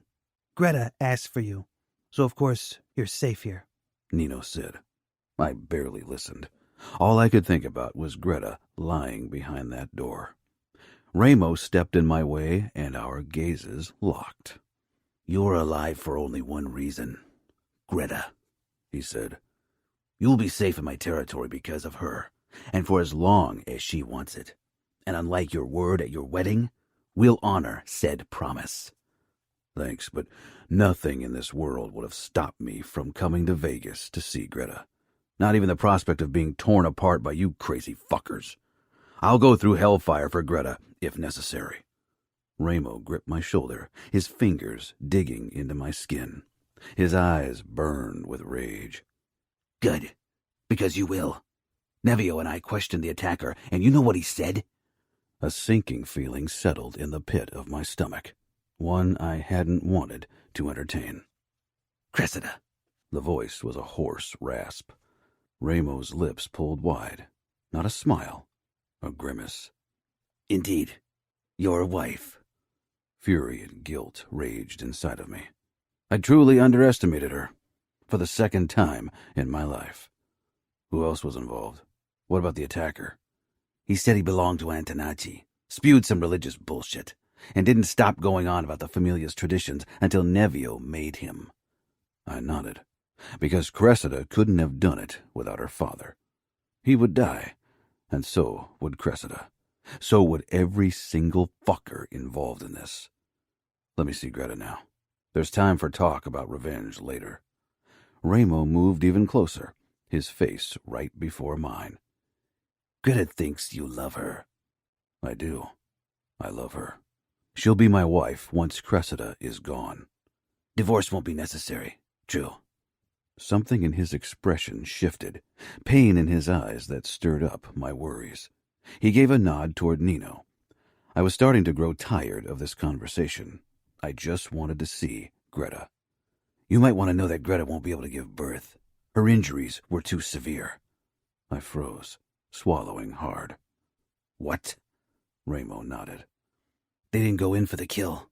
They stabbed her abdomen and shattered her knee. Your dear wife thought taking away the ability to bear children and to dance would break Greta, and maybe make you see her as less worthy. I love Greta. I'll still love her if she can't ever dance, even when she can't give me children. I love her, and I want to be with her. Nothing will change that, and you won't stop me from being with her either. This time, absolutely nothing will stop me. Ramos stepped aside and pushed open the door. I walked inside, and everything seemed to stand still. Greta looked small and breakable in the hospital bed. Her lips and face were almost white. She was so pale. In 2 large strides, I was by her side and bent over her, cradling the back of her head and kissing her forehead. My heart throbbed in my chest, every pump as painful as a bullet shot to the heart. "Oh, Greta," I rasped. "I'm so sorry. I should have protected you. I won't ever leave you unprotected. As long as I live, I'll make sure you're safe." I kept my more violent thoughts to myself. That I would make sure everyone involved in this would die an agonizing death. After another gentle kiss to her forehead, I lifted my head to look at her face. Even now she was painstakingly beautiful. I ran my fingers through her shaggy, chin-long hair. The tips were burned. I hadn't noticed before, but she smelled like a bonfire. I didn't want to think about the pain she had to endure, about the absolute terror. Women should be protected in our world, kept away from harm. Maybe it was an old-fashioned view, but I simply wanted them protected. With Marcella, my family had failed, and now with Greta, another woman I loved had suffered. I could feel Ramo's eyes on me the entire time, but I didn't care. I'd learned from my father that loving someone didn't mean you were weak. My eyes burned as if I might cry. I couldn't remember if I'd ever cried in my life. Mom said I had on occasion when I was a little boy, but since then nothing had ever brought me close to tears. Not even when my sister had been kidnapped by our worst enemy, and I'd been sure we wouldn't see her again. Certainly not pain. But looking down at Greta's pale face and her bandaged hand resting on her belly, where no child of ours would ever grow, I was on the verge of tears. I fought it, and my eyes remained dry. I linked our fingers, and my gaze slid down to her leg, which was in splints to keep it immobilized. The cast looked massive on Greta's slender leg. I pressed my forehead to hers. Just like I never cried, I never prayed. But now I sent a prayer up, asking that Greta would dance again. I didn't want to consider that she lost that, too. My hand that wasn't holding Greta's hand curled into a tight fist. I would kill Cressida. I'd never killed a woman in my life. Looking at the woman I loved more than life itself and thinking of how I'd soon have to tell her that she would never carry a child, though she was one of the most caring and kind people I had ever met, I knew it wouldn't be a quick end for Cressida either. I knew why she'd told the attacker to stab Greta's belly. She'd wanted to make sure that Greta could never bear a child. My child. Maybe she'd thought I wouldn't want her then. She could never fathom what it meant to love someone as I loved Greta. Nothing would ever tear me away from her again. "Where is she?" Nevio snarled somewhere outside of the room. Ramo turned and barred his son's way. "This isn't the time for you to lose control. Greta needs quiet to heal." "I want to see him." I kissed Greta's fingers, then I straightened and walked toward the doorway where Ramo was still trying to hold his son back. The moment Nevio's eyes met mine, his flared with hatred. "We can talk, but not when Greta can hear us." Nevio leaned forward in his father's hold, his lips curling like a dog baring its teeth. "Now you're making the rules in Las Vegas?" Ramo pushed him back, and I stepped out of the room and closed the door behind my back. Nevio ripped away from his father and got in my face. I shoved him away, and despite my desire to do so, I didn't reach for my gun. Greta had suffered enough. No matter how much I hated the crazy fucker in front of me, she loved him. He was a crazy-ass killer, and his eyes would have scared the shit out of most people. "Where is the bitch?" I shook my head. I knew whom he was talking about, but this was Famiglia business. I still needed to call Dad and inform him about the Antonacci and Cressida situation. Who knew what else the old bastard had planned? Maybe he and his traditionalists were on the verge of a revolt. We'd kill every single traitorous asshole with our bare hands if necessary. Nevio grabbed my shirt. I clamped my hand down on his and jerked him forward, bringing us face to face as my patience ran thin. "Not now. Not in front of Greta's door." "Tell me where Cressida is, or I'll kill every fucking member of the Famiglia until I find her. The bitch will die." "She's mine to kill." Nevio shook his head. "Greta wouldn't want that." I raised an eyebrow. "And you care? Come on. You want her to have a reason to stop loving me. That would be your chance." "You're right. If it were up to me, you'd be dead right now. Because all of this is your fucking fault. But Greta seems to care about you for some ridiculous reason, and as long as that's the case, I won't act against you. With a little luck, she'll hate you once she finds out your wife ruined her fucking life. Then all bets are off." I gave him a harsh smile. "Thanks for the heads up." "Nevio has a point. This is our revenge to dish out. We want your wife and everyone who was involved. If the Famiglia wants peace, you'll deliver them to us on a fucking silver platter. Or we'll march into New York and get them ourselves. But then you can kick peace goodbye." Nevio opened the door to Greta's room. For a moment, his expression softened, and it was such a strange thing to see on his madman face that it creeped me out more than his murderous glare. "Greta needs you. I don't know what she fucking sees in you. Do you really want to complicate things between you only because you insist on killing the whore yourself? If one of ours had attacked your sister or mother, you and your father would have insisted on dishing out punishment yourself. When my father and Nino found out about Chiara's past, you allowed them to dish out punishment. This is our revenge. You know Greta wouldn't want your wife's blood on your hands. She'd probably want the whore to live." I looked down at her peaceful face, knowing he was right. Even after Cressida had taken the most precious thing from Greta, she'd still not want me to kill her. Greta was too kind. A new wave of burning rage crashed down on me. Cressida should have never touched Greta. This had never been about me or her goddamn heart. She'd wanted to protect her status in the Famiglia. She'd gone too far. Ramo didn't say anything, only walked toward Greta and kissed her forehead. "Mia cara, the world will burn for you. We'll burn it down." Ramos straightened and fixed me with a hard stare. "Where? We'll find her either way. It's up to you if we kill every soldier standing in our way, and her whole goddamn family." Cressida was my wife. If the Falcones killed a future Capo's wife, our soldiers would demand revenge, and peace would become a distant dream. We don't know if her entire family was involved. Her father, yes, but I doubt her mother knew. Nevio scoffed. Her family is at fault. They raised her. They obviously failed. They deserve death. End of fucking story. Let me call my father.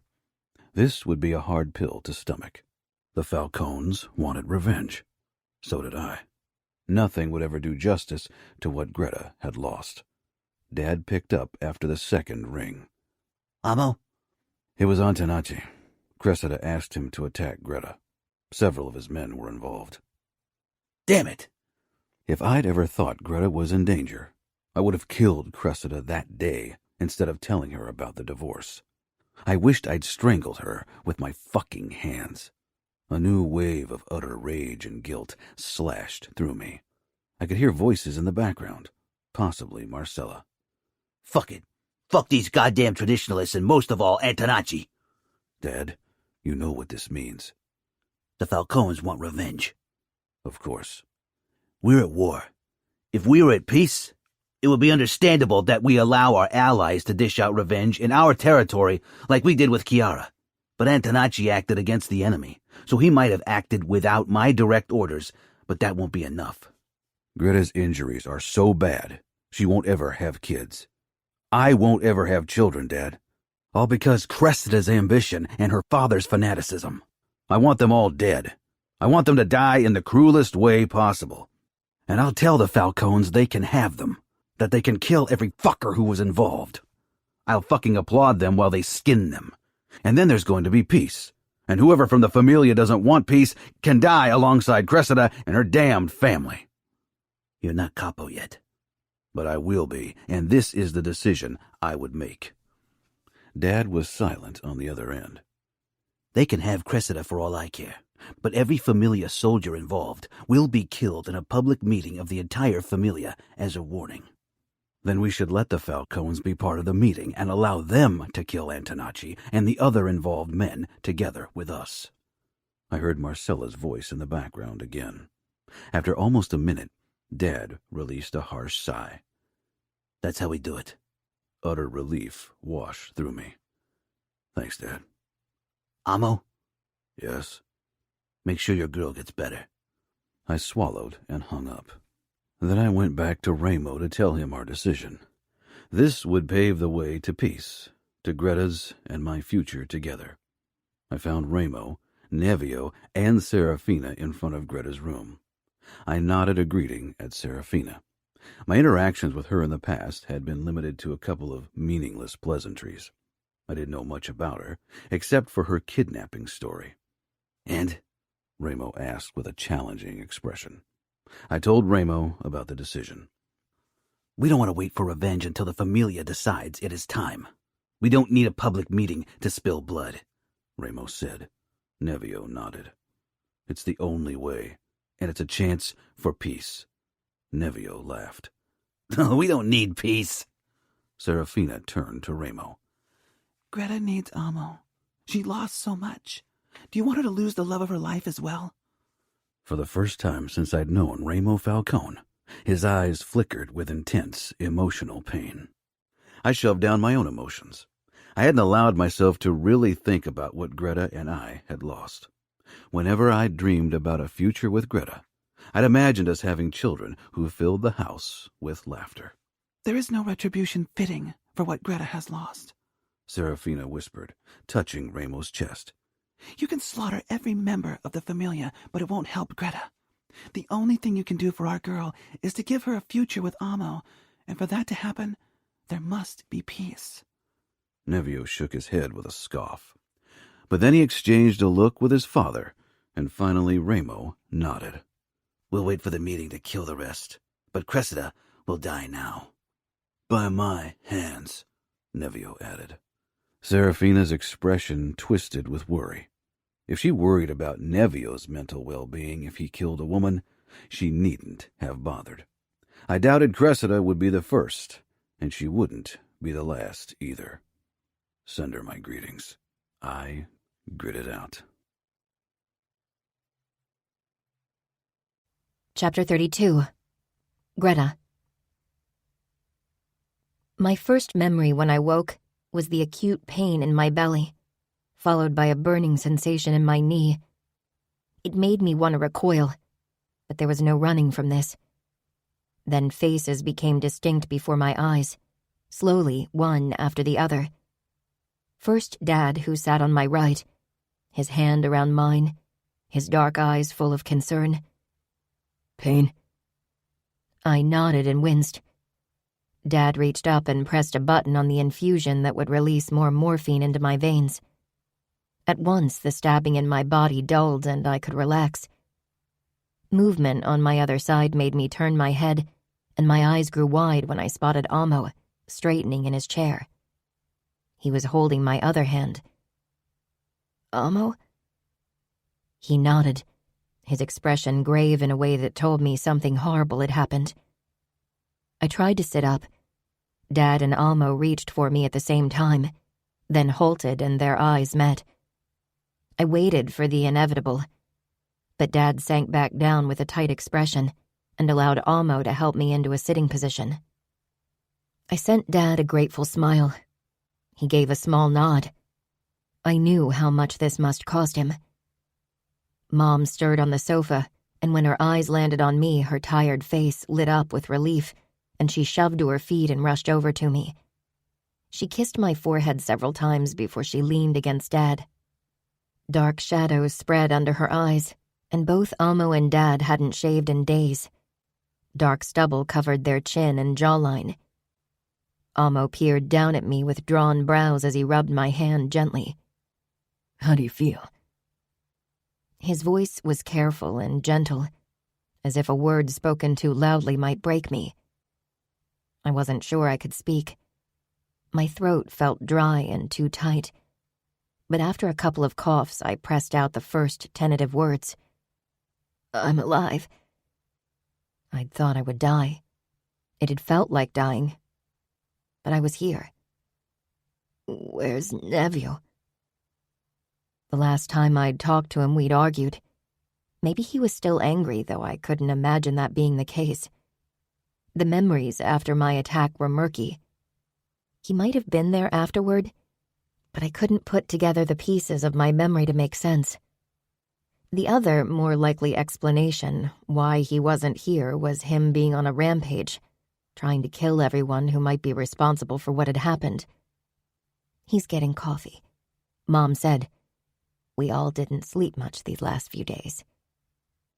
Days? How long was I unconscious? They kept you under for 5 days. For them to do so, I must have suffered severe internal injuries and possibly infection. Face your fears was what Dad always said, but I was terrified when I looked down my body. I could feel thick bandages around my abdomen and my leg was in a cast. Do you know who did it? I asked instead of the more burning questions in my head. Amo's mouth tightened, a hateful gleam in his eyes. Cressida. I nodded. I had suspected something like that.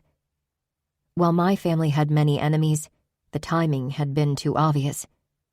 Jealousy or maybe fury over losing her position in the Famiglia were potent incentives. Don't kill her on my behalf, okay? I don't want anyone to die. Amo looked down, a muscle in his jaw working. I could see how difficult it was for him to fight for composure.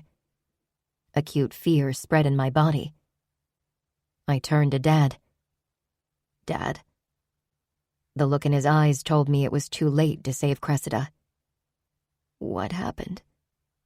I glanced toward Amo. Did you kill her? Amo shook his head.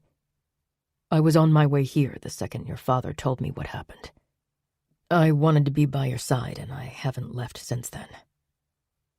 I closed my eyes briefly, realization settling in. I knew who my avenging angel had been, the one person who wore this mask with ease. Neville. Amo nodded. He flew over to New York a day after the attack and returned 2 days ago. While I was relieved that it hadn't been Amo who'd killed his own wife, something he would definitely have done if Neville hadn't been quicker, I felt a deep sadness for Neville. Eventually all this killing and rage would take the last of his light, and plunge him into eternal darkness. This will make things worse. People in the Famiglia are going to demand blood. They can count themselves lucky your brother only killed that woman and not her entire rotten family. That'll have to wait until later. Dad growled. Don't kill more people for me. One life is enough. For what you lost, her life isn't enough retribution. Amo said in a raw voice. My brows puckered. What did I lose? Amo looked away, his expression twisted with something very dark. Dad rose to his feet and looked at Mom. Fina, can you? Dad never shied back from a confrontation. Will I ever walk again? Seeing the state of my knee, that was the only explanation for their overwhelming sadness. Maybe my knee was shattered so badly I would never dance again. Mom's face softened. Yes, but the doctors can't say about ballet yet. It'll take months for you to regain mobility in your leg. I could tell there was more they hadn't told me yet. Amo still clutched my hand. Maybe you can give us a moment. Mom told Amo and Dad. Amo met my gaze, and the look in his let a heavy weight settle in the pit of my stomach. He kissed the back of my hand, then my lips before he rose to his feet. He and Dad walked out of the room. Mom sank down on the bed beside me. She took both my hands and clutched them tightly. Your injuries to your abdomen were bad. Her voice wavered and she stopped. They couldn't save, they had to remove your womb. I blinked at Mom, trying to understand. A hysterectomy? Yeah. Mom's eyes filled with tears, but I still didn't fully understand. You won't be able to... I'd read enough of Nino's medical books and magazines to know every detail of what this meant for me. Carry a child. I finished for Mom and it sank in. Becoming pregnant, having a child, hadn't been on my mind. And because of Amo and my uncertain future, I'd never given it a thought. But having any chance of it taken away? I suddenly realized that for a future with Amo, I might have wanted children. A big, messy family with dirty kids who grew up with many animals. I let out a shuddering breath, feeling a little lost. Mom stretched out beside me and hugged me. She cried against my hair and I gripped her tightly. Finally, I cried too. I cried for a loss of something I'd never really had. A loss for a piece of me that had seemed irrelevant. The loss of a future that could never be. I wasn't sure how long Mom and I cried together. How long we mourned the loss of a piece of my future. A life that might have been. The ache was a new kind of pain. One that I'd carry with me for a long time. Maybe forever. A new thought crossed my mind. Amo needs an heir. Mom pulled back, her eyes swollen. Oh, sweetheart, this should be the last of your worries.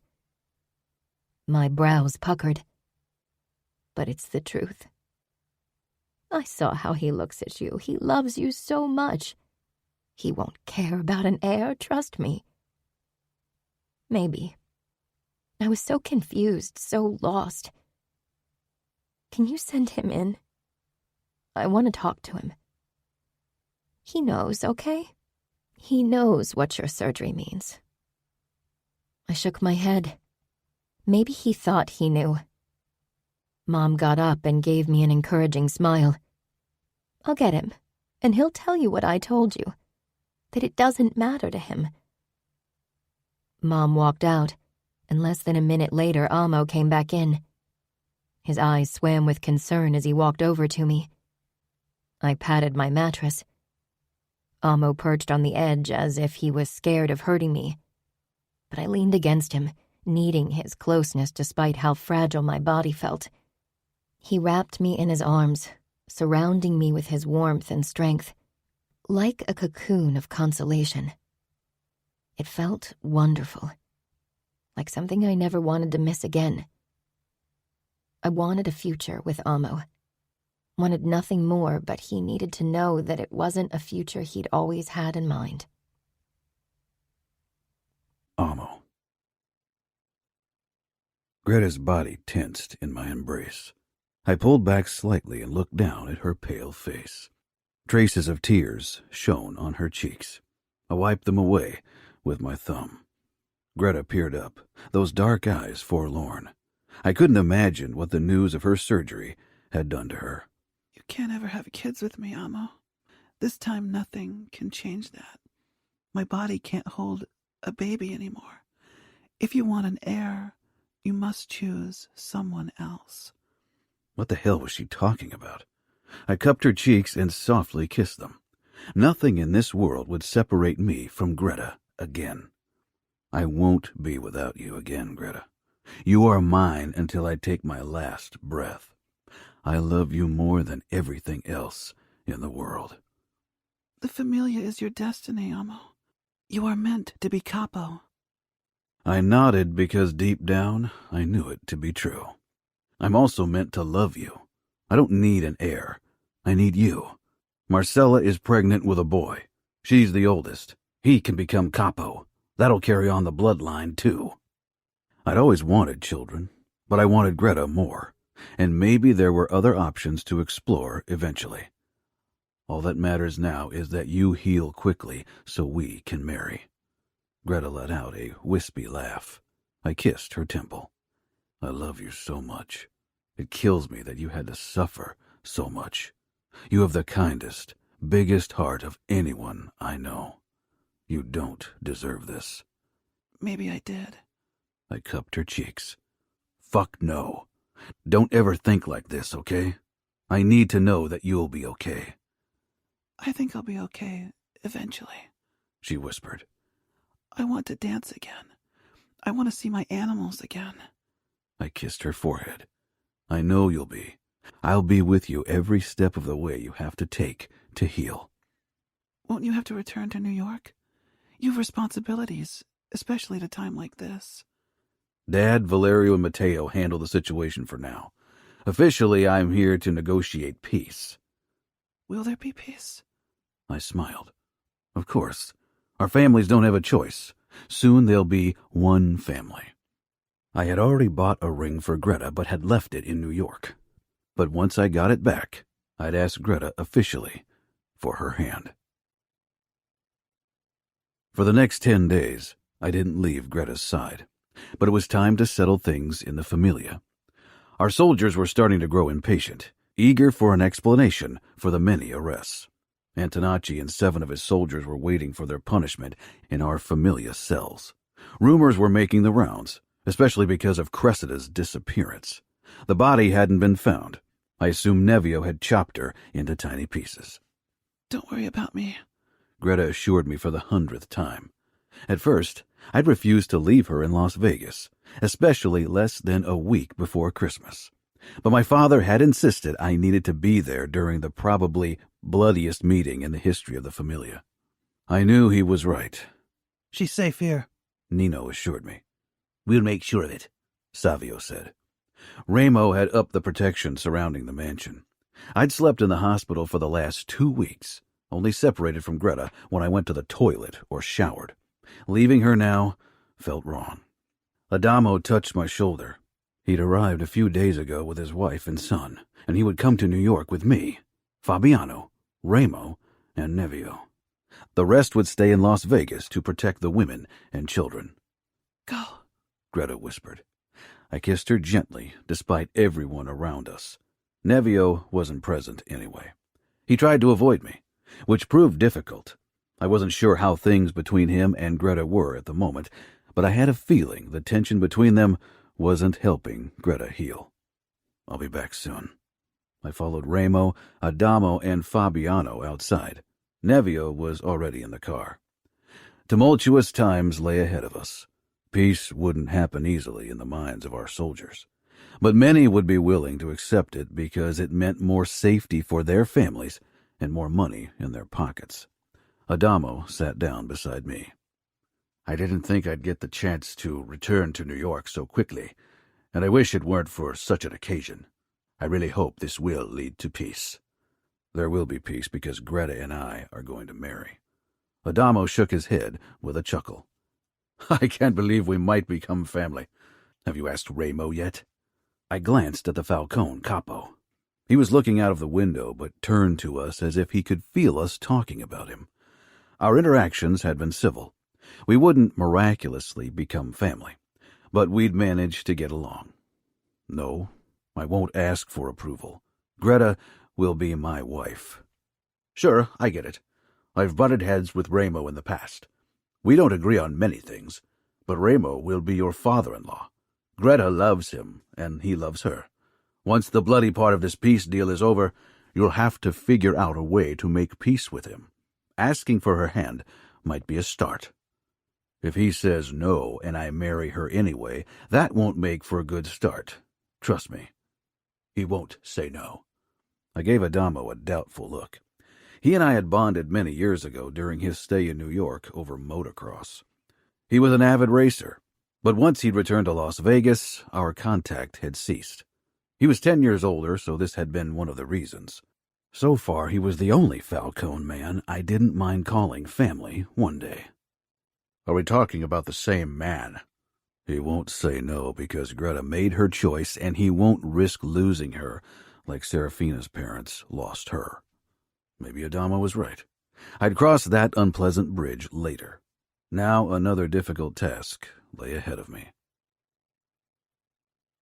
Dad waited at the airport for us. The private jet had a separate hangar, so bystanders weren't around, which was a good thing considering Dad had 10 soldiers as entourage. That Mateo wasn't with him wasn't a good sign. He was still out for blood because of what had happened to Isabella and Gianna. Ramo motioned at the gathered men. This doesn't look like the beginning of peace to me. Things are still tense, I said, and with a nod toward Nevio, who had his hand on his gun. And if you don't keep yourself in check, they'll get even tenser. I headed for Dad. To my surprise, Maximus was there. I gave my friend a brief nod before I stopped in front of Dad. Why all this? Better safe than sorry. There's been too much bad blood. I want to talk to Ramo before I lower any security measures. Luca? Adamo said with a tight smile. He extended his hand, and Dad took it. After that, Fabiano briefly shook hands with him, which surprised me. They'd never been fond of each other. This was a sign. I would thank Fabiano later. Ramo and Nevio didn't bother with pleasantries, and I hadn't expected them to. We meet again. I hope this time your invitation isn't an ambush, Ramo said. Your son left my territory unscathed after he killed Cressida. If I wanted you dead, he would have died that day. Nevio scoffed, giving Dad a challenging smile. You wouldn't have caught me. You should be grateful I only killed her and not the rest. Dad's jaw clenched. The reason why you killed her is because Amo and I gave our permission. Don't forget that. Nevio got in Dad's face, a flicker of madness in those dark eyes. I would have killed her anyway, and I would kill her again and again if I could. I'd kill every fucker who's even remotely related to the bitch, too, if it weren't for Greta's feelings for him. Maybe I'll do it one day. If you want to try killing me for it, good luck. I act out of lunatic rage. Dad smiled as if Nevio was a bothersome fly not worth his troubles. Trust me, I know. I wished I had that ability to stay calm in the face of his madness, but Nevio still managed to rile me up. That guy had the destruction force of an atomic bomb. Ramo was a fucking madman. Nevio made his father look like a fucking choir boy. But for Greta, I'd stifle my dislike. For her, we would all swallow many difficult pills. Becoming a real family would be a long, bumpy road, and I wasn't sure if all of us would make it to the end. After we dropped off the Falcones at a guest house, Dad and I drove to my parents' house to prepare for the upcoming meeting tomorrow. I've gone through plenty of hard times over the years, but this stops it all. I turned my gaze away from the road. Dad seemed to have aged several years in the last few weeks. His hands around the steering wheel were white from the pressure he put on it. I know. Things got out of hand. Thank you for accepting my decision to stay at Greta's side these last couple of weeks. You didn't really give me a choice. I love her. Dad let out a deep sigh and turned into the street where the mansion was. Officially, Nevio killed your wife. On paper, she still was your wife, Amo. We haven't officially announced it yet. But someone saw him in the city, and Cressida disappeared. I should have never married her. Then none of this would have happened. I'll never regret anything more than that. Dad nodded, surprising me. If I'd known the extent of your connection to Greta, I would have never insisted you do. I should have stood my ground and refused. But I was so fixed on becoming Capo that I'd have done anything. Only after it was too late, I realized that I couldn't fucking live without Greta. Dad parked the car in front of the house. 2 guards sat in a black limousine in front of it. If we agree on a truce with the Camorra, we'll have to give our men an explanation as to why. I'm willing to give them the truth because they'll eventually figure it out anyway, once I marry Greta. Dad smiled darkly. I feared you'd marry her. I will. Nothing in this world will stop me. Not you, and not a Falcone either. Greta will be mine. Dad leaned back in the seat with a sigh, running his hand through his hair, looking tired. This could break the Famiglia. You could disown me for being with Greta, I said, even if the words hurt. But nothing could ever hurt as badly as thinking I'd lost Greta, of finding out we'd lost part of our future, and seeing Greta's face when she realized what had happened. Dad touched my shoulder, his eyes softening. I won't ever disown you, Amo. You are, and will always be, my son. Some won't understand. Dad nodded. We'll try to convince them. And if that fails, we'll handle it as we've always done. Our word is law, and they either bow or die. It wouldn't be as easy as that. But that Dad was willing to risk this battle, I was eternally grateful. I hugged him. I won't ever forgive you for making the Falcones family, though. I let out a raw laugh and pulled back, glad Dad broke this too emotional moment with his dry humor. Chapter 33. Luca. Matteo got in my face. You allowed the little shit who kidnapped my daughter and wife to traipse into our territory and go around killing people. Cressida got what she deserved. Matteo scoffed. Every single of our last fights had been about how I'd handled the situation with the Camorra after Nevio and his 2 buddies got their hands on Isabella and Gianna. I understood his anger only too well. Fuck, I was the protective madman from the 2 of us. And when will Nevio and Remo get what they deserve? And it's not a fucking warm welcome in our city. I don't want them here, not now, not ever. The Falcones attacked someone in our territory. We should retribute. Marcella shook her head. Matteo, that piece of shit and her family had Greta stabbed. The girl probably won't ever have children. Marcella touched her round belly and swallowed hard. I patted her arm. I didn't want her to work herself up. I'm fine. It's useless to coddle her. She gets mad at me every time I try, Maddox said.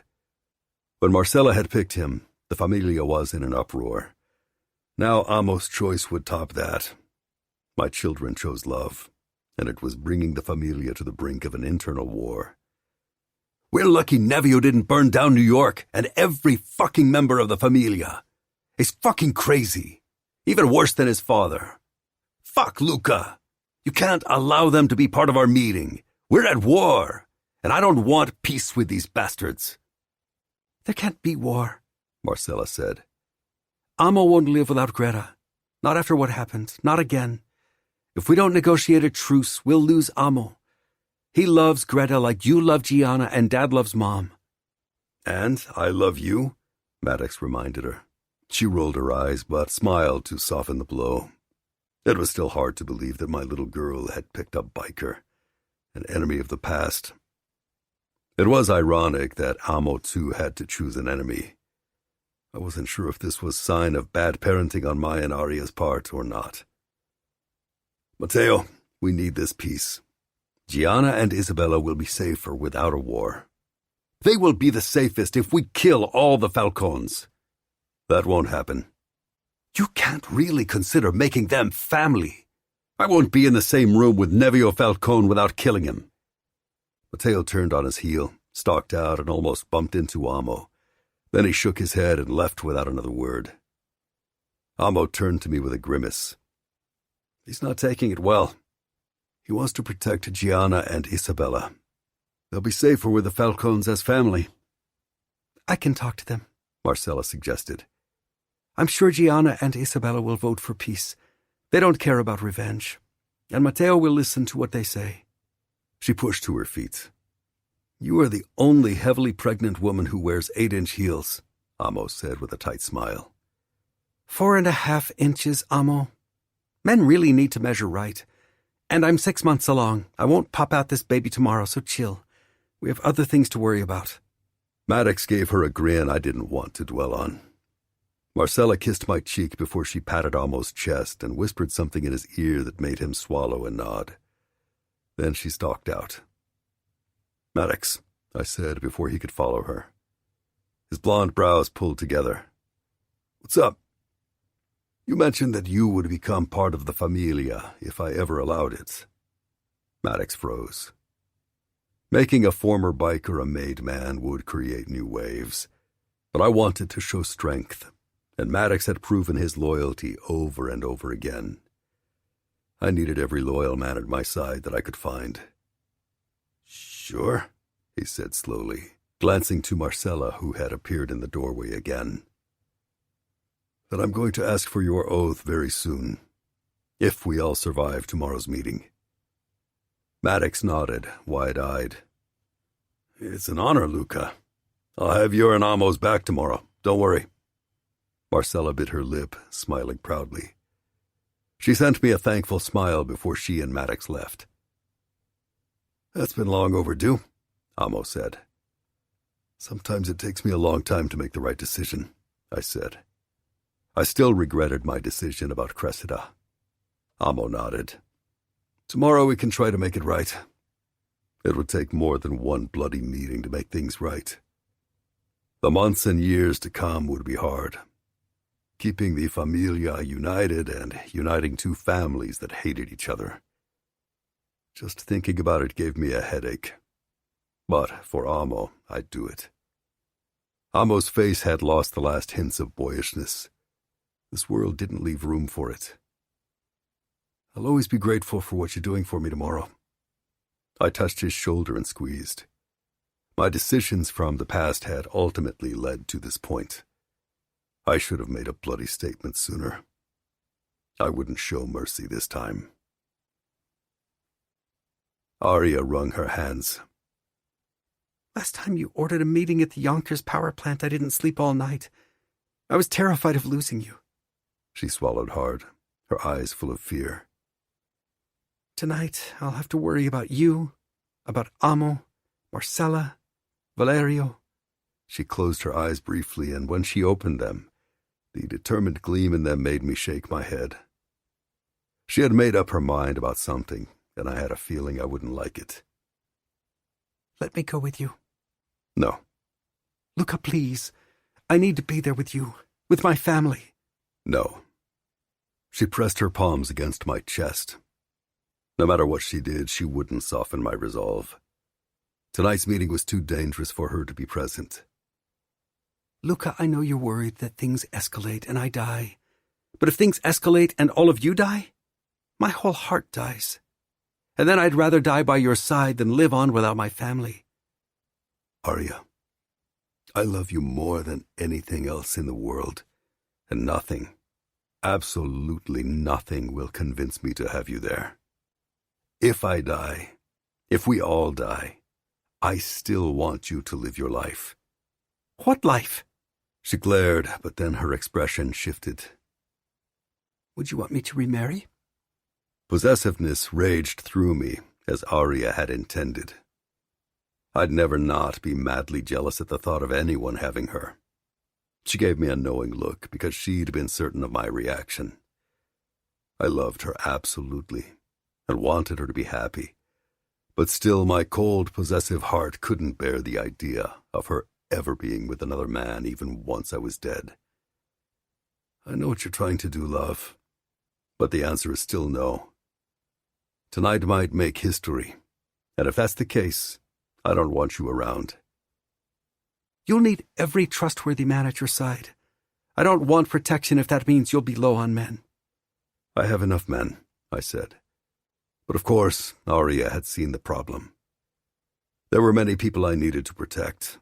Romero's family, Mateo's family, Aria. Though Mateo had refused to join the meeting.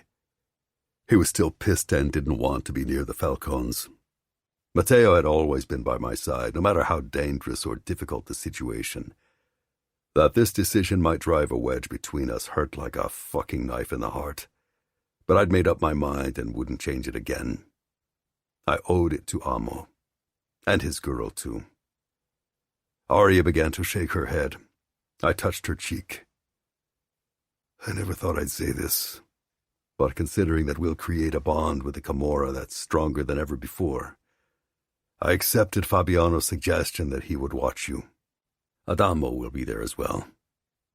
Aria's eyes grew wide in surprise. You're accepting help from the Camorra? Not in my fight against the traditionalists, should it arise.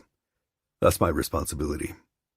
The Falcones can kill the people that hurt Greta, but the rest who might want to revolt are mine. The Famiglia is mine to deal with, but if Adamo and Fabiano's help guarantees your safety, and that of your sisters and their children, then I'm going to trust them. I glanced at my watch. We needed to leave soon. Before the official meeting, I'd meet with the most loyal men in my rows. The bell rang, and a glance at the camera showed Fabiano and Adamo. Fuck.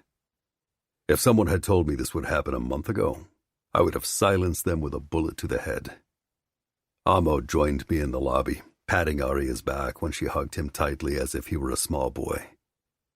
For her, our children would always remain her babies. It was difficult for her to see them in danger, and it wasn't easy for me either. But this was our life. I opened the door and let Fabiano and Adamo in. Aria tore away from Amo and went over to her brother, hugging him too. Fabiano briefly hugged her, but public displays of affection weren't his thing. I stepped up to Adamo. This is a major show of trust. I hope you know this. I do. We both do. Adamo glanced at Fabiano, who nodded. Remo wants peace. We all want peace. For Greta, for Amo, for all of us. I pulled Aria against me. She smiled sadly.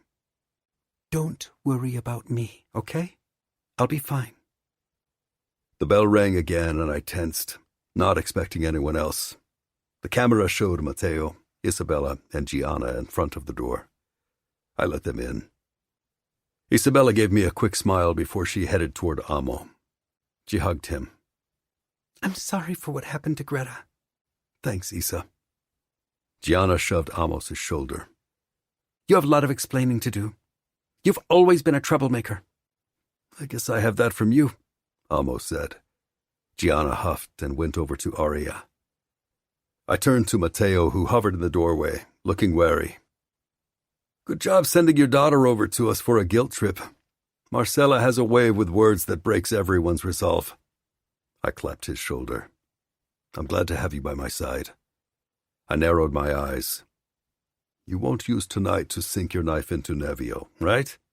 Mateo's lips thinned. He nodded toward Isabella and Gianna. They want peace. It was a 2-to-1 vote. We should leave, Amo said, motioning at his watch. He was right. Valerio! Gianna rolled her eyes. That boy will be late even for his own death.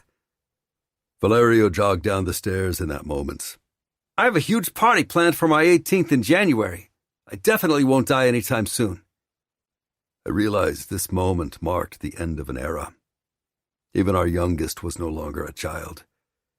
He had been inducted for a while, but his attitude had always made me see him as a boy. In more than one way, he reminded me of Mateo. Now he'd fight by my side. He gave me a wink and tight smile, tightening his gun belt around his chest. "Let's go," I ordered. Arya's parting gaze tore at my chest. I would bring all of our children back to her. I'd give my last drop of blood to protect them.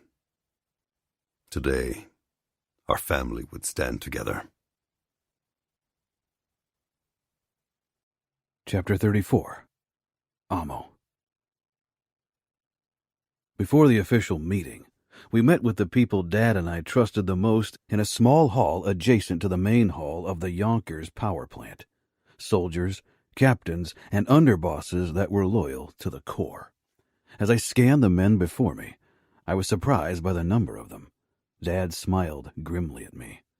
"That's what I'm aiming for. One day I want to have this kind of loyalty from my men." These men are loyal to you, too. That's why they're here.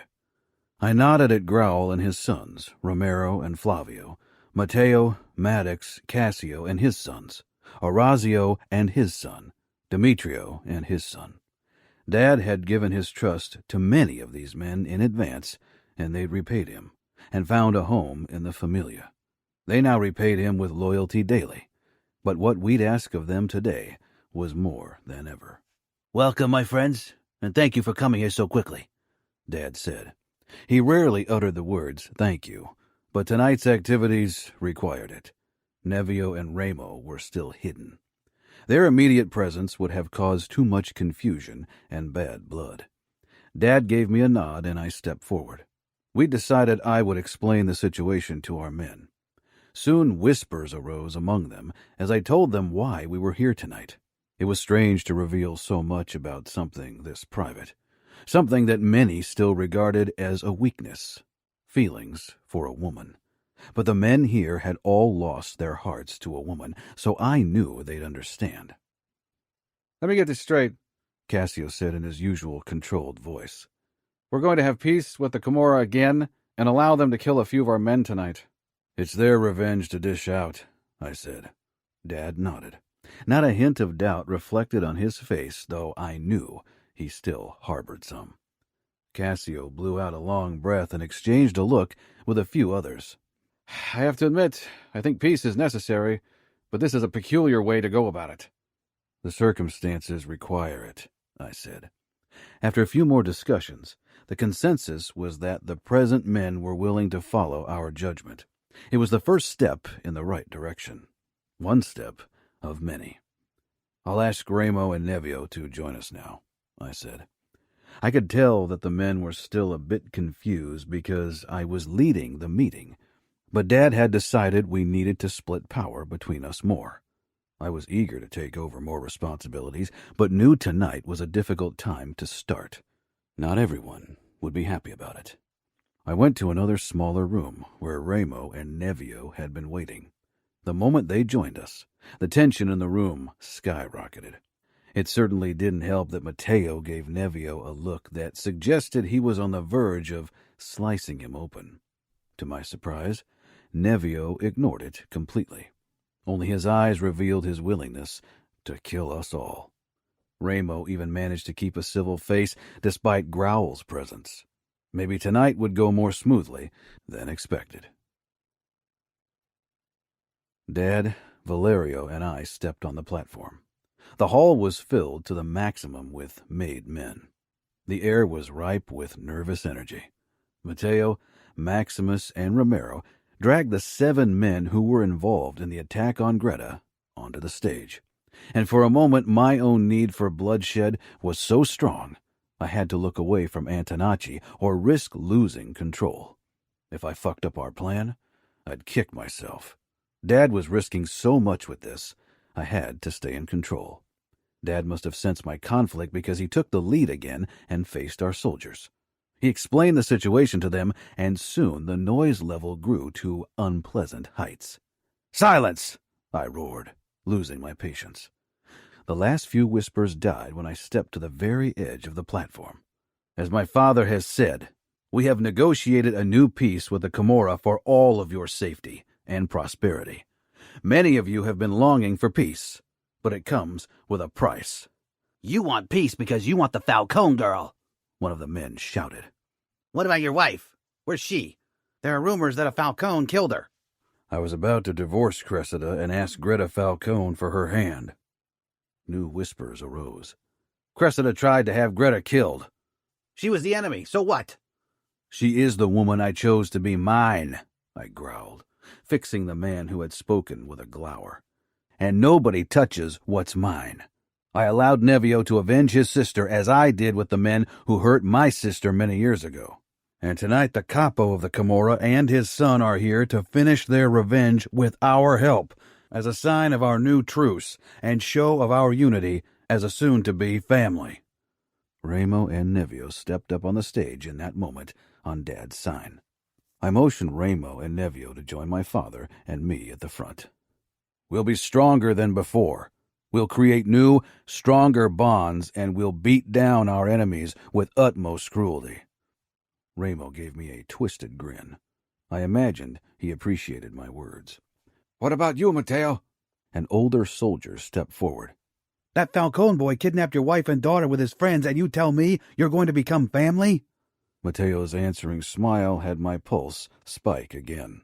Nevio still managed to appear completely unperturbed. I wondered if Ramo had given him a sedative. That crazy fucker had never controlled his rage before.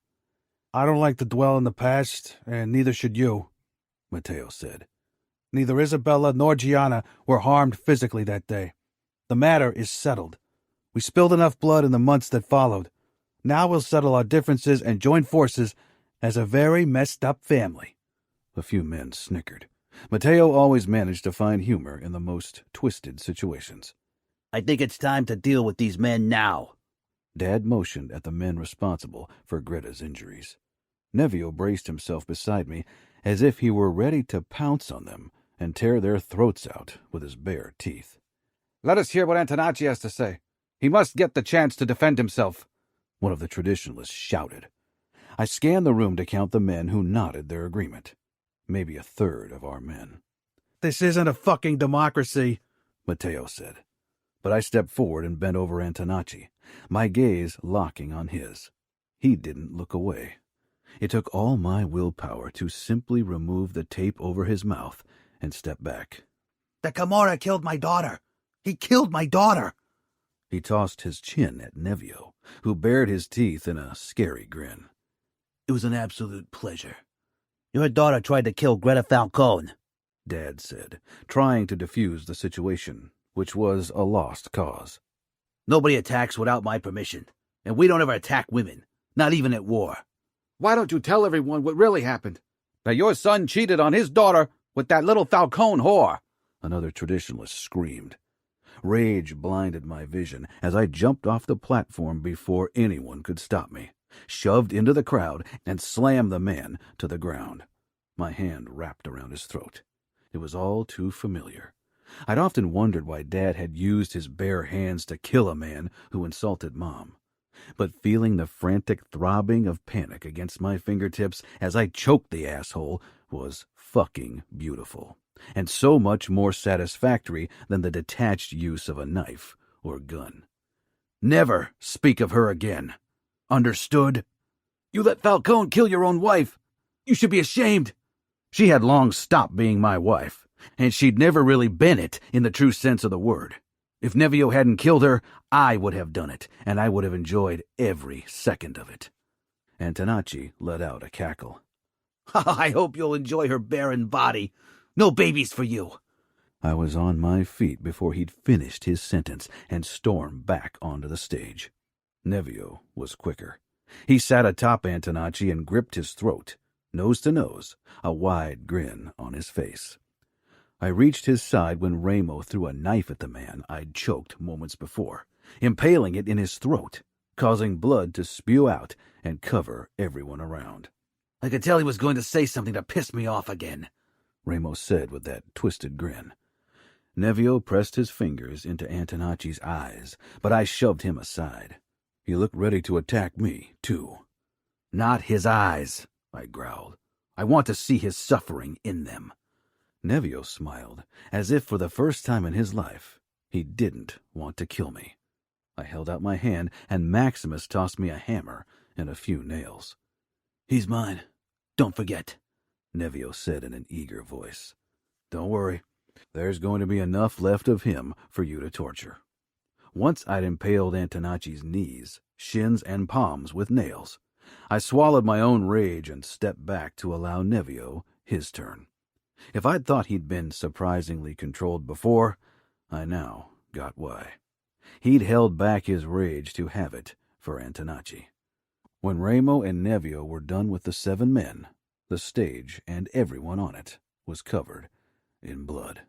It dripped down the stage onto the ground below, reached the shoes of the soldiers standing too close. "The Famiglia and the Camorra stand together from this day on.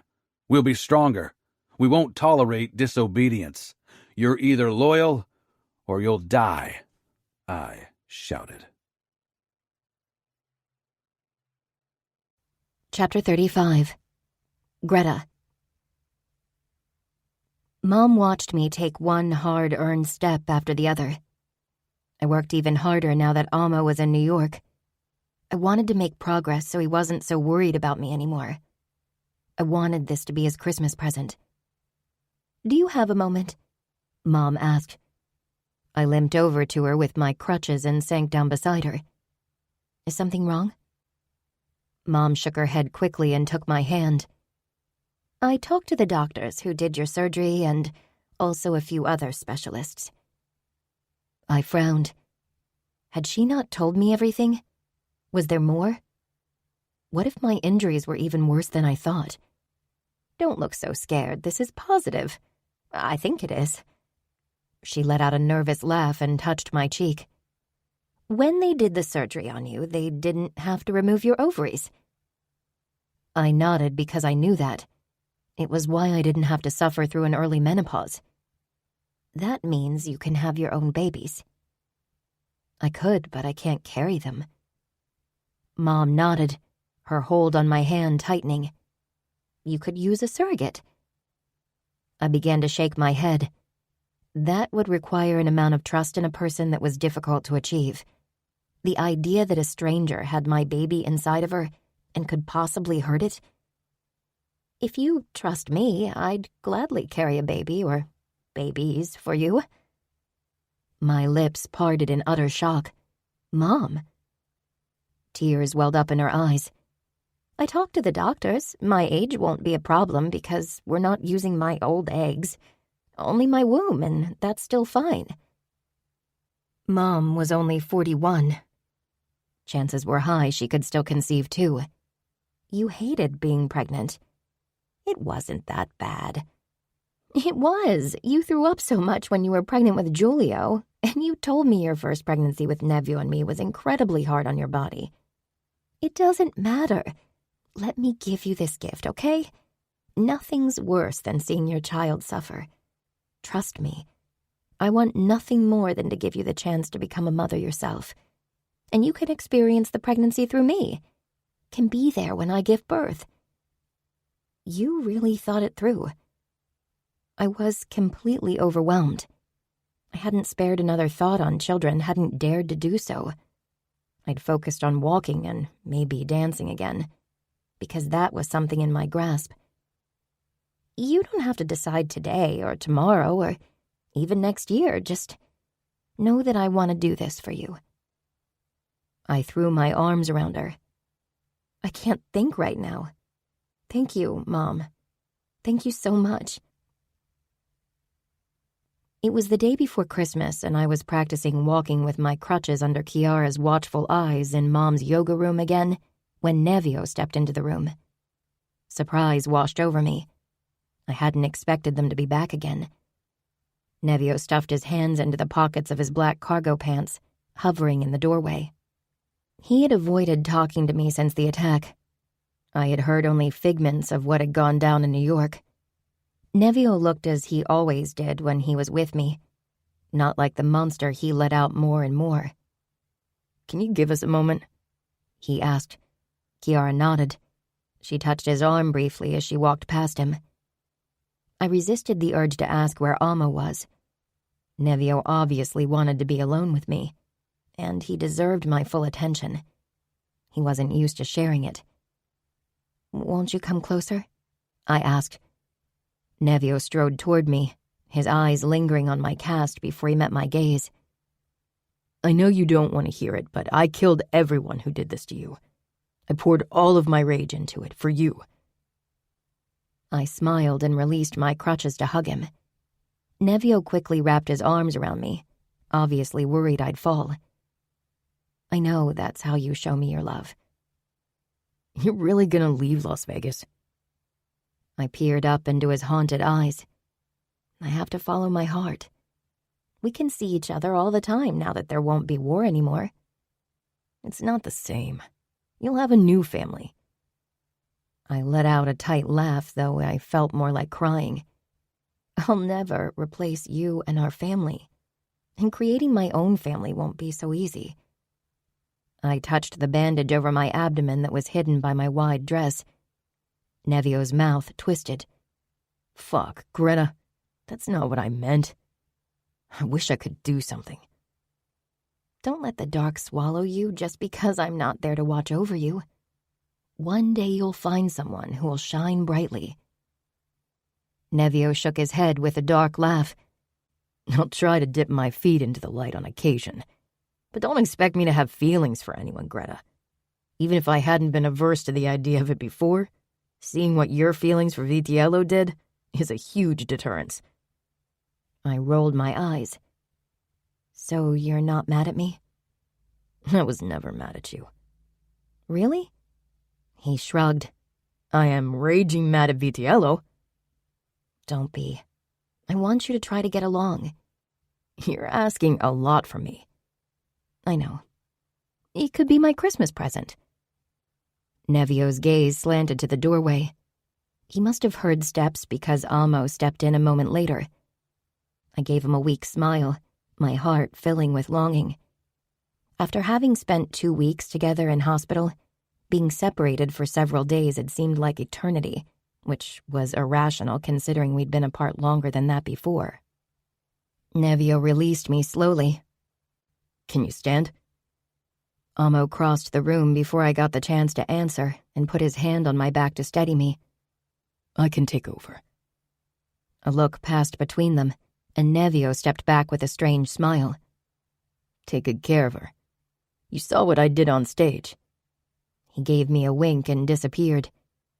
Those words, though part threat, had been his way of a peace offering. The best Christmas present ever.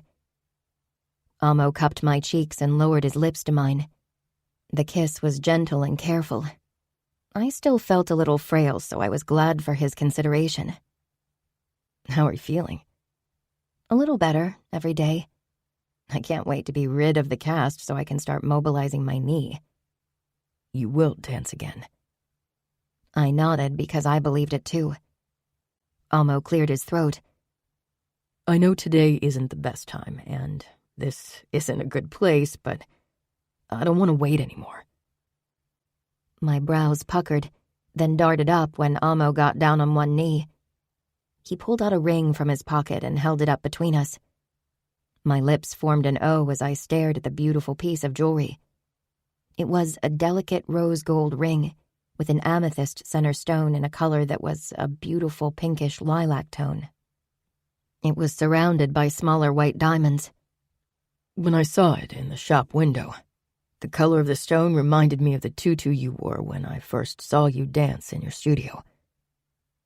He shifted the ring so it caught the light and became a bit lighter in color. Indeed, almost my tutu. My smile widened, but my heart still felt as if it might jump out of my chest. Amo cleared his throat and locked gazes with me. "Greta, I don't want to spend a single day without you. I want you by my side. I've always admired my parents' bond and their unwavering love, and I know our marriage will be like that. Will you marry me?" Amo. It was the first time these words left my lips, and it felt as if it marked a new beginning, wiping out the many wrong turns I'd taken in the past. I had no doubt Greta was the path I was meant to follow. She covered her mouth with her fingers and swallowed audibly before she finally nodded. Yes, yes. I pushed the ring on her finger, relieved when it fit perfectly. I didn't even have it altered. I'd stumbled upon it by chance like I'd stumbled upon the gorgeous ballerina. I pushed to my feet and wrapped my arms around Greta's waist, lifting her off the ground with as much care as I could. Her arms snaked around my neck, and we kissed.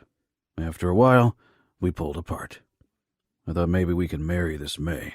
By that time, you should be healed enough to walk down the aisle without trouble. Of course, I wouldn't mind carrying you either, but I guess that's not how you imagined your wedding day. Greta gave me a sheepish smile. I never imagined my wedding. My eyebrows rose. That's a blow to my confidence. She laughed. I never allowed myself to dream about it because it seemed out of reach. It isn't anymore. We can marry. Our fathers agreed on peace. The Famiglia stands behind the decision, and the Camorra probably won't doubt your father's decision either. Greta narrowed her eyes in thought. Did you have to kill many to make this happen?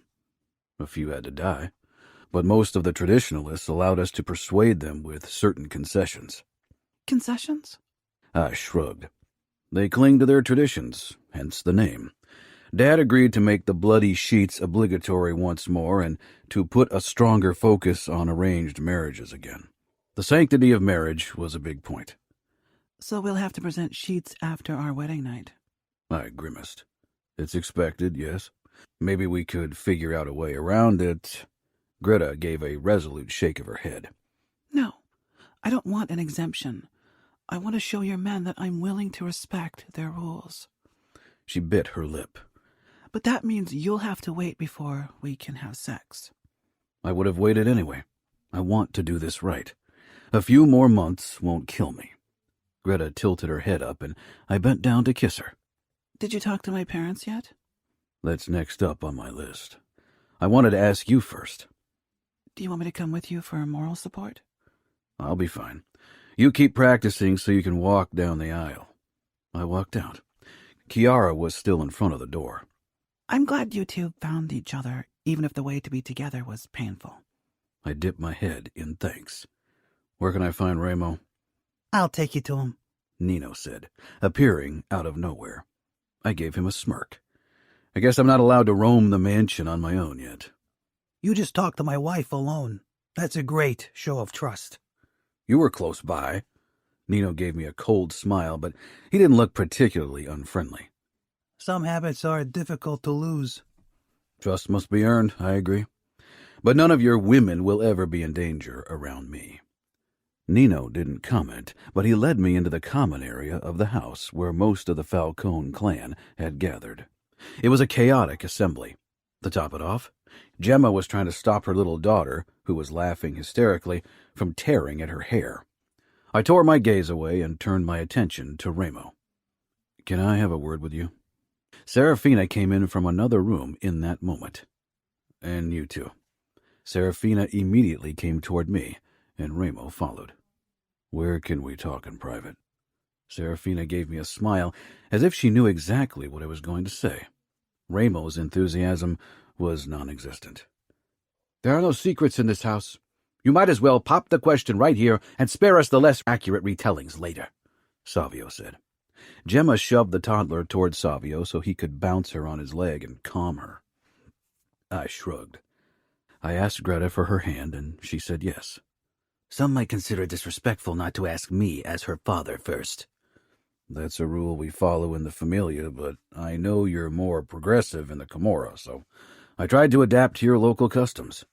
Ramo gave me a sharp smile. Ah, already being rude when the ink on our truce hasn't even dried yet. Serafina touched my arm and gave me a warm smile. I'm happy for you and Greta. Now you better make her happy. This isn't the Christmas present I was hoping for, Ramo muttered. Nevio sauntered over to me, and I couldn't help but be wary. I remembered how he'd separated Greta and me last time. You heard my mother? Be good to her, or I'll be very unpleasant. He didn't mention his actions on stage again, and he didn't have to. I'd remember that meeting all my life, for various reasons.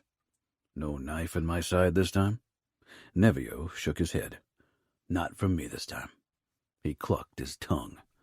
I'm sure there are enough people out there who would love to stab him, Massimo said dryly. He'll be family. I'll have to protect him, I guess. My lips curled in a condescending smile. Thanks. I can protect myself. As long as you keep your crazy outbursts away from me, I'll be fine. Nevio bared his teeth in that crazy fucker grin of his. We'll try my best. The sound of crutches carried over to us, and a moment later Greta came in with Chiara. Everything all right here? She looked between me, her father, and brother. Ramo walked past me and kissed her forehead.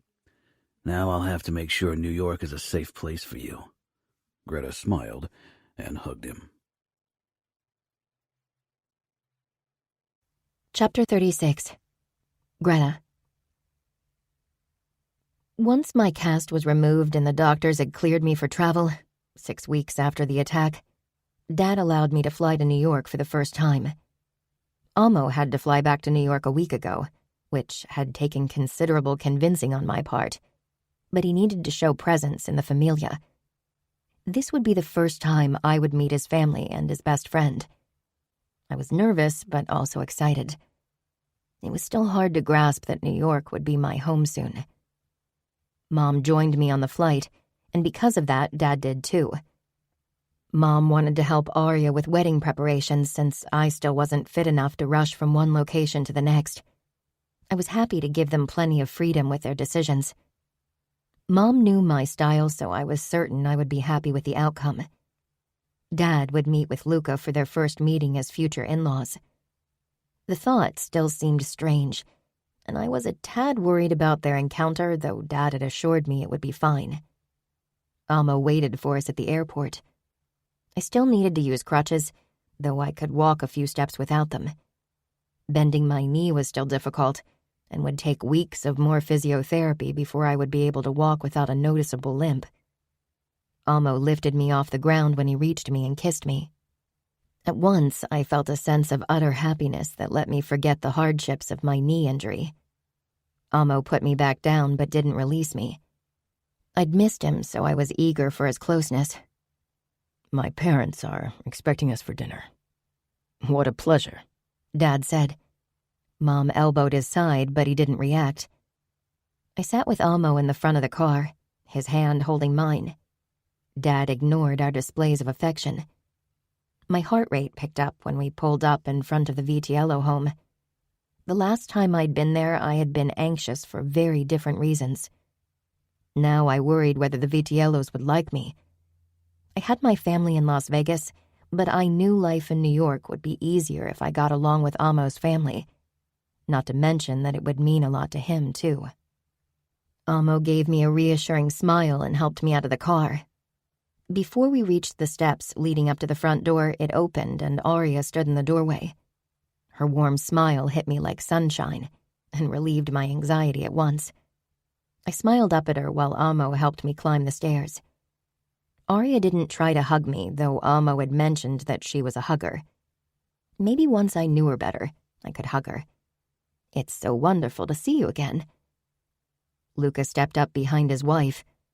He gave me a small smile. I knew he was an imposing man, someone who scared many, but because he reminded me of Amo, and because I was used to my father and brother, I actually didn't feel wary of him. Greta, welcome to our home. Thank you, it's a pleasure. Amo led me past his parents and into the living room so our parents could greet each other. His brother Valerio, a man who must be Marcella's husband Maddox, and Marcella, who was very heavily pregnant, sat on the couch. They all got up when we entered. Even Marcella managed to lift her remarkably big belly quickly. Seeing her, I remembered Mom's offer. I hadn't told Amo about it yet. I needed time to process it myself and decide what I wanted to do about it. But I knew this wasn't something I could decide alone. Marcella came over to me. Good to see you. If you ever want to talk about my brother's annoying nature or anything else, call me. Thank you. I'm glad my brother finally marries a decent woman. Maddox shoved Valerio, who only laughed. Ignore him. The filter between his brain and mouth isn't working. It's a pleasure to meet you. I'm not easily offended. My brother doesn't have any kind of filter between his brain and mouth. Or knife hand, Amo added. We all laughed, and I relaxed even more. I could tell that I would feel welcome in Amo's family. Maybe it wouldn't take long until it would feel like my family, too. Dad didn't allow Amo and me to sleep in the same room, just like he hadn't in the weeks prior. Since I didn't want to test his patience, I accepted his order, even if it was ridiculous considering Amo and I had already shared a bed. But I noticed that Amo seemed almost relieved about it. Maybe he worried about his abilities to stay honorable and not claim my virginity before our wedding night. Mom, Dad, and I slept in a suite in the Mandarin, like last time. When I limped out of my room into the living area of the suite very early in the morning because I couldn't sleep, I found Dad on the sofa, staring into the dark. I limped over to him and sank down close beside him. He wrapped an arm around my shoulder. I never thought I would have to let you go. You make it sound as if we can't see each other. I'm just a flight away. Dad looked at me. In the dark, it was difficult to make out the details of his expression, but I knew him well enough to realize he was worried. I'll be safe. Safer than under my watch, hopefully. I put my hand on his scarred one. It wasn't your fault. Nobody could have suspected this. I don't blame you or Amo or even the guards. Sometimes bad things happen. They shouldn't happen to you. I need you to be safe and happy. I'm happy most of the time. Sometimes the attack haunts me, especially because my body's still not fully recovered. But I'm a Falcone, Dad. I'll survive this and come out stronger, right? Dad chuckled. Right. He fell silent. I really want to cling to my dislike of Amo. But sometimes when I see him looking at you with that sappy adoration, I can't help but tolerate him. I stifled a laugh and squeezed Dad's hand in thanks. We sat like that for a while before I spoke again. Did Mom tell you about her offer? She did. His voice was gentle and loving, a very rare thing even around me. I bit my lip. I'm thinking of taking Mom up on her offer. You should, Dad said quietly. Your mother wants to give you this. He swallowed. I could only exact brutal revenge. That's what I can do, but your mother's gift is far more precious than mine. I leaned my head against his shoulder. The both of you have always done everything you could to make me happy, and I'll always be grateful for it. No matter where I live in the world, a part of my heart will always stay in Vegas with you and the rest of my family.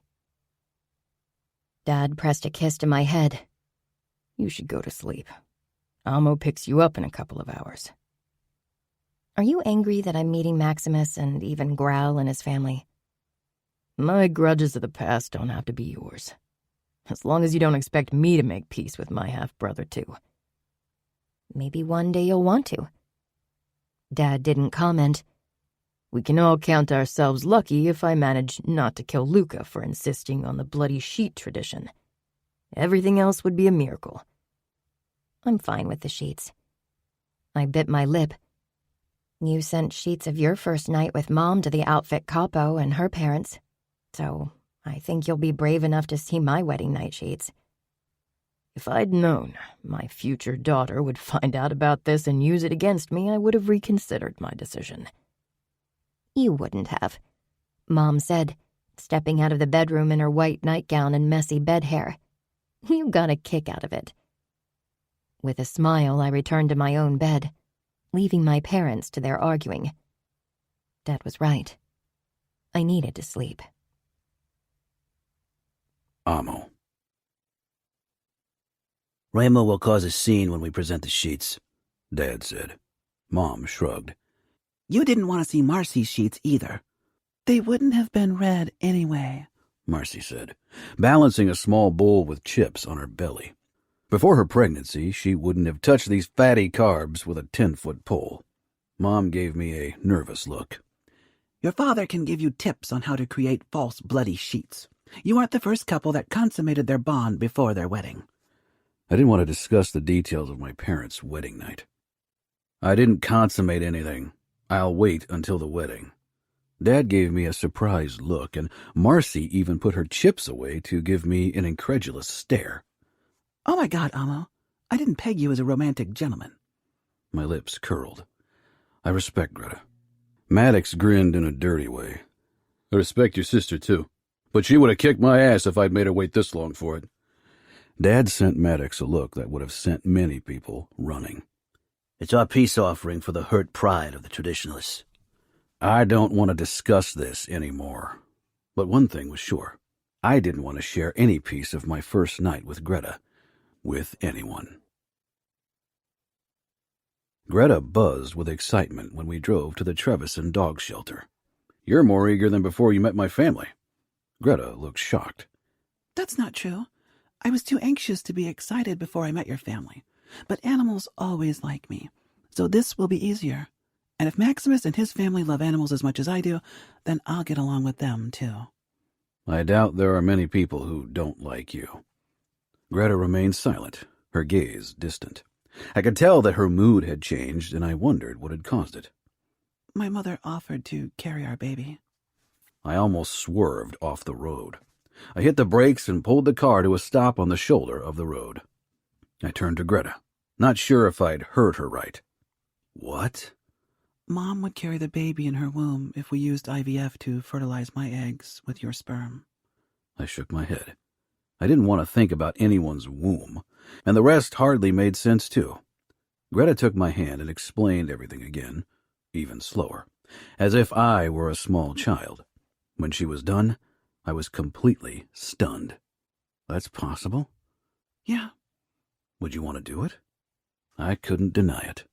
The prospect of Greta and me having a child one day made me deliriously happy. Yet I didn't want to push Greta towards something she wasn't comfortable with. Her expression was difficult to read. What about you? One corner of her mouth tilted up. Answering a question with a question in turn, but I started it, so I guess it's only fair. I'd promised myself I would be honest with Greta. My first marriage had been full of lies and deceit. I didn't want this with Greta. I want to do it, yes.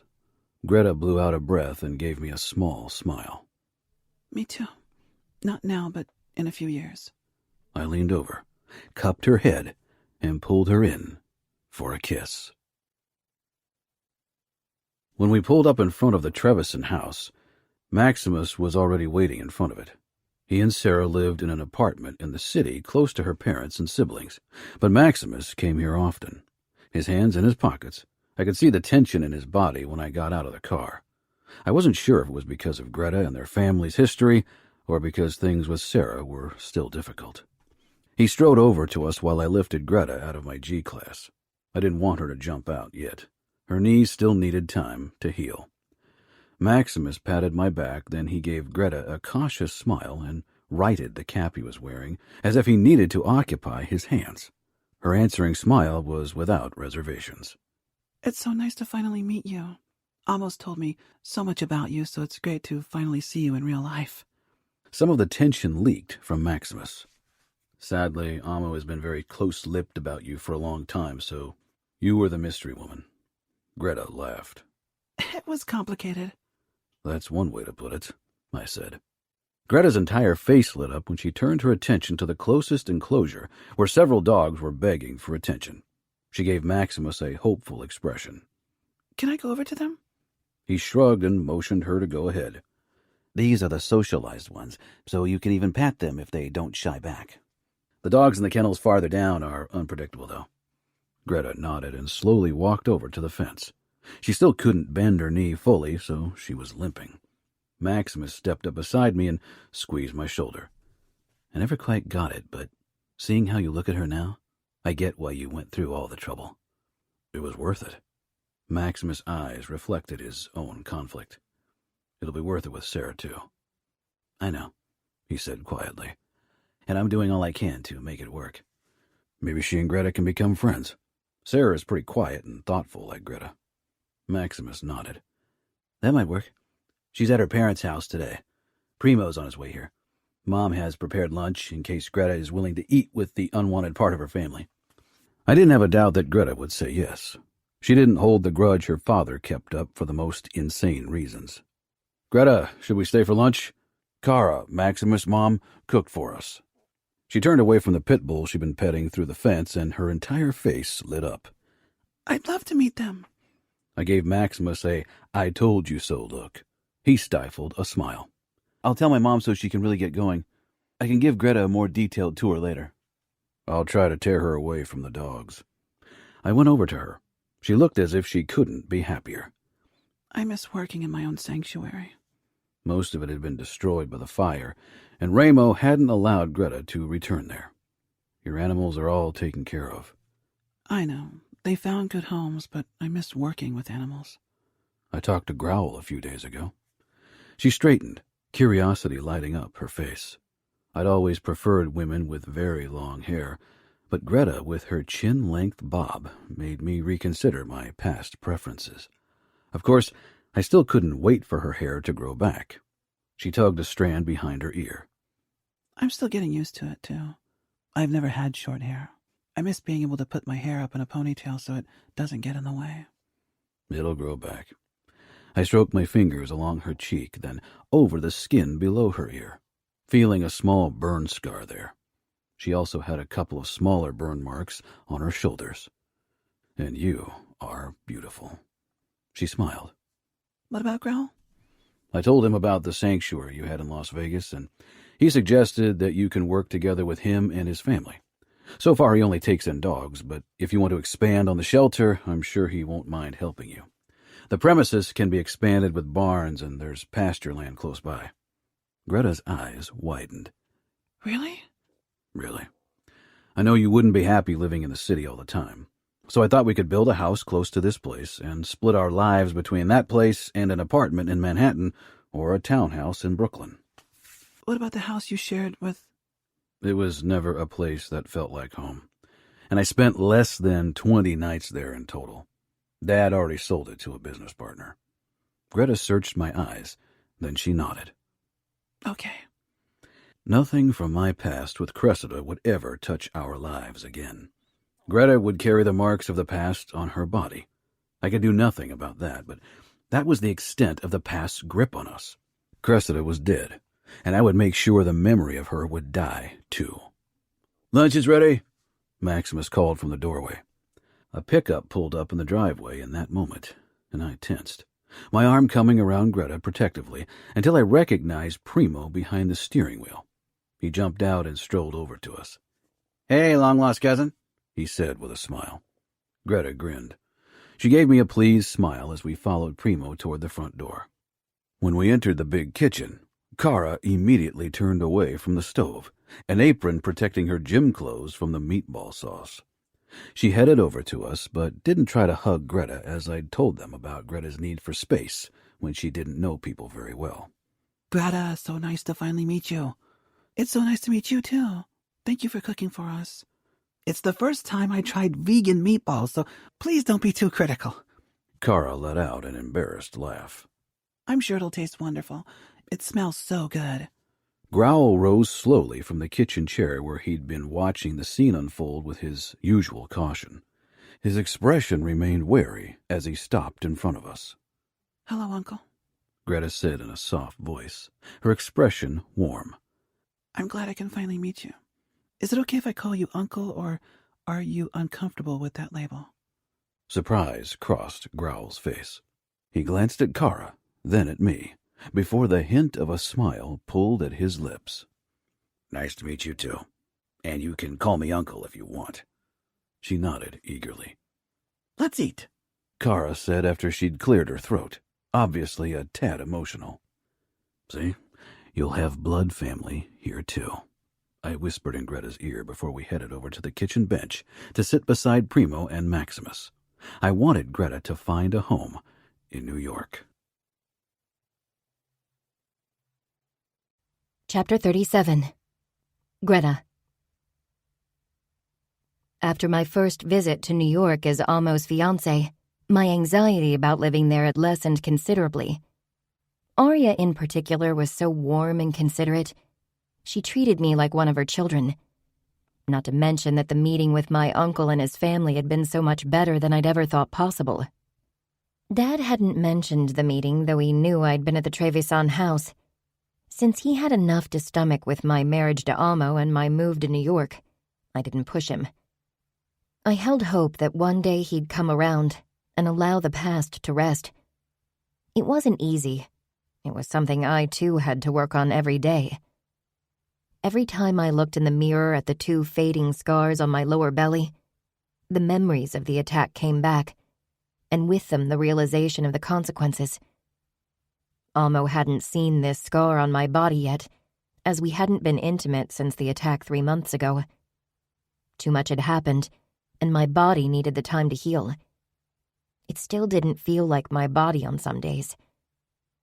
I'd always been able to move however I wanted, to bend my body to my will. Now I had to be patient, take one small step after the other toward healing. I hadn't tried to do ballet yet. All my focus had been on managing to walk without a limp. With only 4 weeks to go until the wedding, I'd finally accomplished my goal. My gait still felt off to me, and if you looked very closely and knew me very well, you noticed that it wasn't as fluid as it had been before the attack. But for the passing glance, it wasn't visible. I was still doing physiotherapy every day to make my leg and the rest of my body stronger to regain this last bit of mobility and strength back. Mom and Arya tugged at my hair and dress. It had taken several attempts to create a hairdo with my shorter hair that I was happy with. But eventually, Mom had managed to pin my hair up at the back of my head with a white hairpin with flowers and pearls. Only one thick strand was falling down the left side of my face and curled slightly. Long white earrings that looked like several tine flowers had been stringed together matched my hairpin. My dress was a minimal long-sleeved chiffon piece with a deep bohemian V-neck. I especially loved the sheer puff sleeves that felt as if I wore nothing. Mom clapped her hands when she was done wrapping the silk ribbon around my ankle. Then she peered up at me with an emotional smile. "I love that you picked ballet shoes." They weren't real ballet shoes, but the white flats imitated ballet shoes and even had silk ribbons that wrapped around my ankles and calves. High heels had been out of the question, despite the height difference between Amo and me. I didn't want to overstrain my knee, and I had rarely worn heels in my life and didn't want to feel uncomfortable on my wedding day. "I should have worn flats on my wedding day," Arya said with a laugh. It would have spared me the blisters, though my hurting feet were the least of my worries on that day. Mom laughed and exchanged a knowing look with Arya. I remember how nervous I was about the prospect of marriage when I was promised. But my wedding to Remo was so relaxed and easygoing. "I really wish I could have enjoyed my wedding day like you'll hopefully enjoy today," Arya said to me. She lightly touched my shoulder. "Amo is a good man. I know he'll do everything he can to make you happy." This isn't the beginning of a sex talk, is it? I glanced between Mom and Arya. Amo and I have already been intimate. Tonight is only the final step we haven't taken yet. Arya flushed a bright red and laughed. "Oh, Amo warned me about your directness." Mom's smile was a bit tight, too. "No talk, we promise. You and Amo will figure it out, I'm sure, without our unnecessary advice." I nodded and blew out a long breath as I regarded myself in the mirror once more. Arya left with a wave. I pursed my lips in confusion. "She wants to give us a moment alone," Mom said, coming up behind me and hugging me gently. She was several inches taller than me. "I know you and Amo love each other, but I want to make sure you're still okay with everything that's going to happen today, especially tonight. Even if you and Amo have been intimate, I want you to know that nothing forces you to take the final step tonight. If you feel anxious or just not ready, then you should say stop. Amo can fake the sheets like his father did. Mom and Arya had exchanged many stories from the past, apparently even intimate ones I didn't want to hear about. I was glad that they'd hit it off, though, considering that Dad and Luca still had trouble being in the same room without a fight. I thought I wouldn't get the talk. It's not a sex talk. It's a talk about consent and your emotional well-being. I gave Mom a doubtful look. Amo respects my boundaries, and it doesn't matter what you call it, it's not necessary. I have confidence in Amo's abilities to make tonight special for both of us. I patted her arm to ease the blow and didn't comment on her blush. Considering how often I'd overheard her and Dad by accident, it was surprising that my mere mentioning of sex made her feel so uncomfortable. I'm grateful for your concern, though. A knock sounded. That must be your father. Don't tell him what you just told me. Mom scanned me once more before she went to the door and opened it. I tensed when Dad stepped in, worried he'd try to talk me out of the wedding. I knew Nevio still wished I'd turn into a runaway bride, and while Dad wasn't as vocal about his dismay, he too wanted me to stay in Vegas.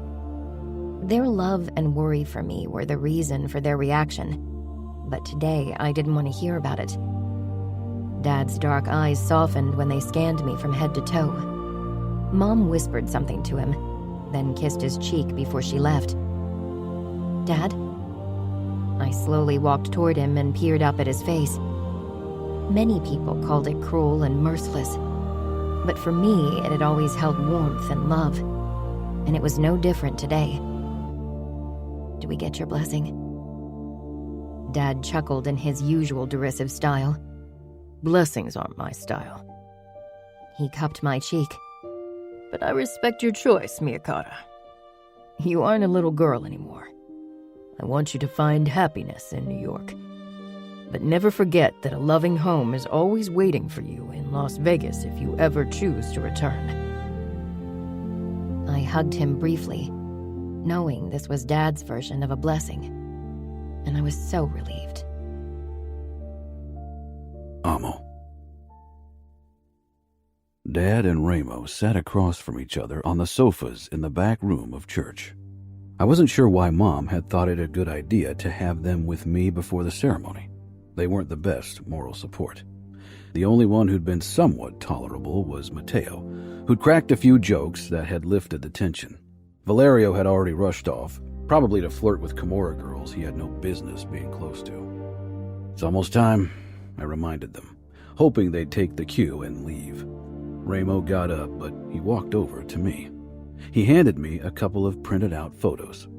I cocked an eyebrow when I scanned them. They showed a blood-splattered room. The bed in the center was an even worse mess.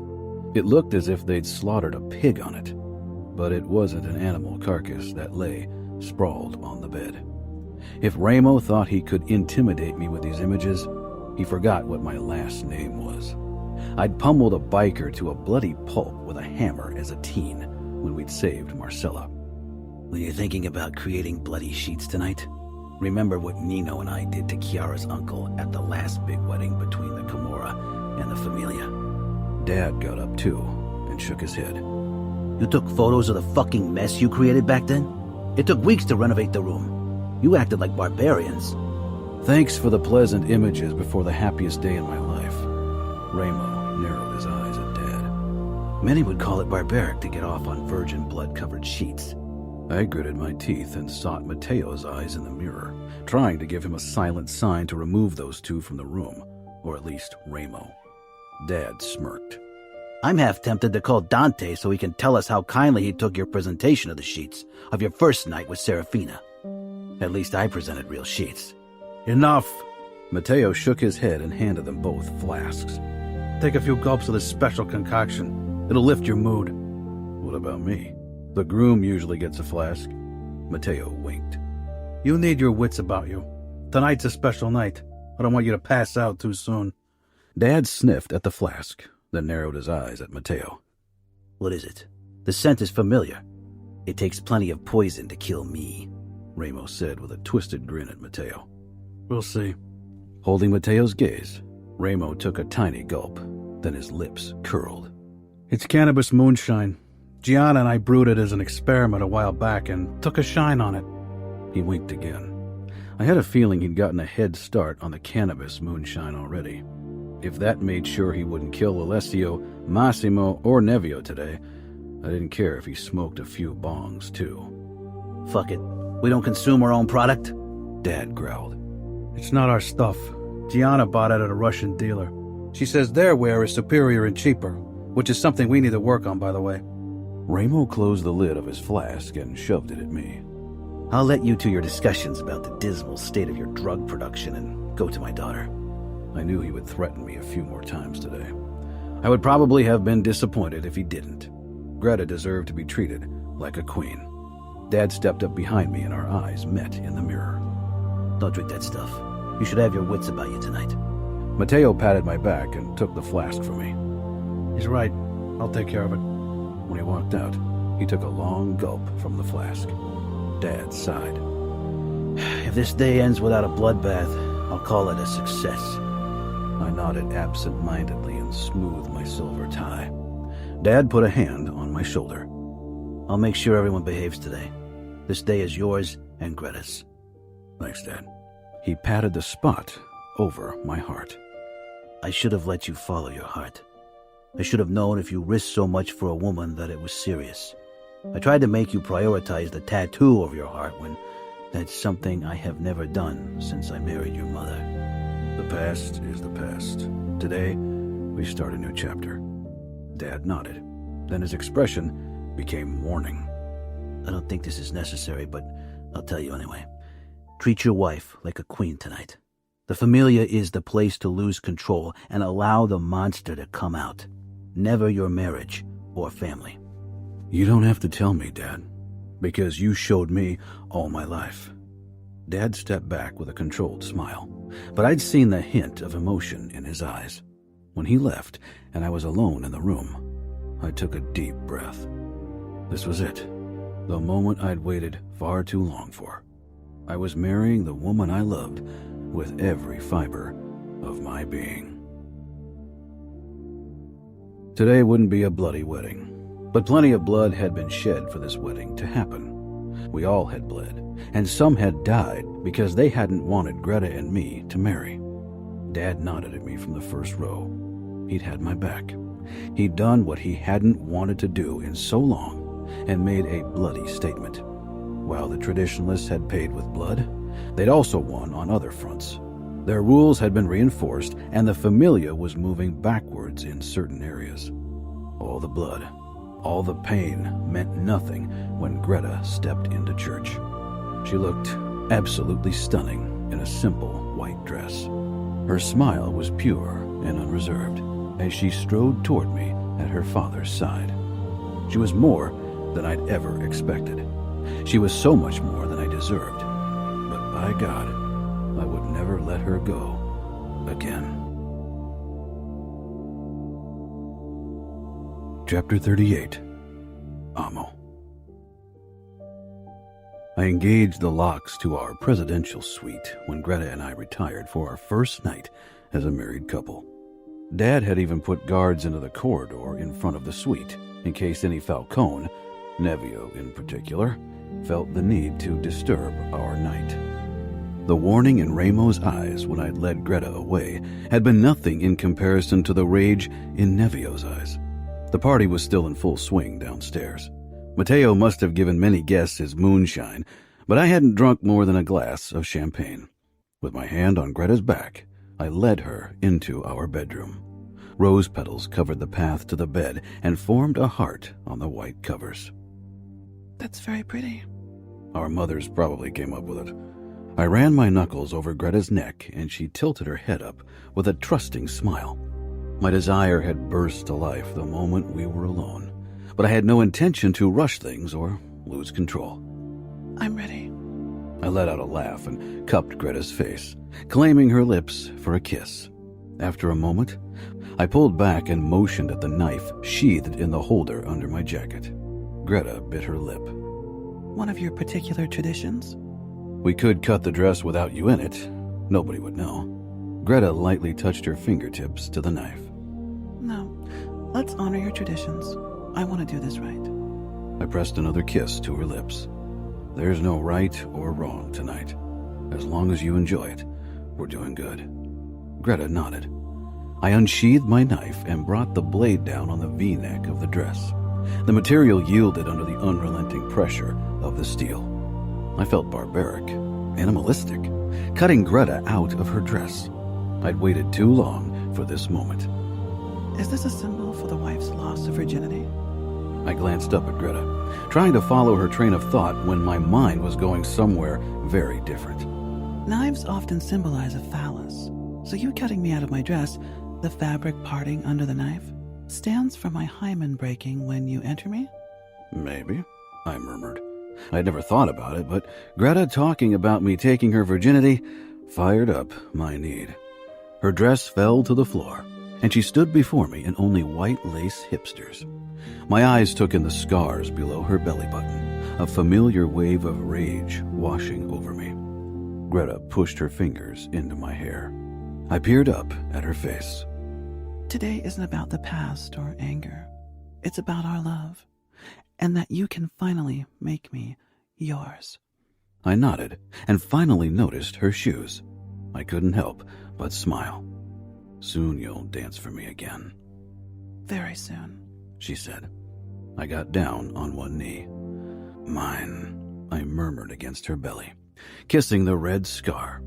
Seeing what Greta had to endure for this day to happen was another good reminder that I should always be grateful for having her at my side. I shoved to my feet and lifted her off the ground. She wrapped her slender legs around my hip, pressing herself against my abs.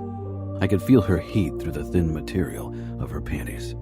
I stroked my finger along her cheek and into her hair, then tilted her head for a kiss, my tongue sliding along her lips until she parted for me. I carried her over to the bed and ripped the covers with the rose petals away, revealing the white sheets beneath. Protectiveness washed over me when I remembered we'd have to present bloody sheets tomorrow. I lowered Greta on the bed and pressed a kiss to her lips, then lower. Her throat and collarbones before my mouth teased her pebbled nipples. My tongue traced them, loving how hard they felt. I stroked along Greta's side, my hand slipping into her panties. My index finger dipped lower, parting her pussy lips, seeking her wet heat. I dipped even lower, parting her silky inner pussy lips, and gathered the wetness pooling at her entrance. My desire to finally be inside of her, to lay claim to this part of Greta, was almost overpowering, but I held back, wanting to do this right, wanting to worship Greta like a queen. I pulled my hand out, my finger wet with her juices. Then I brushed it across Greta's lips until they were shiny. She opened her mouth, her eyes swimming with curiosity and desire. She trusted me to take her on this journey and make it as pleasurable as possible, and I wouldn't fail. I bent over her face, sucking her lower lip into my mouth, tasting her. My hand wandered down again. I stroked my finger along her seam over and over again, basking in her wetness, her heat, her silkiness. Then I pushed my finger into her, sliding in and out at a lazy pace while my tongue teased her mouth. Soon Greta's moans increased in volume from my fingering, and I pushed another finger into her. Her walls hugged my fingers tightly, and Greta moaned even deeper, her hips arching up to meet every thrust of my hand. I pulled back to watch her face as it twisted with pleasure, her eyes hooded, her lips swollen and shiny from our kiss. My gaze traveled down her gorgeous body to her pussy, my chest swelling as my fingers parted her. They were coated in her juices. I sped up and slapped the heel of my palm against her swollen clit with every thrust. Her mouth parted wide and she cried out, her fingers clamping down on my wrist to keep me in place, with my fingers buried all the way inside of her as her orgasm overwhelmed her. She closed her eyes, her head thrown back, bared her pretty throat. I couldn't resist. I lowered my head and sucked her skin between my teeth. She winced, her walls clenching my fingers more tightly as she cried out again, shuddering through another small wave of pleasure. I kept suckling her skin, then pulled back to admire my work. A beautiful hickey would mark her elegant throat in the morning. She was mine, and I wanted everyone to see the proof of it. My gaze slid lower once more. I pulled my fingers out of her and brought them to my mouth, licking her arousal off. Greta watched me with parted lips, the desire in her eyes firing up my own. She reached for my jacket and helped me out of it. Then she quickly opened the buttons of my shirt so I could shrug it off. Her fingers stroked over my chest, then lower, following my happy trail to my belt. Soon I knelt on the bed completely naked, and the heat in Greta's face as she regarded me was almost more than I could take. I didn't give Greta a chance to touch my cock. I was already rock hard. Now I needed to make sure Greta was as ready as I was. I got down on my knees on the floor and pulled Greta toward the edge of the mattress before I lowered my mouth to her pussy. Her taste made me groan low in my throat. She was already so wet. I'm ready, Amo. I chuckled against her mount. Trust me. Okay. The word morphed into a moan when I sucked her clit into my mouth. Greta opened her legs wide. Her feet in her ballet shoes pointed as if she were about to dance. So fucking beautiful. I stroked along her calf and began opening her silk ribbons while my lips kept teasing Greta's clit. Soon she was rocking her hips again, chasing another release. I circled her opening with my fingers to test her readiness.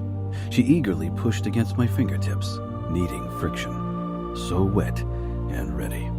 I pulled away despite her protest. I got off the bed and hurried into the bathroom, returning shortly after with a towel. Lift up, I ordered.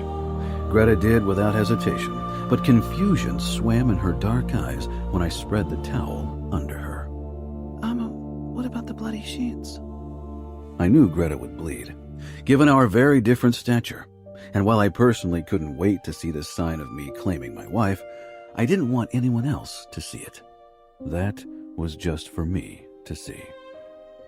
Open your legs for me, I said roughly.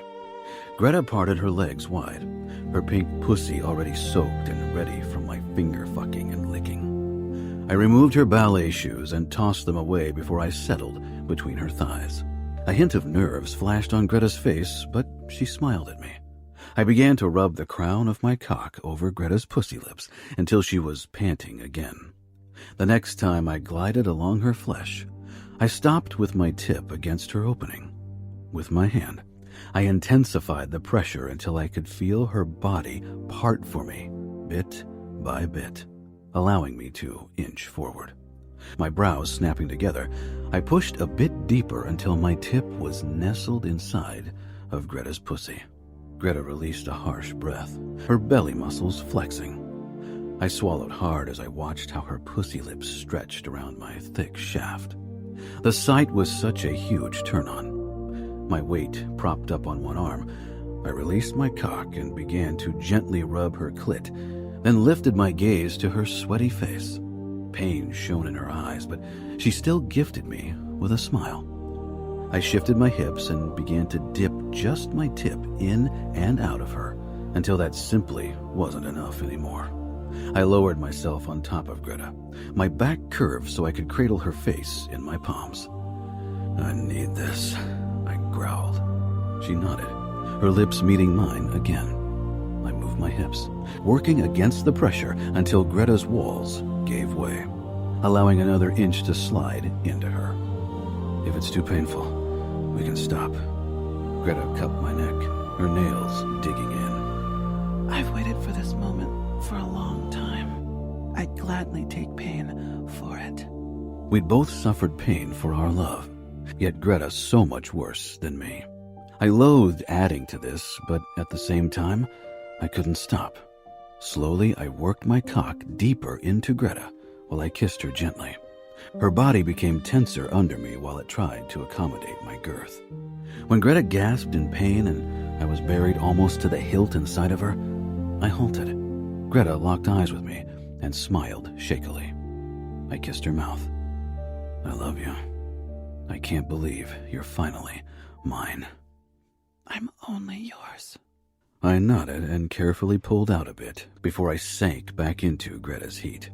When her body didn't clamp down on my cock like a vice anymore, I began to move back and forth a couple of inches at a slow pace. I slid one arm under Greta, cupping her firm ass in my palm, and lifted her slightly, shifting the angle as I got on my knees. I never stopped kissing Greta as I thrust into her slowly, my fingers kneading her ass. Soon the intense friction became close to unbearable, my balls ready to burst, and I sped up slightly. Greta's grip on me tightened as she tried to meet my thrusts. My control began to slip as pleasure mounted, and I squeezed my eyes shut with a guttural moan as my orgasm hit me. I pumped into her 2 more times, releasing into her with every thrust. Then I stilled, my eyes closed, as I relished in the sensations coursing through my body. Greta's soft fingers on my back brought me back to reality. Greta. I couldn't stop stroking his muscled back and drew in another deep breath, loving Amo's musky scent that mingled with the smell of sex. It was such a sensual, erotic scent. If I hadn't felt so sore and raw between my legs, I might have been turned on again. Instead, I focused on the feeling of utter fullness. Amo was still inside of me, stretching me to an extent I hadn't thought possible. The pain reminded me that this was real, not another dream I'd wake from. This time, Amo was really making me his. Amo lifted his head and kissed me gently, his expression full of concern as he pulled out slowly. I bit my lip to stifle a wince. My body relaxed when Amo was completely out of me, and I drew in a shaky breath. Amo gave my ass a light squeeze before he removed his arm from under me. I'd really enjoyed his touch there and would probably appreciate it in the future as an additional turn-on. Now my body needed to recover. Amo stroked my cheek, his warmth comforting. Are you okay? Yeah. He pulled back and glanced down at the towel. He shook his head. I'm glad I thought of the towel. This is only for our eyes. He kissed the scar on my knee, then gently patted me with the towel before he removed it from under me and tossed it away. He stretched out beside me and pulled me against his chest. Next time will be better for you. It was good for me. I traced Amo's bicep, loving its hardness and the strength behind the muscle. I curled my hand over it, wondering why it pleased me so much that my hand looked so small against his arm. Amo pulled back to look at my face, his disbelief obvious. It was good, in the sense that I appreciated the symbolism of the sex, that you made me yours. Amo's eyes flashed with a dark possessiveness that sent a pleasant shiver down my back. Another unreasonable reaction my body displayed because of Amo. Then a slow, ironic smile pulled at his lips. Next time I want you to appreciate the sex for the mind-blowing pleasure, not the symbolism. It'll be good, either way. Amo chuckled and pressed a kiss to my forehead. I can't tell you how fucking happy I am, knowing that I'll get to hear your quirky comments all my life. I still can't believe it. Another thought crossed my mind. But what are you gonna do about the sheets? I guess I'll continue Dad's legacy and create a new Vitiello tradition. You'll cut yourself, right? Amo nodded. You could have spared yourself the pain if you'd just used my blood and not put the towel beneath me. Amo cradled my face. I didn't want to share even this tiny part of you with the world. I frowned. You realize many people have seen my blood before. Blood from a first time wasn't any different than any blood from a cut or other wound.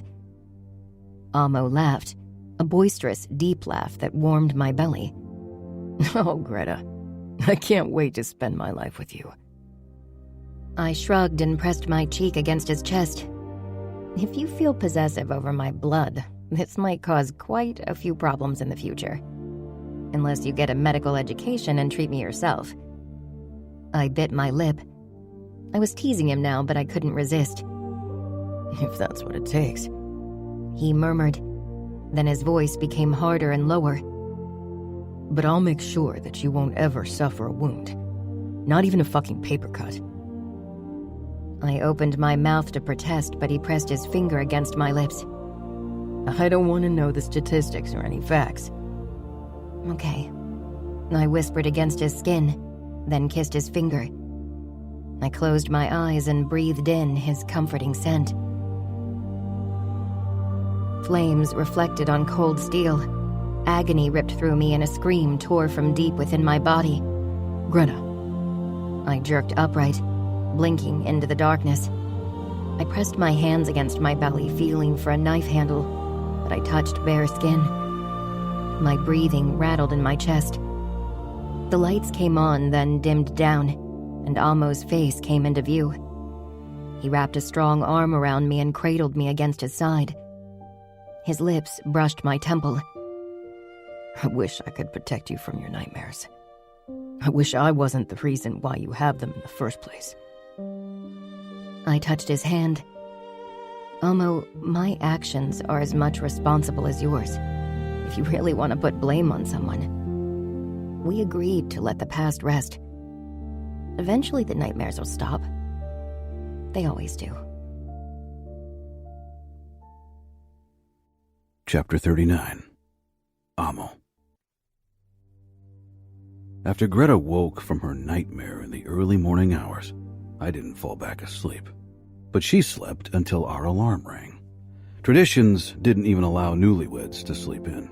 You couldn't expect the relatives to wait until lunch to see the sheets, after all. I untangled myself carefully from Greta, who hadn't heard the alarm, and slid my legs out of bed. With a last look at Greta's sleeping form, I headed into the bathroom. I took a quick shower to get rid of the blood on my cock and to clear my head from my dark thoughts that had followed Greta's nightmare. I was glad Nevio had killed Cressida. Maybe I would have held back because she was a woman. I doubted Nevio had had these qualms. I was rubbing my body dry when Greta appeared in the doorway, dressed in a fluffy white bathrobe that seemed to swallow her small frame.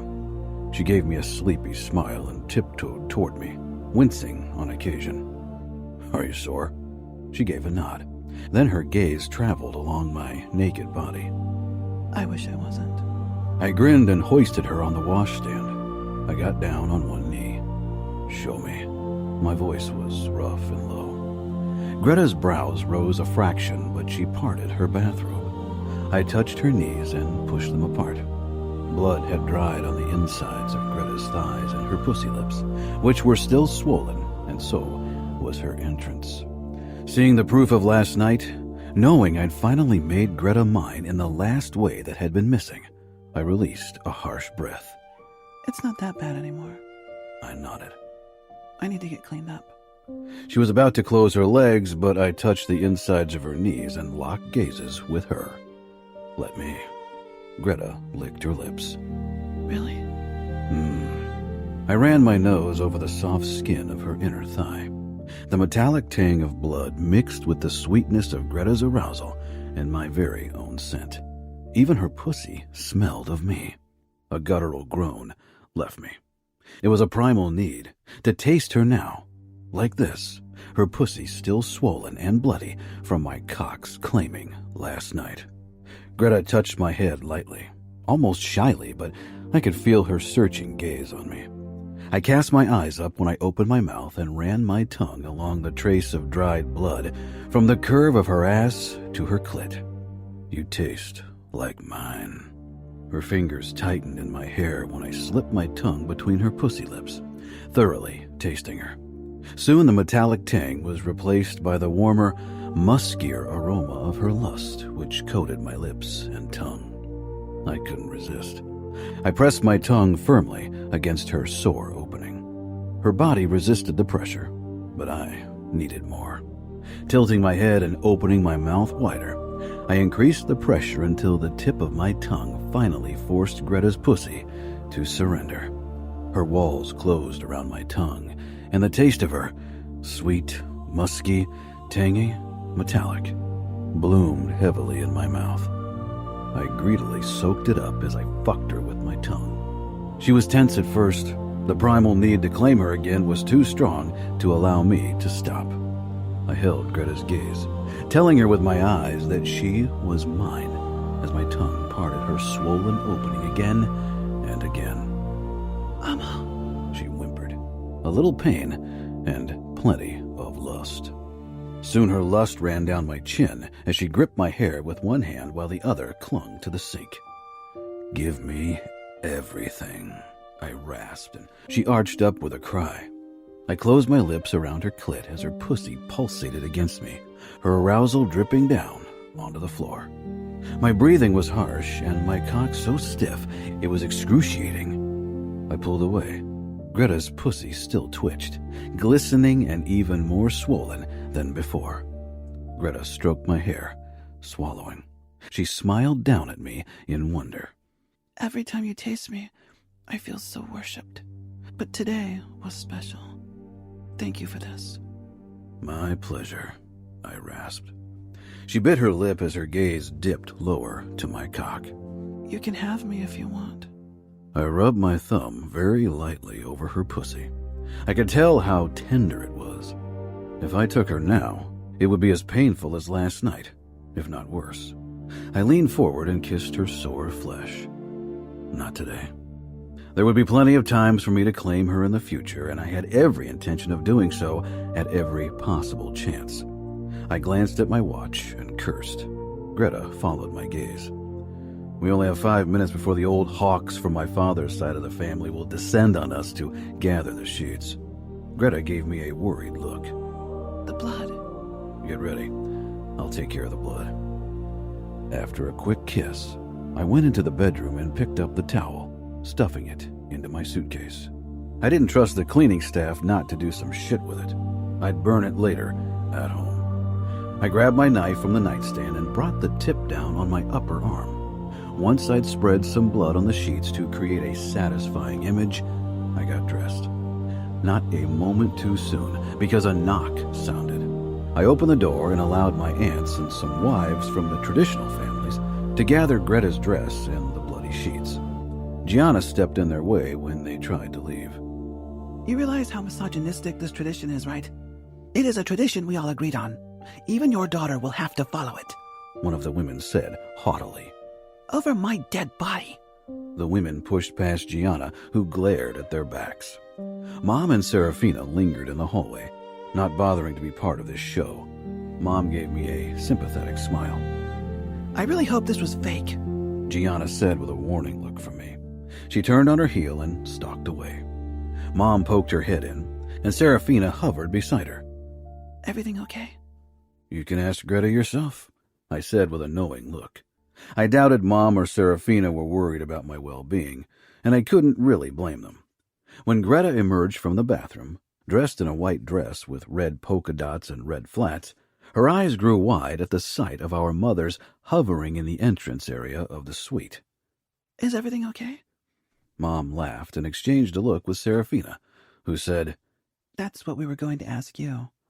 Oh, Greta said, her cheeks blushing, and a pleased smile parted her lips. No words necessary after that look, Serafina said, flushing too.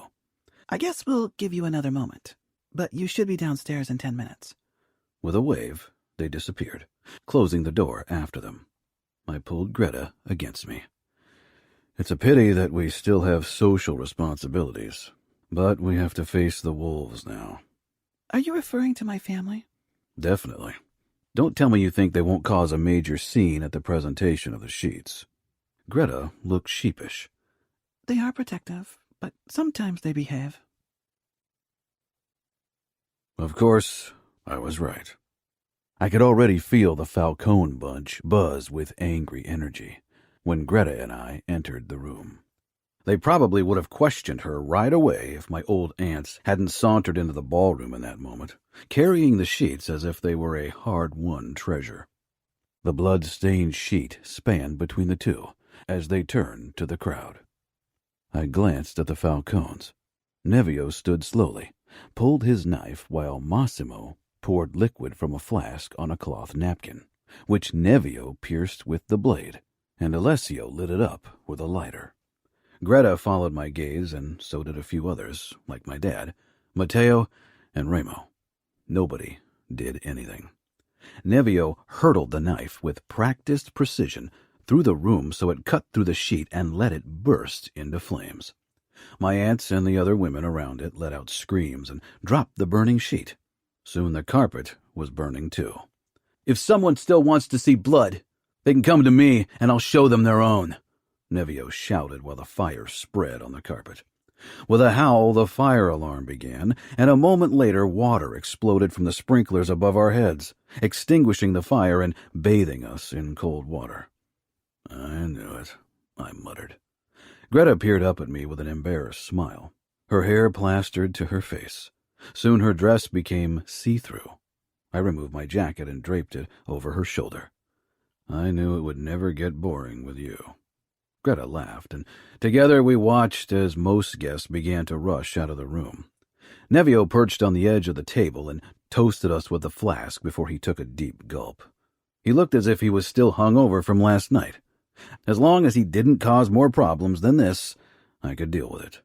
All that mattered now was that Greta was my wife, and that we'd be leaving for our honeymoon in Spain tomorrow. I anchored our yacht near a bay that was supposed to be one of the most beautiful in Ibiza. We've been cruising the Mediterranean for the last 24 hours. I headed toward the bow of the boat and watched people milling on the beach or splashing in the clear blue ocean. Many of them were stark naked. This was Ibiza for you. I shook my head with a wry smile. Soft footfalls sounded and my smile broadened. "I can't wait to take a dip," Greta said. I was glad Remo had insisted she learn to swim after she jumped into the Hudson. I turned and froze. Greta was completely naked, every gorgeous inch of her. Rust-colored nipples perky, and the triangle of soft curls on her mound teasing me. "I thought you want to head to the beach," I said, unable to tear my eyes from my gorgeous wife. Greta nodded, her gaze moving past me to the coastline. "It's a nude beach." Possessiveness roared its furious head. "You won't walk around naked in front of anyone but me." Greta tilted her head in that pensive way of hers, her dark brows bridging and a smile playing around her heart-shaped mouth. "It's just skin and body hair. It doesn't mean anything. It doesn't change that I'm yours." I stalked toward her and grabbed her face between my hands before I planted a kiss on her mouth. "Mine. Only mine. I don't want anyone to see you but me." "Amo," Greta began, but I silenced her with another kiss before I lowered my head and snatched one nipple between my lips, sucking sharply, then whispered, "Mine."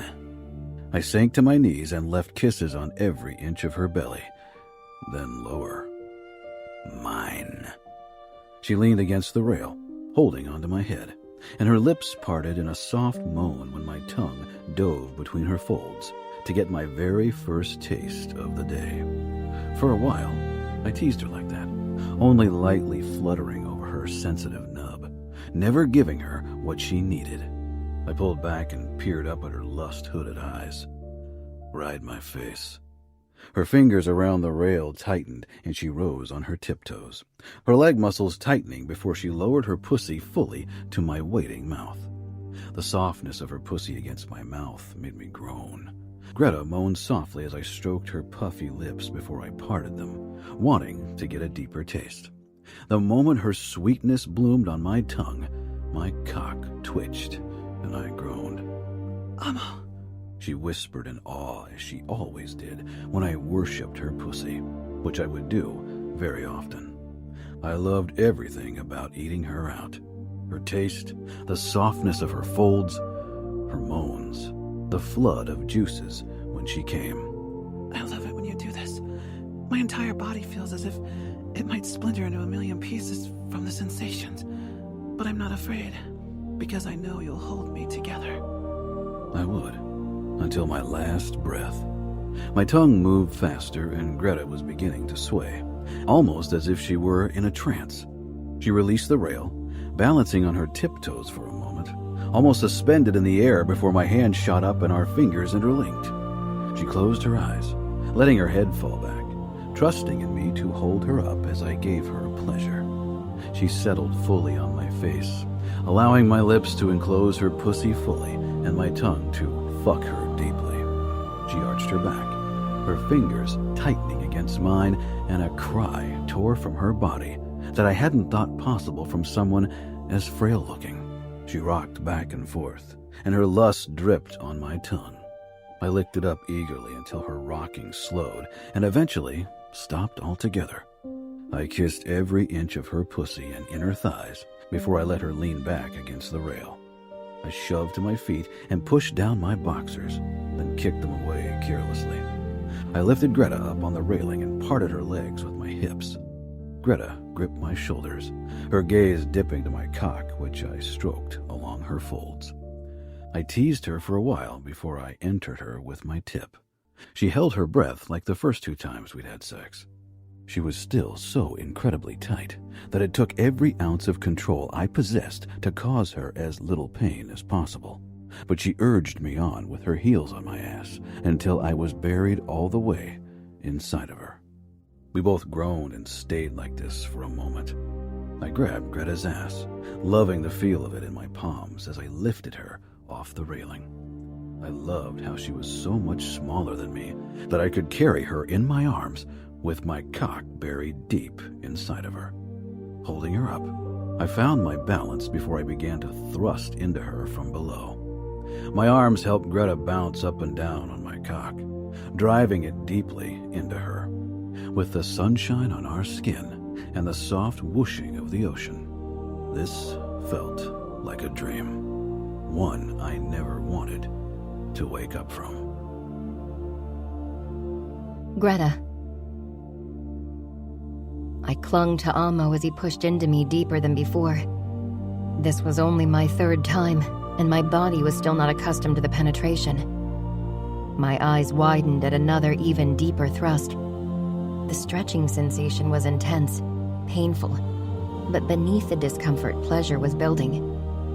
With a searing kiss, Amo walked over to the lounge area of the yacht and lowered me on it, never pulling out of me. Once we'd settled on the soft leather, he began to thrust into me at a faster pace. I dug my fingers into his shoulders, focusing on the pleasure spikes between the twinges. Every moan from my lips seemed to spur Amo on and made him speed up even more. He looked at my face as he pushed up halfway on his elbow and snuck a hand between us. He began rubbing my clit while he thrust into me. I loved the feel of Amo's body on top of me, his utter strength, the power behind every thrust. I want you to come this time, he growled. I wanted that too, but I wasn't sure if it was going to happen. Amo slowed and kissed me gently, his tongue teasing mine. He pushed up, pulling out of me, and rolled on his back. Sit on my face. I climbed up his body until I hovered over his mouth. Gripping the railing, I lowered myself to Amo's mouth. I let out a low moan when his tongue parted me, stroking along my already sensitive flesh. I propped my arms up on the railing and put my chin down on it, my eyes on the glittering waves as I succumbed to Amo's pleasurable teasing. His tongue was almost playful, switching between firm pressure and feather-light strokes that made my toes curl in the best way. I barely moved, too caught up in the pleasure. Amo's palms cupped my ass, massaging my cheeks as he guided my movements. I squeezed my eyes shut, my moans reverberating through my body. Amo. I was getting closer and closer. Amo lifted me off his face. Scoot down. With his help, I slid down his body until his tip pressed against my opening. My need was too great for hesitation. I lowered myself almost all the way. My body began to shake, torn between pain and pleasure. Amo wetted his thumb and pressed against my clit as I rocked my hips. Soon, my movements became even more frantic, driving me slowly further down. And when I settled all the way on Amo's pelvis, he knifed up, snatching my nipple between his lips for a hard tug as his thumb flicked my clit, and pleasure coursed through my body. I cried out, my eyes squeezed shut. Amo kept thrusting upward when I couldn't move anymore, too overwhelmed by the sensations, and then he too came with a groan. I sagged down on him, my breathing labored. I grinned. Amo wrapped his arms tightly around me, and for the rest of the day we did nothing but lounge on the sofa or take dips in the ocean. It was more perfect than I could have ever imagined. This still felt like a dream, as if we were caught in another dimension, far away from reality. I knew things wouldn't always be like this. I'd feel homesick on occasion, miss my family, but I'd find my place in New York. Most people had welcomed me warmly so far, and I had my 4 dogs with me. Once things had settled down, I'd go in search for more animals that needed my help. Our life together had only just begun, and I was excited for it. Chapter 40. Amo. Greta and I had been married for 2 months. Life had returned to normal, or what now was my new normal, returning to a welcoming home every night after work. The elevator doors slid open, and immediately I was ambushed by Bear, Teacup, Momo, and Dottie. I'd never wanted animals, had rolled my eyes when Marcella had taken in dogs from Growl's shelter, and now here I was with a pack of my own. They were the reason why we were looking for a townhouse with a garden. An apartment in Manhattan just wasn't the right place for them. I petted them and headed for the kitchen. Greta was dressed in a tutu and preparing dinner while she talked to someone on the phone. She gave me a quick smile and pointed at the phone with an apologetic look. She held up 2 fingers. I could wait 2 minutes. I nodded and leaned against the kitchen counter, pouring myself a glass of the red wine that Greta had already opened so it could breathe. I knew Greta had been practicing ballet in secret when I wasn't home. She didn't want to dance in front of me yet, not happy with her performance. I couldn't wait to see her dance again, but I wasn't going to push her. I was just happy that she seemed to settle in much better than I'd feared. She got along great with Sarah and the rest of the Trevisons. My mother positively adored her and pretty much saw her as another daughter. And even Marcella and Greta bonded over their shared love for dangerous beasts in human and animal form. Marcella had become a softie since giving birth anyway. It was a strange thing to witness. I tried to imagine Greta as a mother. The thought always made me smile. We hadn't decided when to start our own family, but we needed more time together and for our families to arrange themselves with the new situation. Greta finally ended the call and hopped over to me, giving me a kiss. I caught the hint of concern in her eyes. Let me guess, your brother messed up again? Not worse than before. It's impossible to talk to him. He's lucky Aurora ran to you and not her parents. You can't ever mention it to Fabiano or anyone. I swore it. I stroked her hair away from her face. You can't save everyone, especially not your brother. I know, but Nevio needs someone. Nevio needed an exorcist at the very least. When will you see Aurora again? Tomorrow in Gianna's gym. We're doing yoga together. Nevio's mess-up had one good thing at least. Greta had Aurora as a familiar face in New York, at least for a while. And Mom had someone to dote on now that Valerio had moved out. If you want, you can invite her to the Hamptons too. She can spend time with you, Sarah, and Isabella when I go jet ski with Maximus. Really? Really. I kissed her, then risked a glance into the pot. It was some sort of creamy soup with gnocchi. Soy cream? My lips curled. Greta pursed her lips. I tried a cream on coconut base this time, and the gnocchi are homemade since you didn't like the last vegan ones I bought. I sighed. I love everything about you, except for your food ethics. You can eat meat and eggs and cheese anytime you want. I just don't want to prepare it. She narrowed her eyes in a playful manner. And I bet you had an emergency hot dog on the way home. I grinned.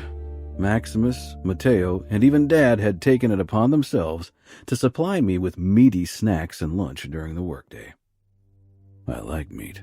You know I'm not a good man, and eating meat is one of my less severe sins. Greta shook her head. Will you try my gnocchi soup? You know I always do. And if it's inedible, I'll wash it down with plenty of wine. I kissed her indignant mouth to soften the impact of my words, then helped her set the table. Even if I had to eat tofu scramble, seitan schnitzel, and soy ice cream for the rest of my life, I'd still be the happiest asshole in the whole world. I'm ready, Greta said with a nervous smile as she took my hand and led me toward the ballet room she'd installed in our new house. We'd only moved in a few days ago and hadn't unpacked the majority of our boxes yet. We'd be celebrating Christmas in Las Vegas this year, and our flight was leaving in the morning, so we hadn't rushed unpacking. I've been practicing every day. I hope you'll like it. I'll love it, I said when Greta released my hand to walk into the center of the room. I hadn't wanted anything for Christmas from her except for a dance, and today she'd finally grant me my wish. My mouth ran dry as I watched her. I wasn't sure why Greta had waited this long to dance for me. She was pure perfection as she twirled and bent her body to the music. She was grace and passion wrapped in one. If her knee gave her trouble, she didn't show it. I could have watched her forever, especially the utter happiness and passion on her face as she gave herself to the music. When the final note faded away, Greta straightened from where she'd bowed low. Her eyes shone with excitement, then hopefulness. It's the best Christmas present I could ask for. She smiled broadly. It feels amazing to dance again. She headed for the bar at the mirror. I still have trouble holding the grand plie for long, and sometimes my leg cramps if I'm standing on my toes for very long, but I'm improving every day. She showed me which move she meant, completely in her element. She raised one leg while she rose on her tiptoe, and I was momentarily distracted by the way her thong wedged between her ass cheeks. She was watching me in the mirror as she lowered the leg back to the ground. I prowled toward her like a starving lion. Her nipples puckered beneath her leotard. She wasn't wearing tights or a bra.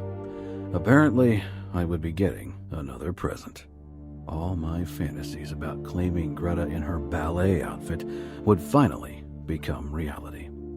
I came up behind her and touched her slender waist, towering over her in the mirror. Lift your leg. With an elegant move, she raised her leg and put her ankle on the bar.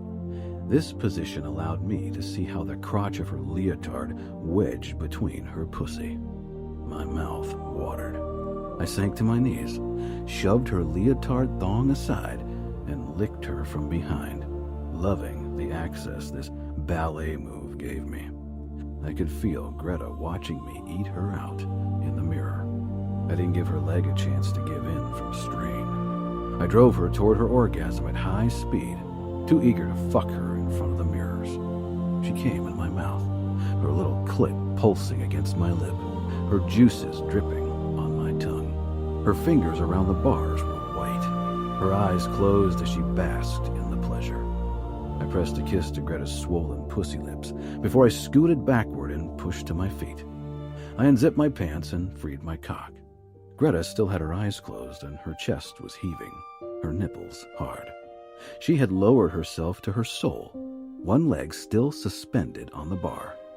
"Get back on your tiptoe," I said gruffly.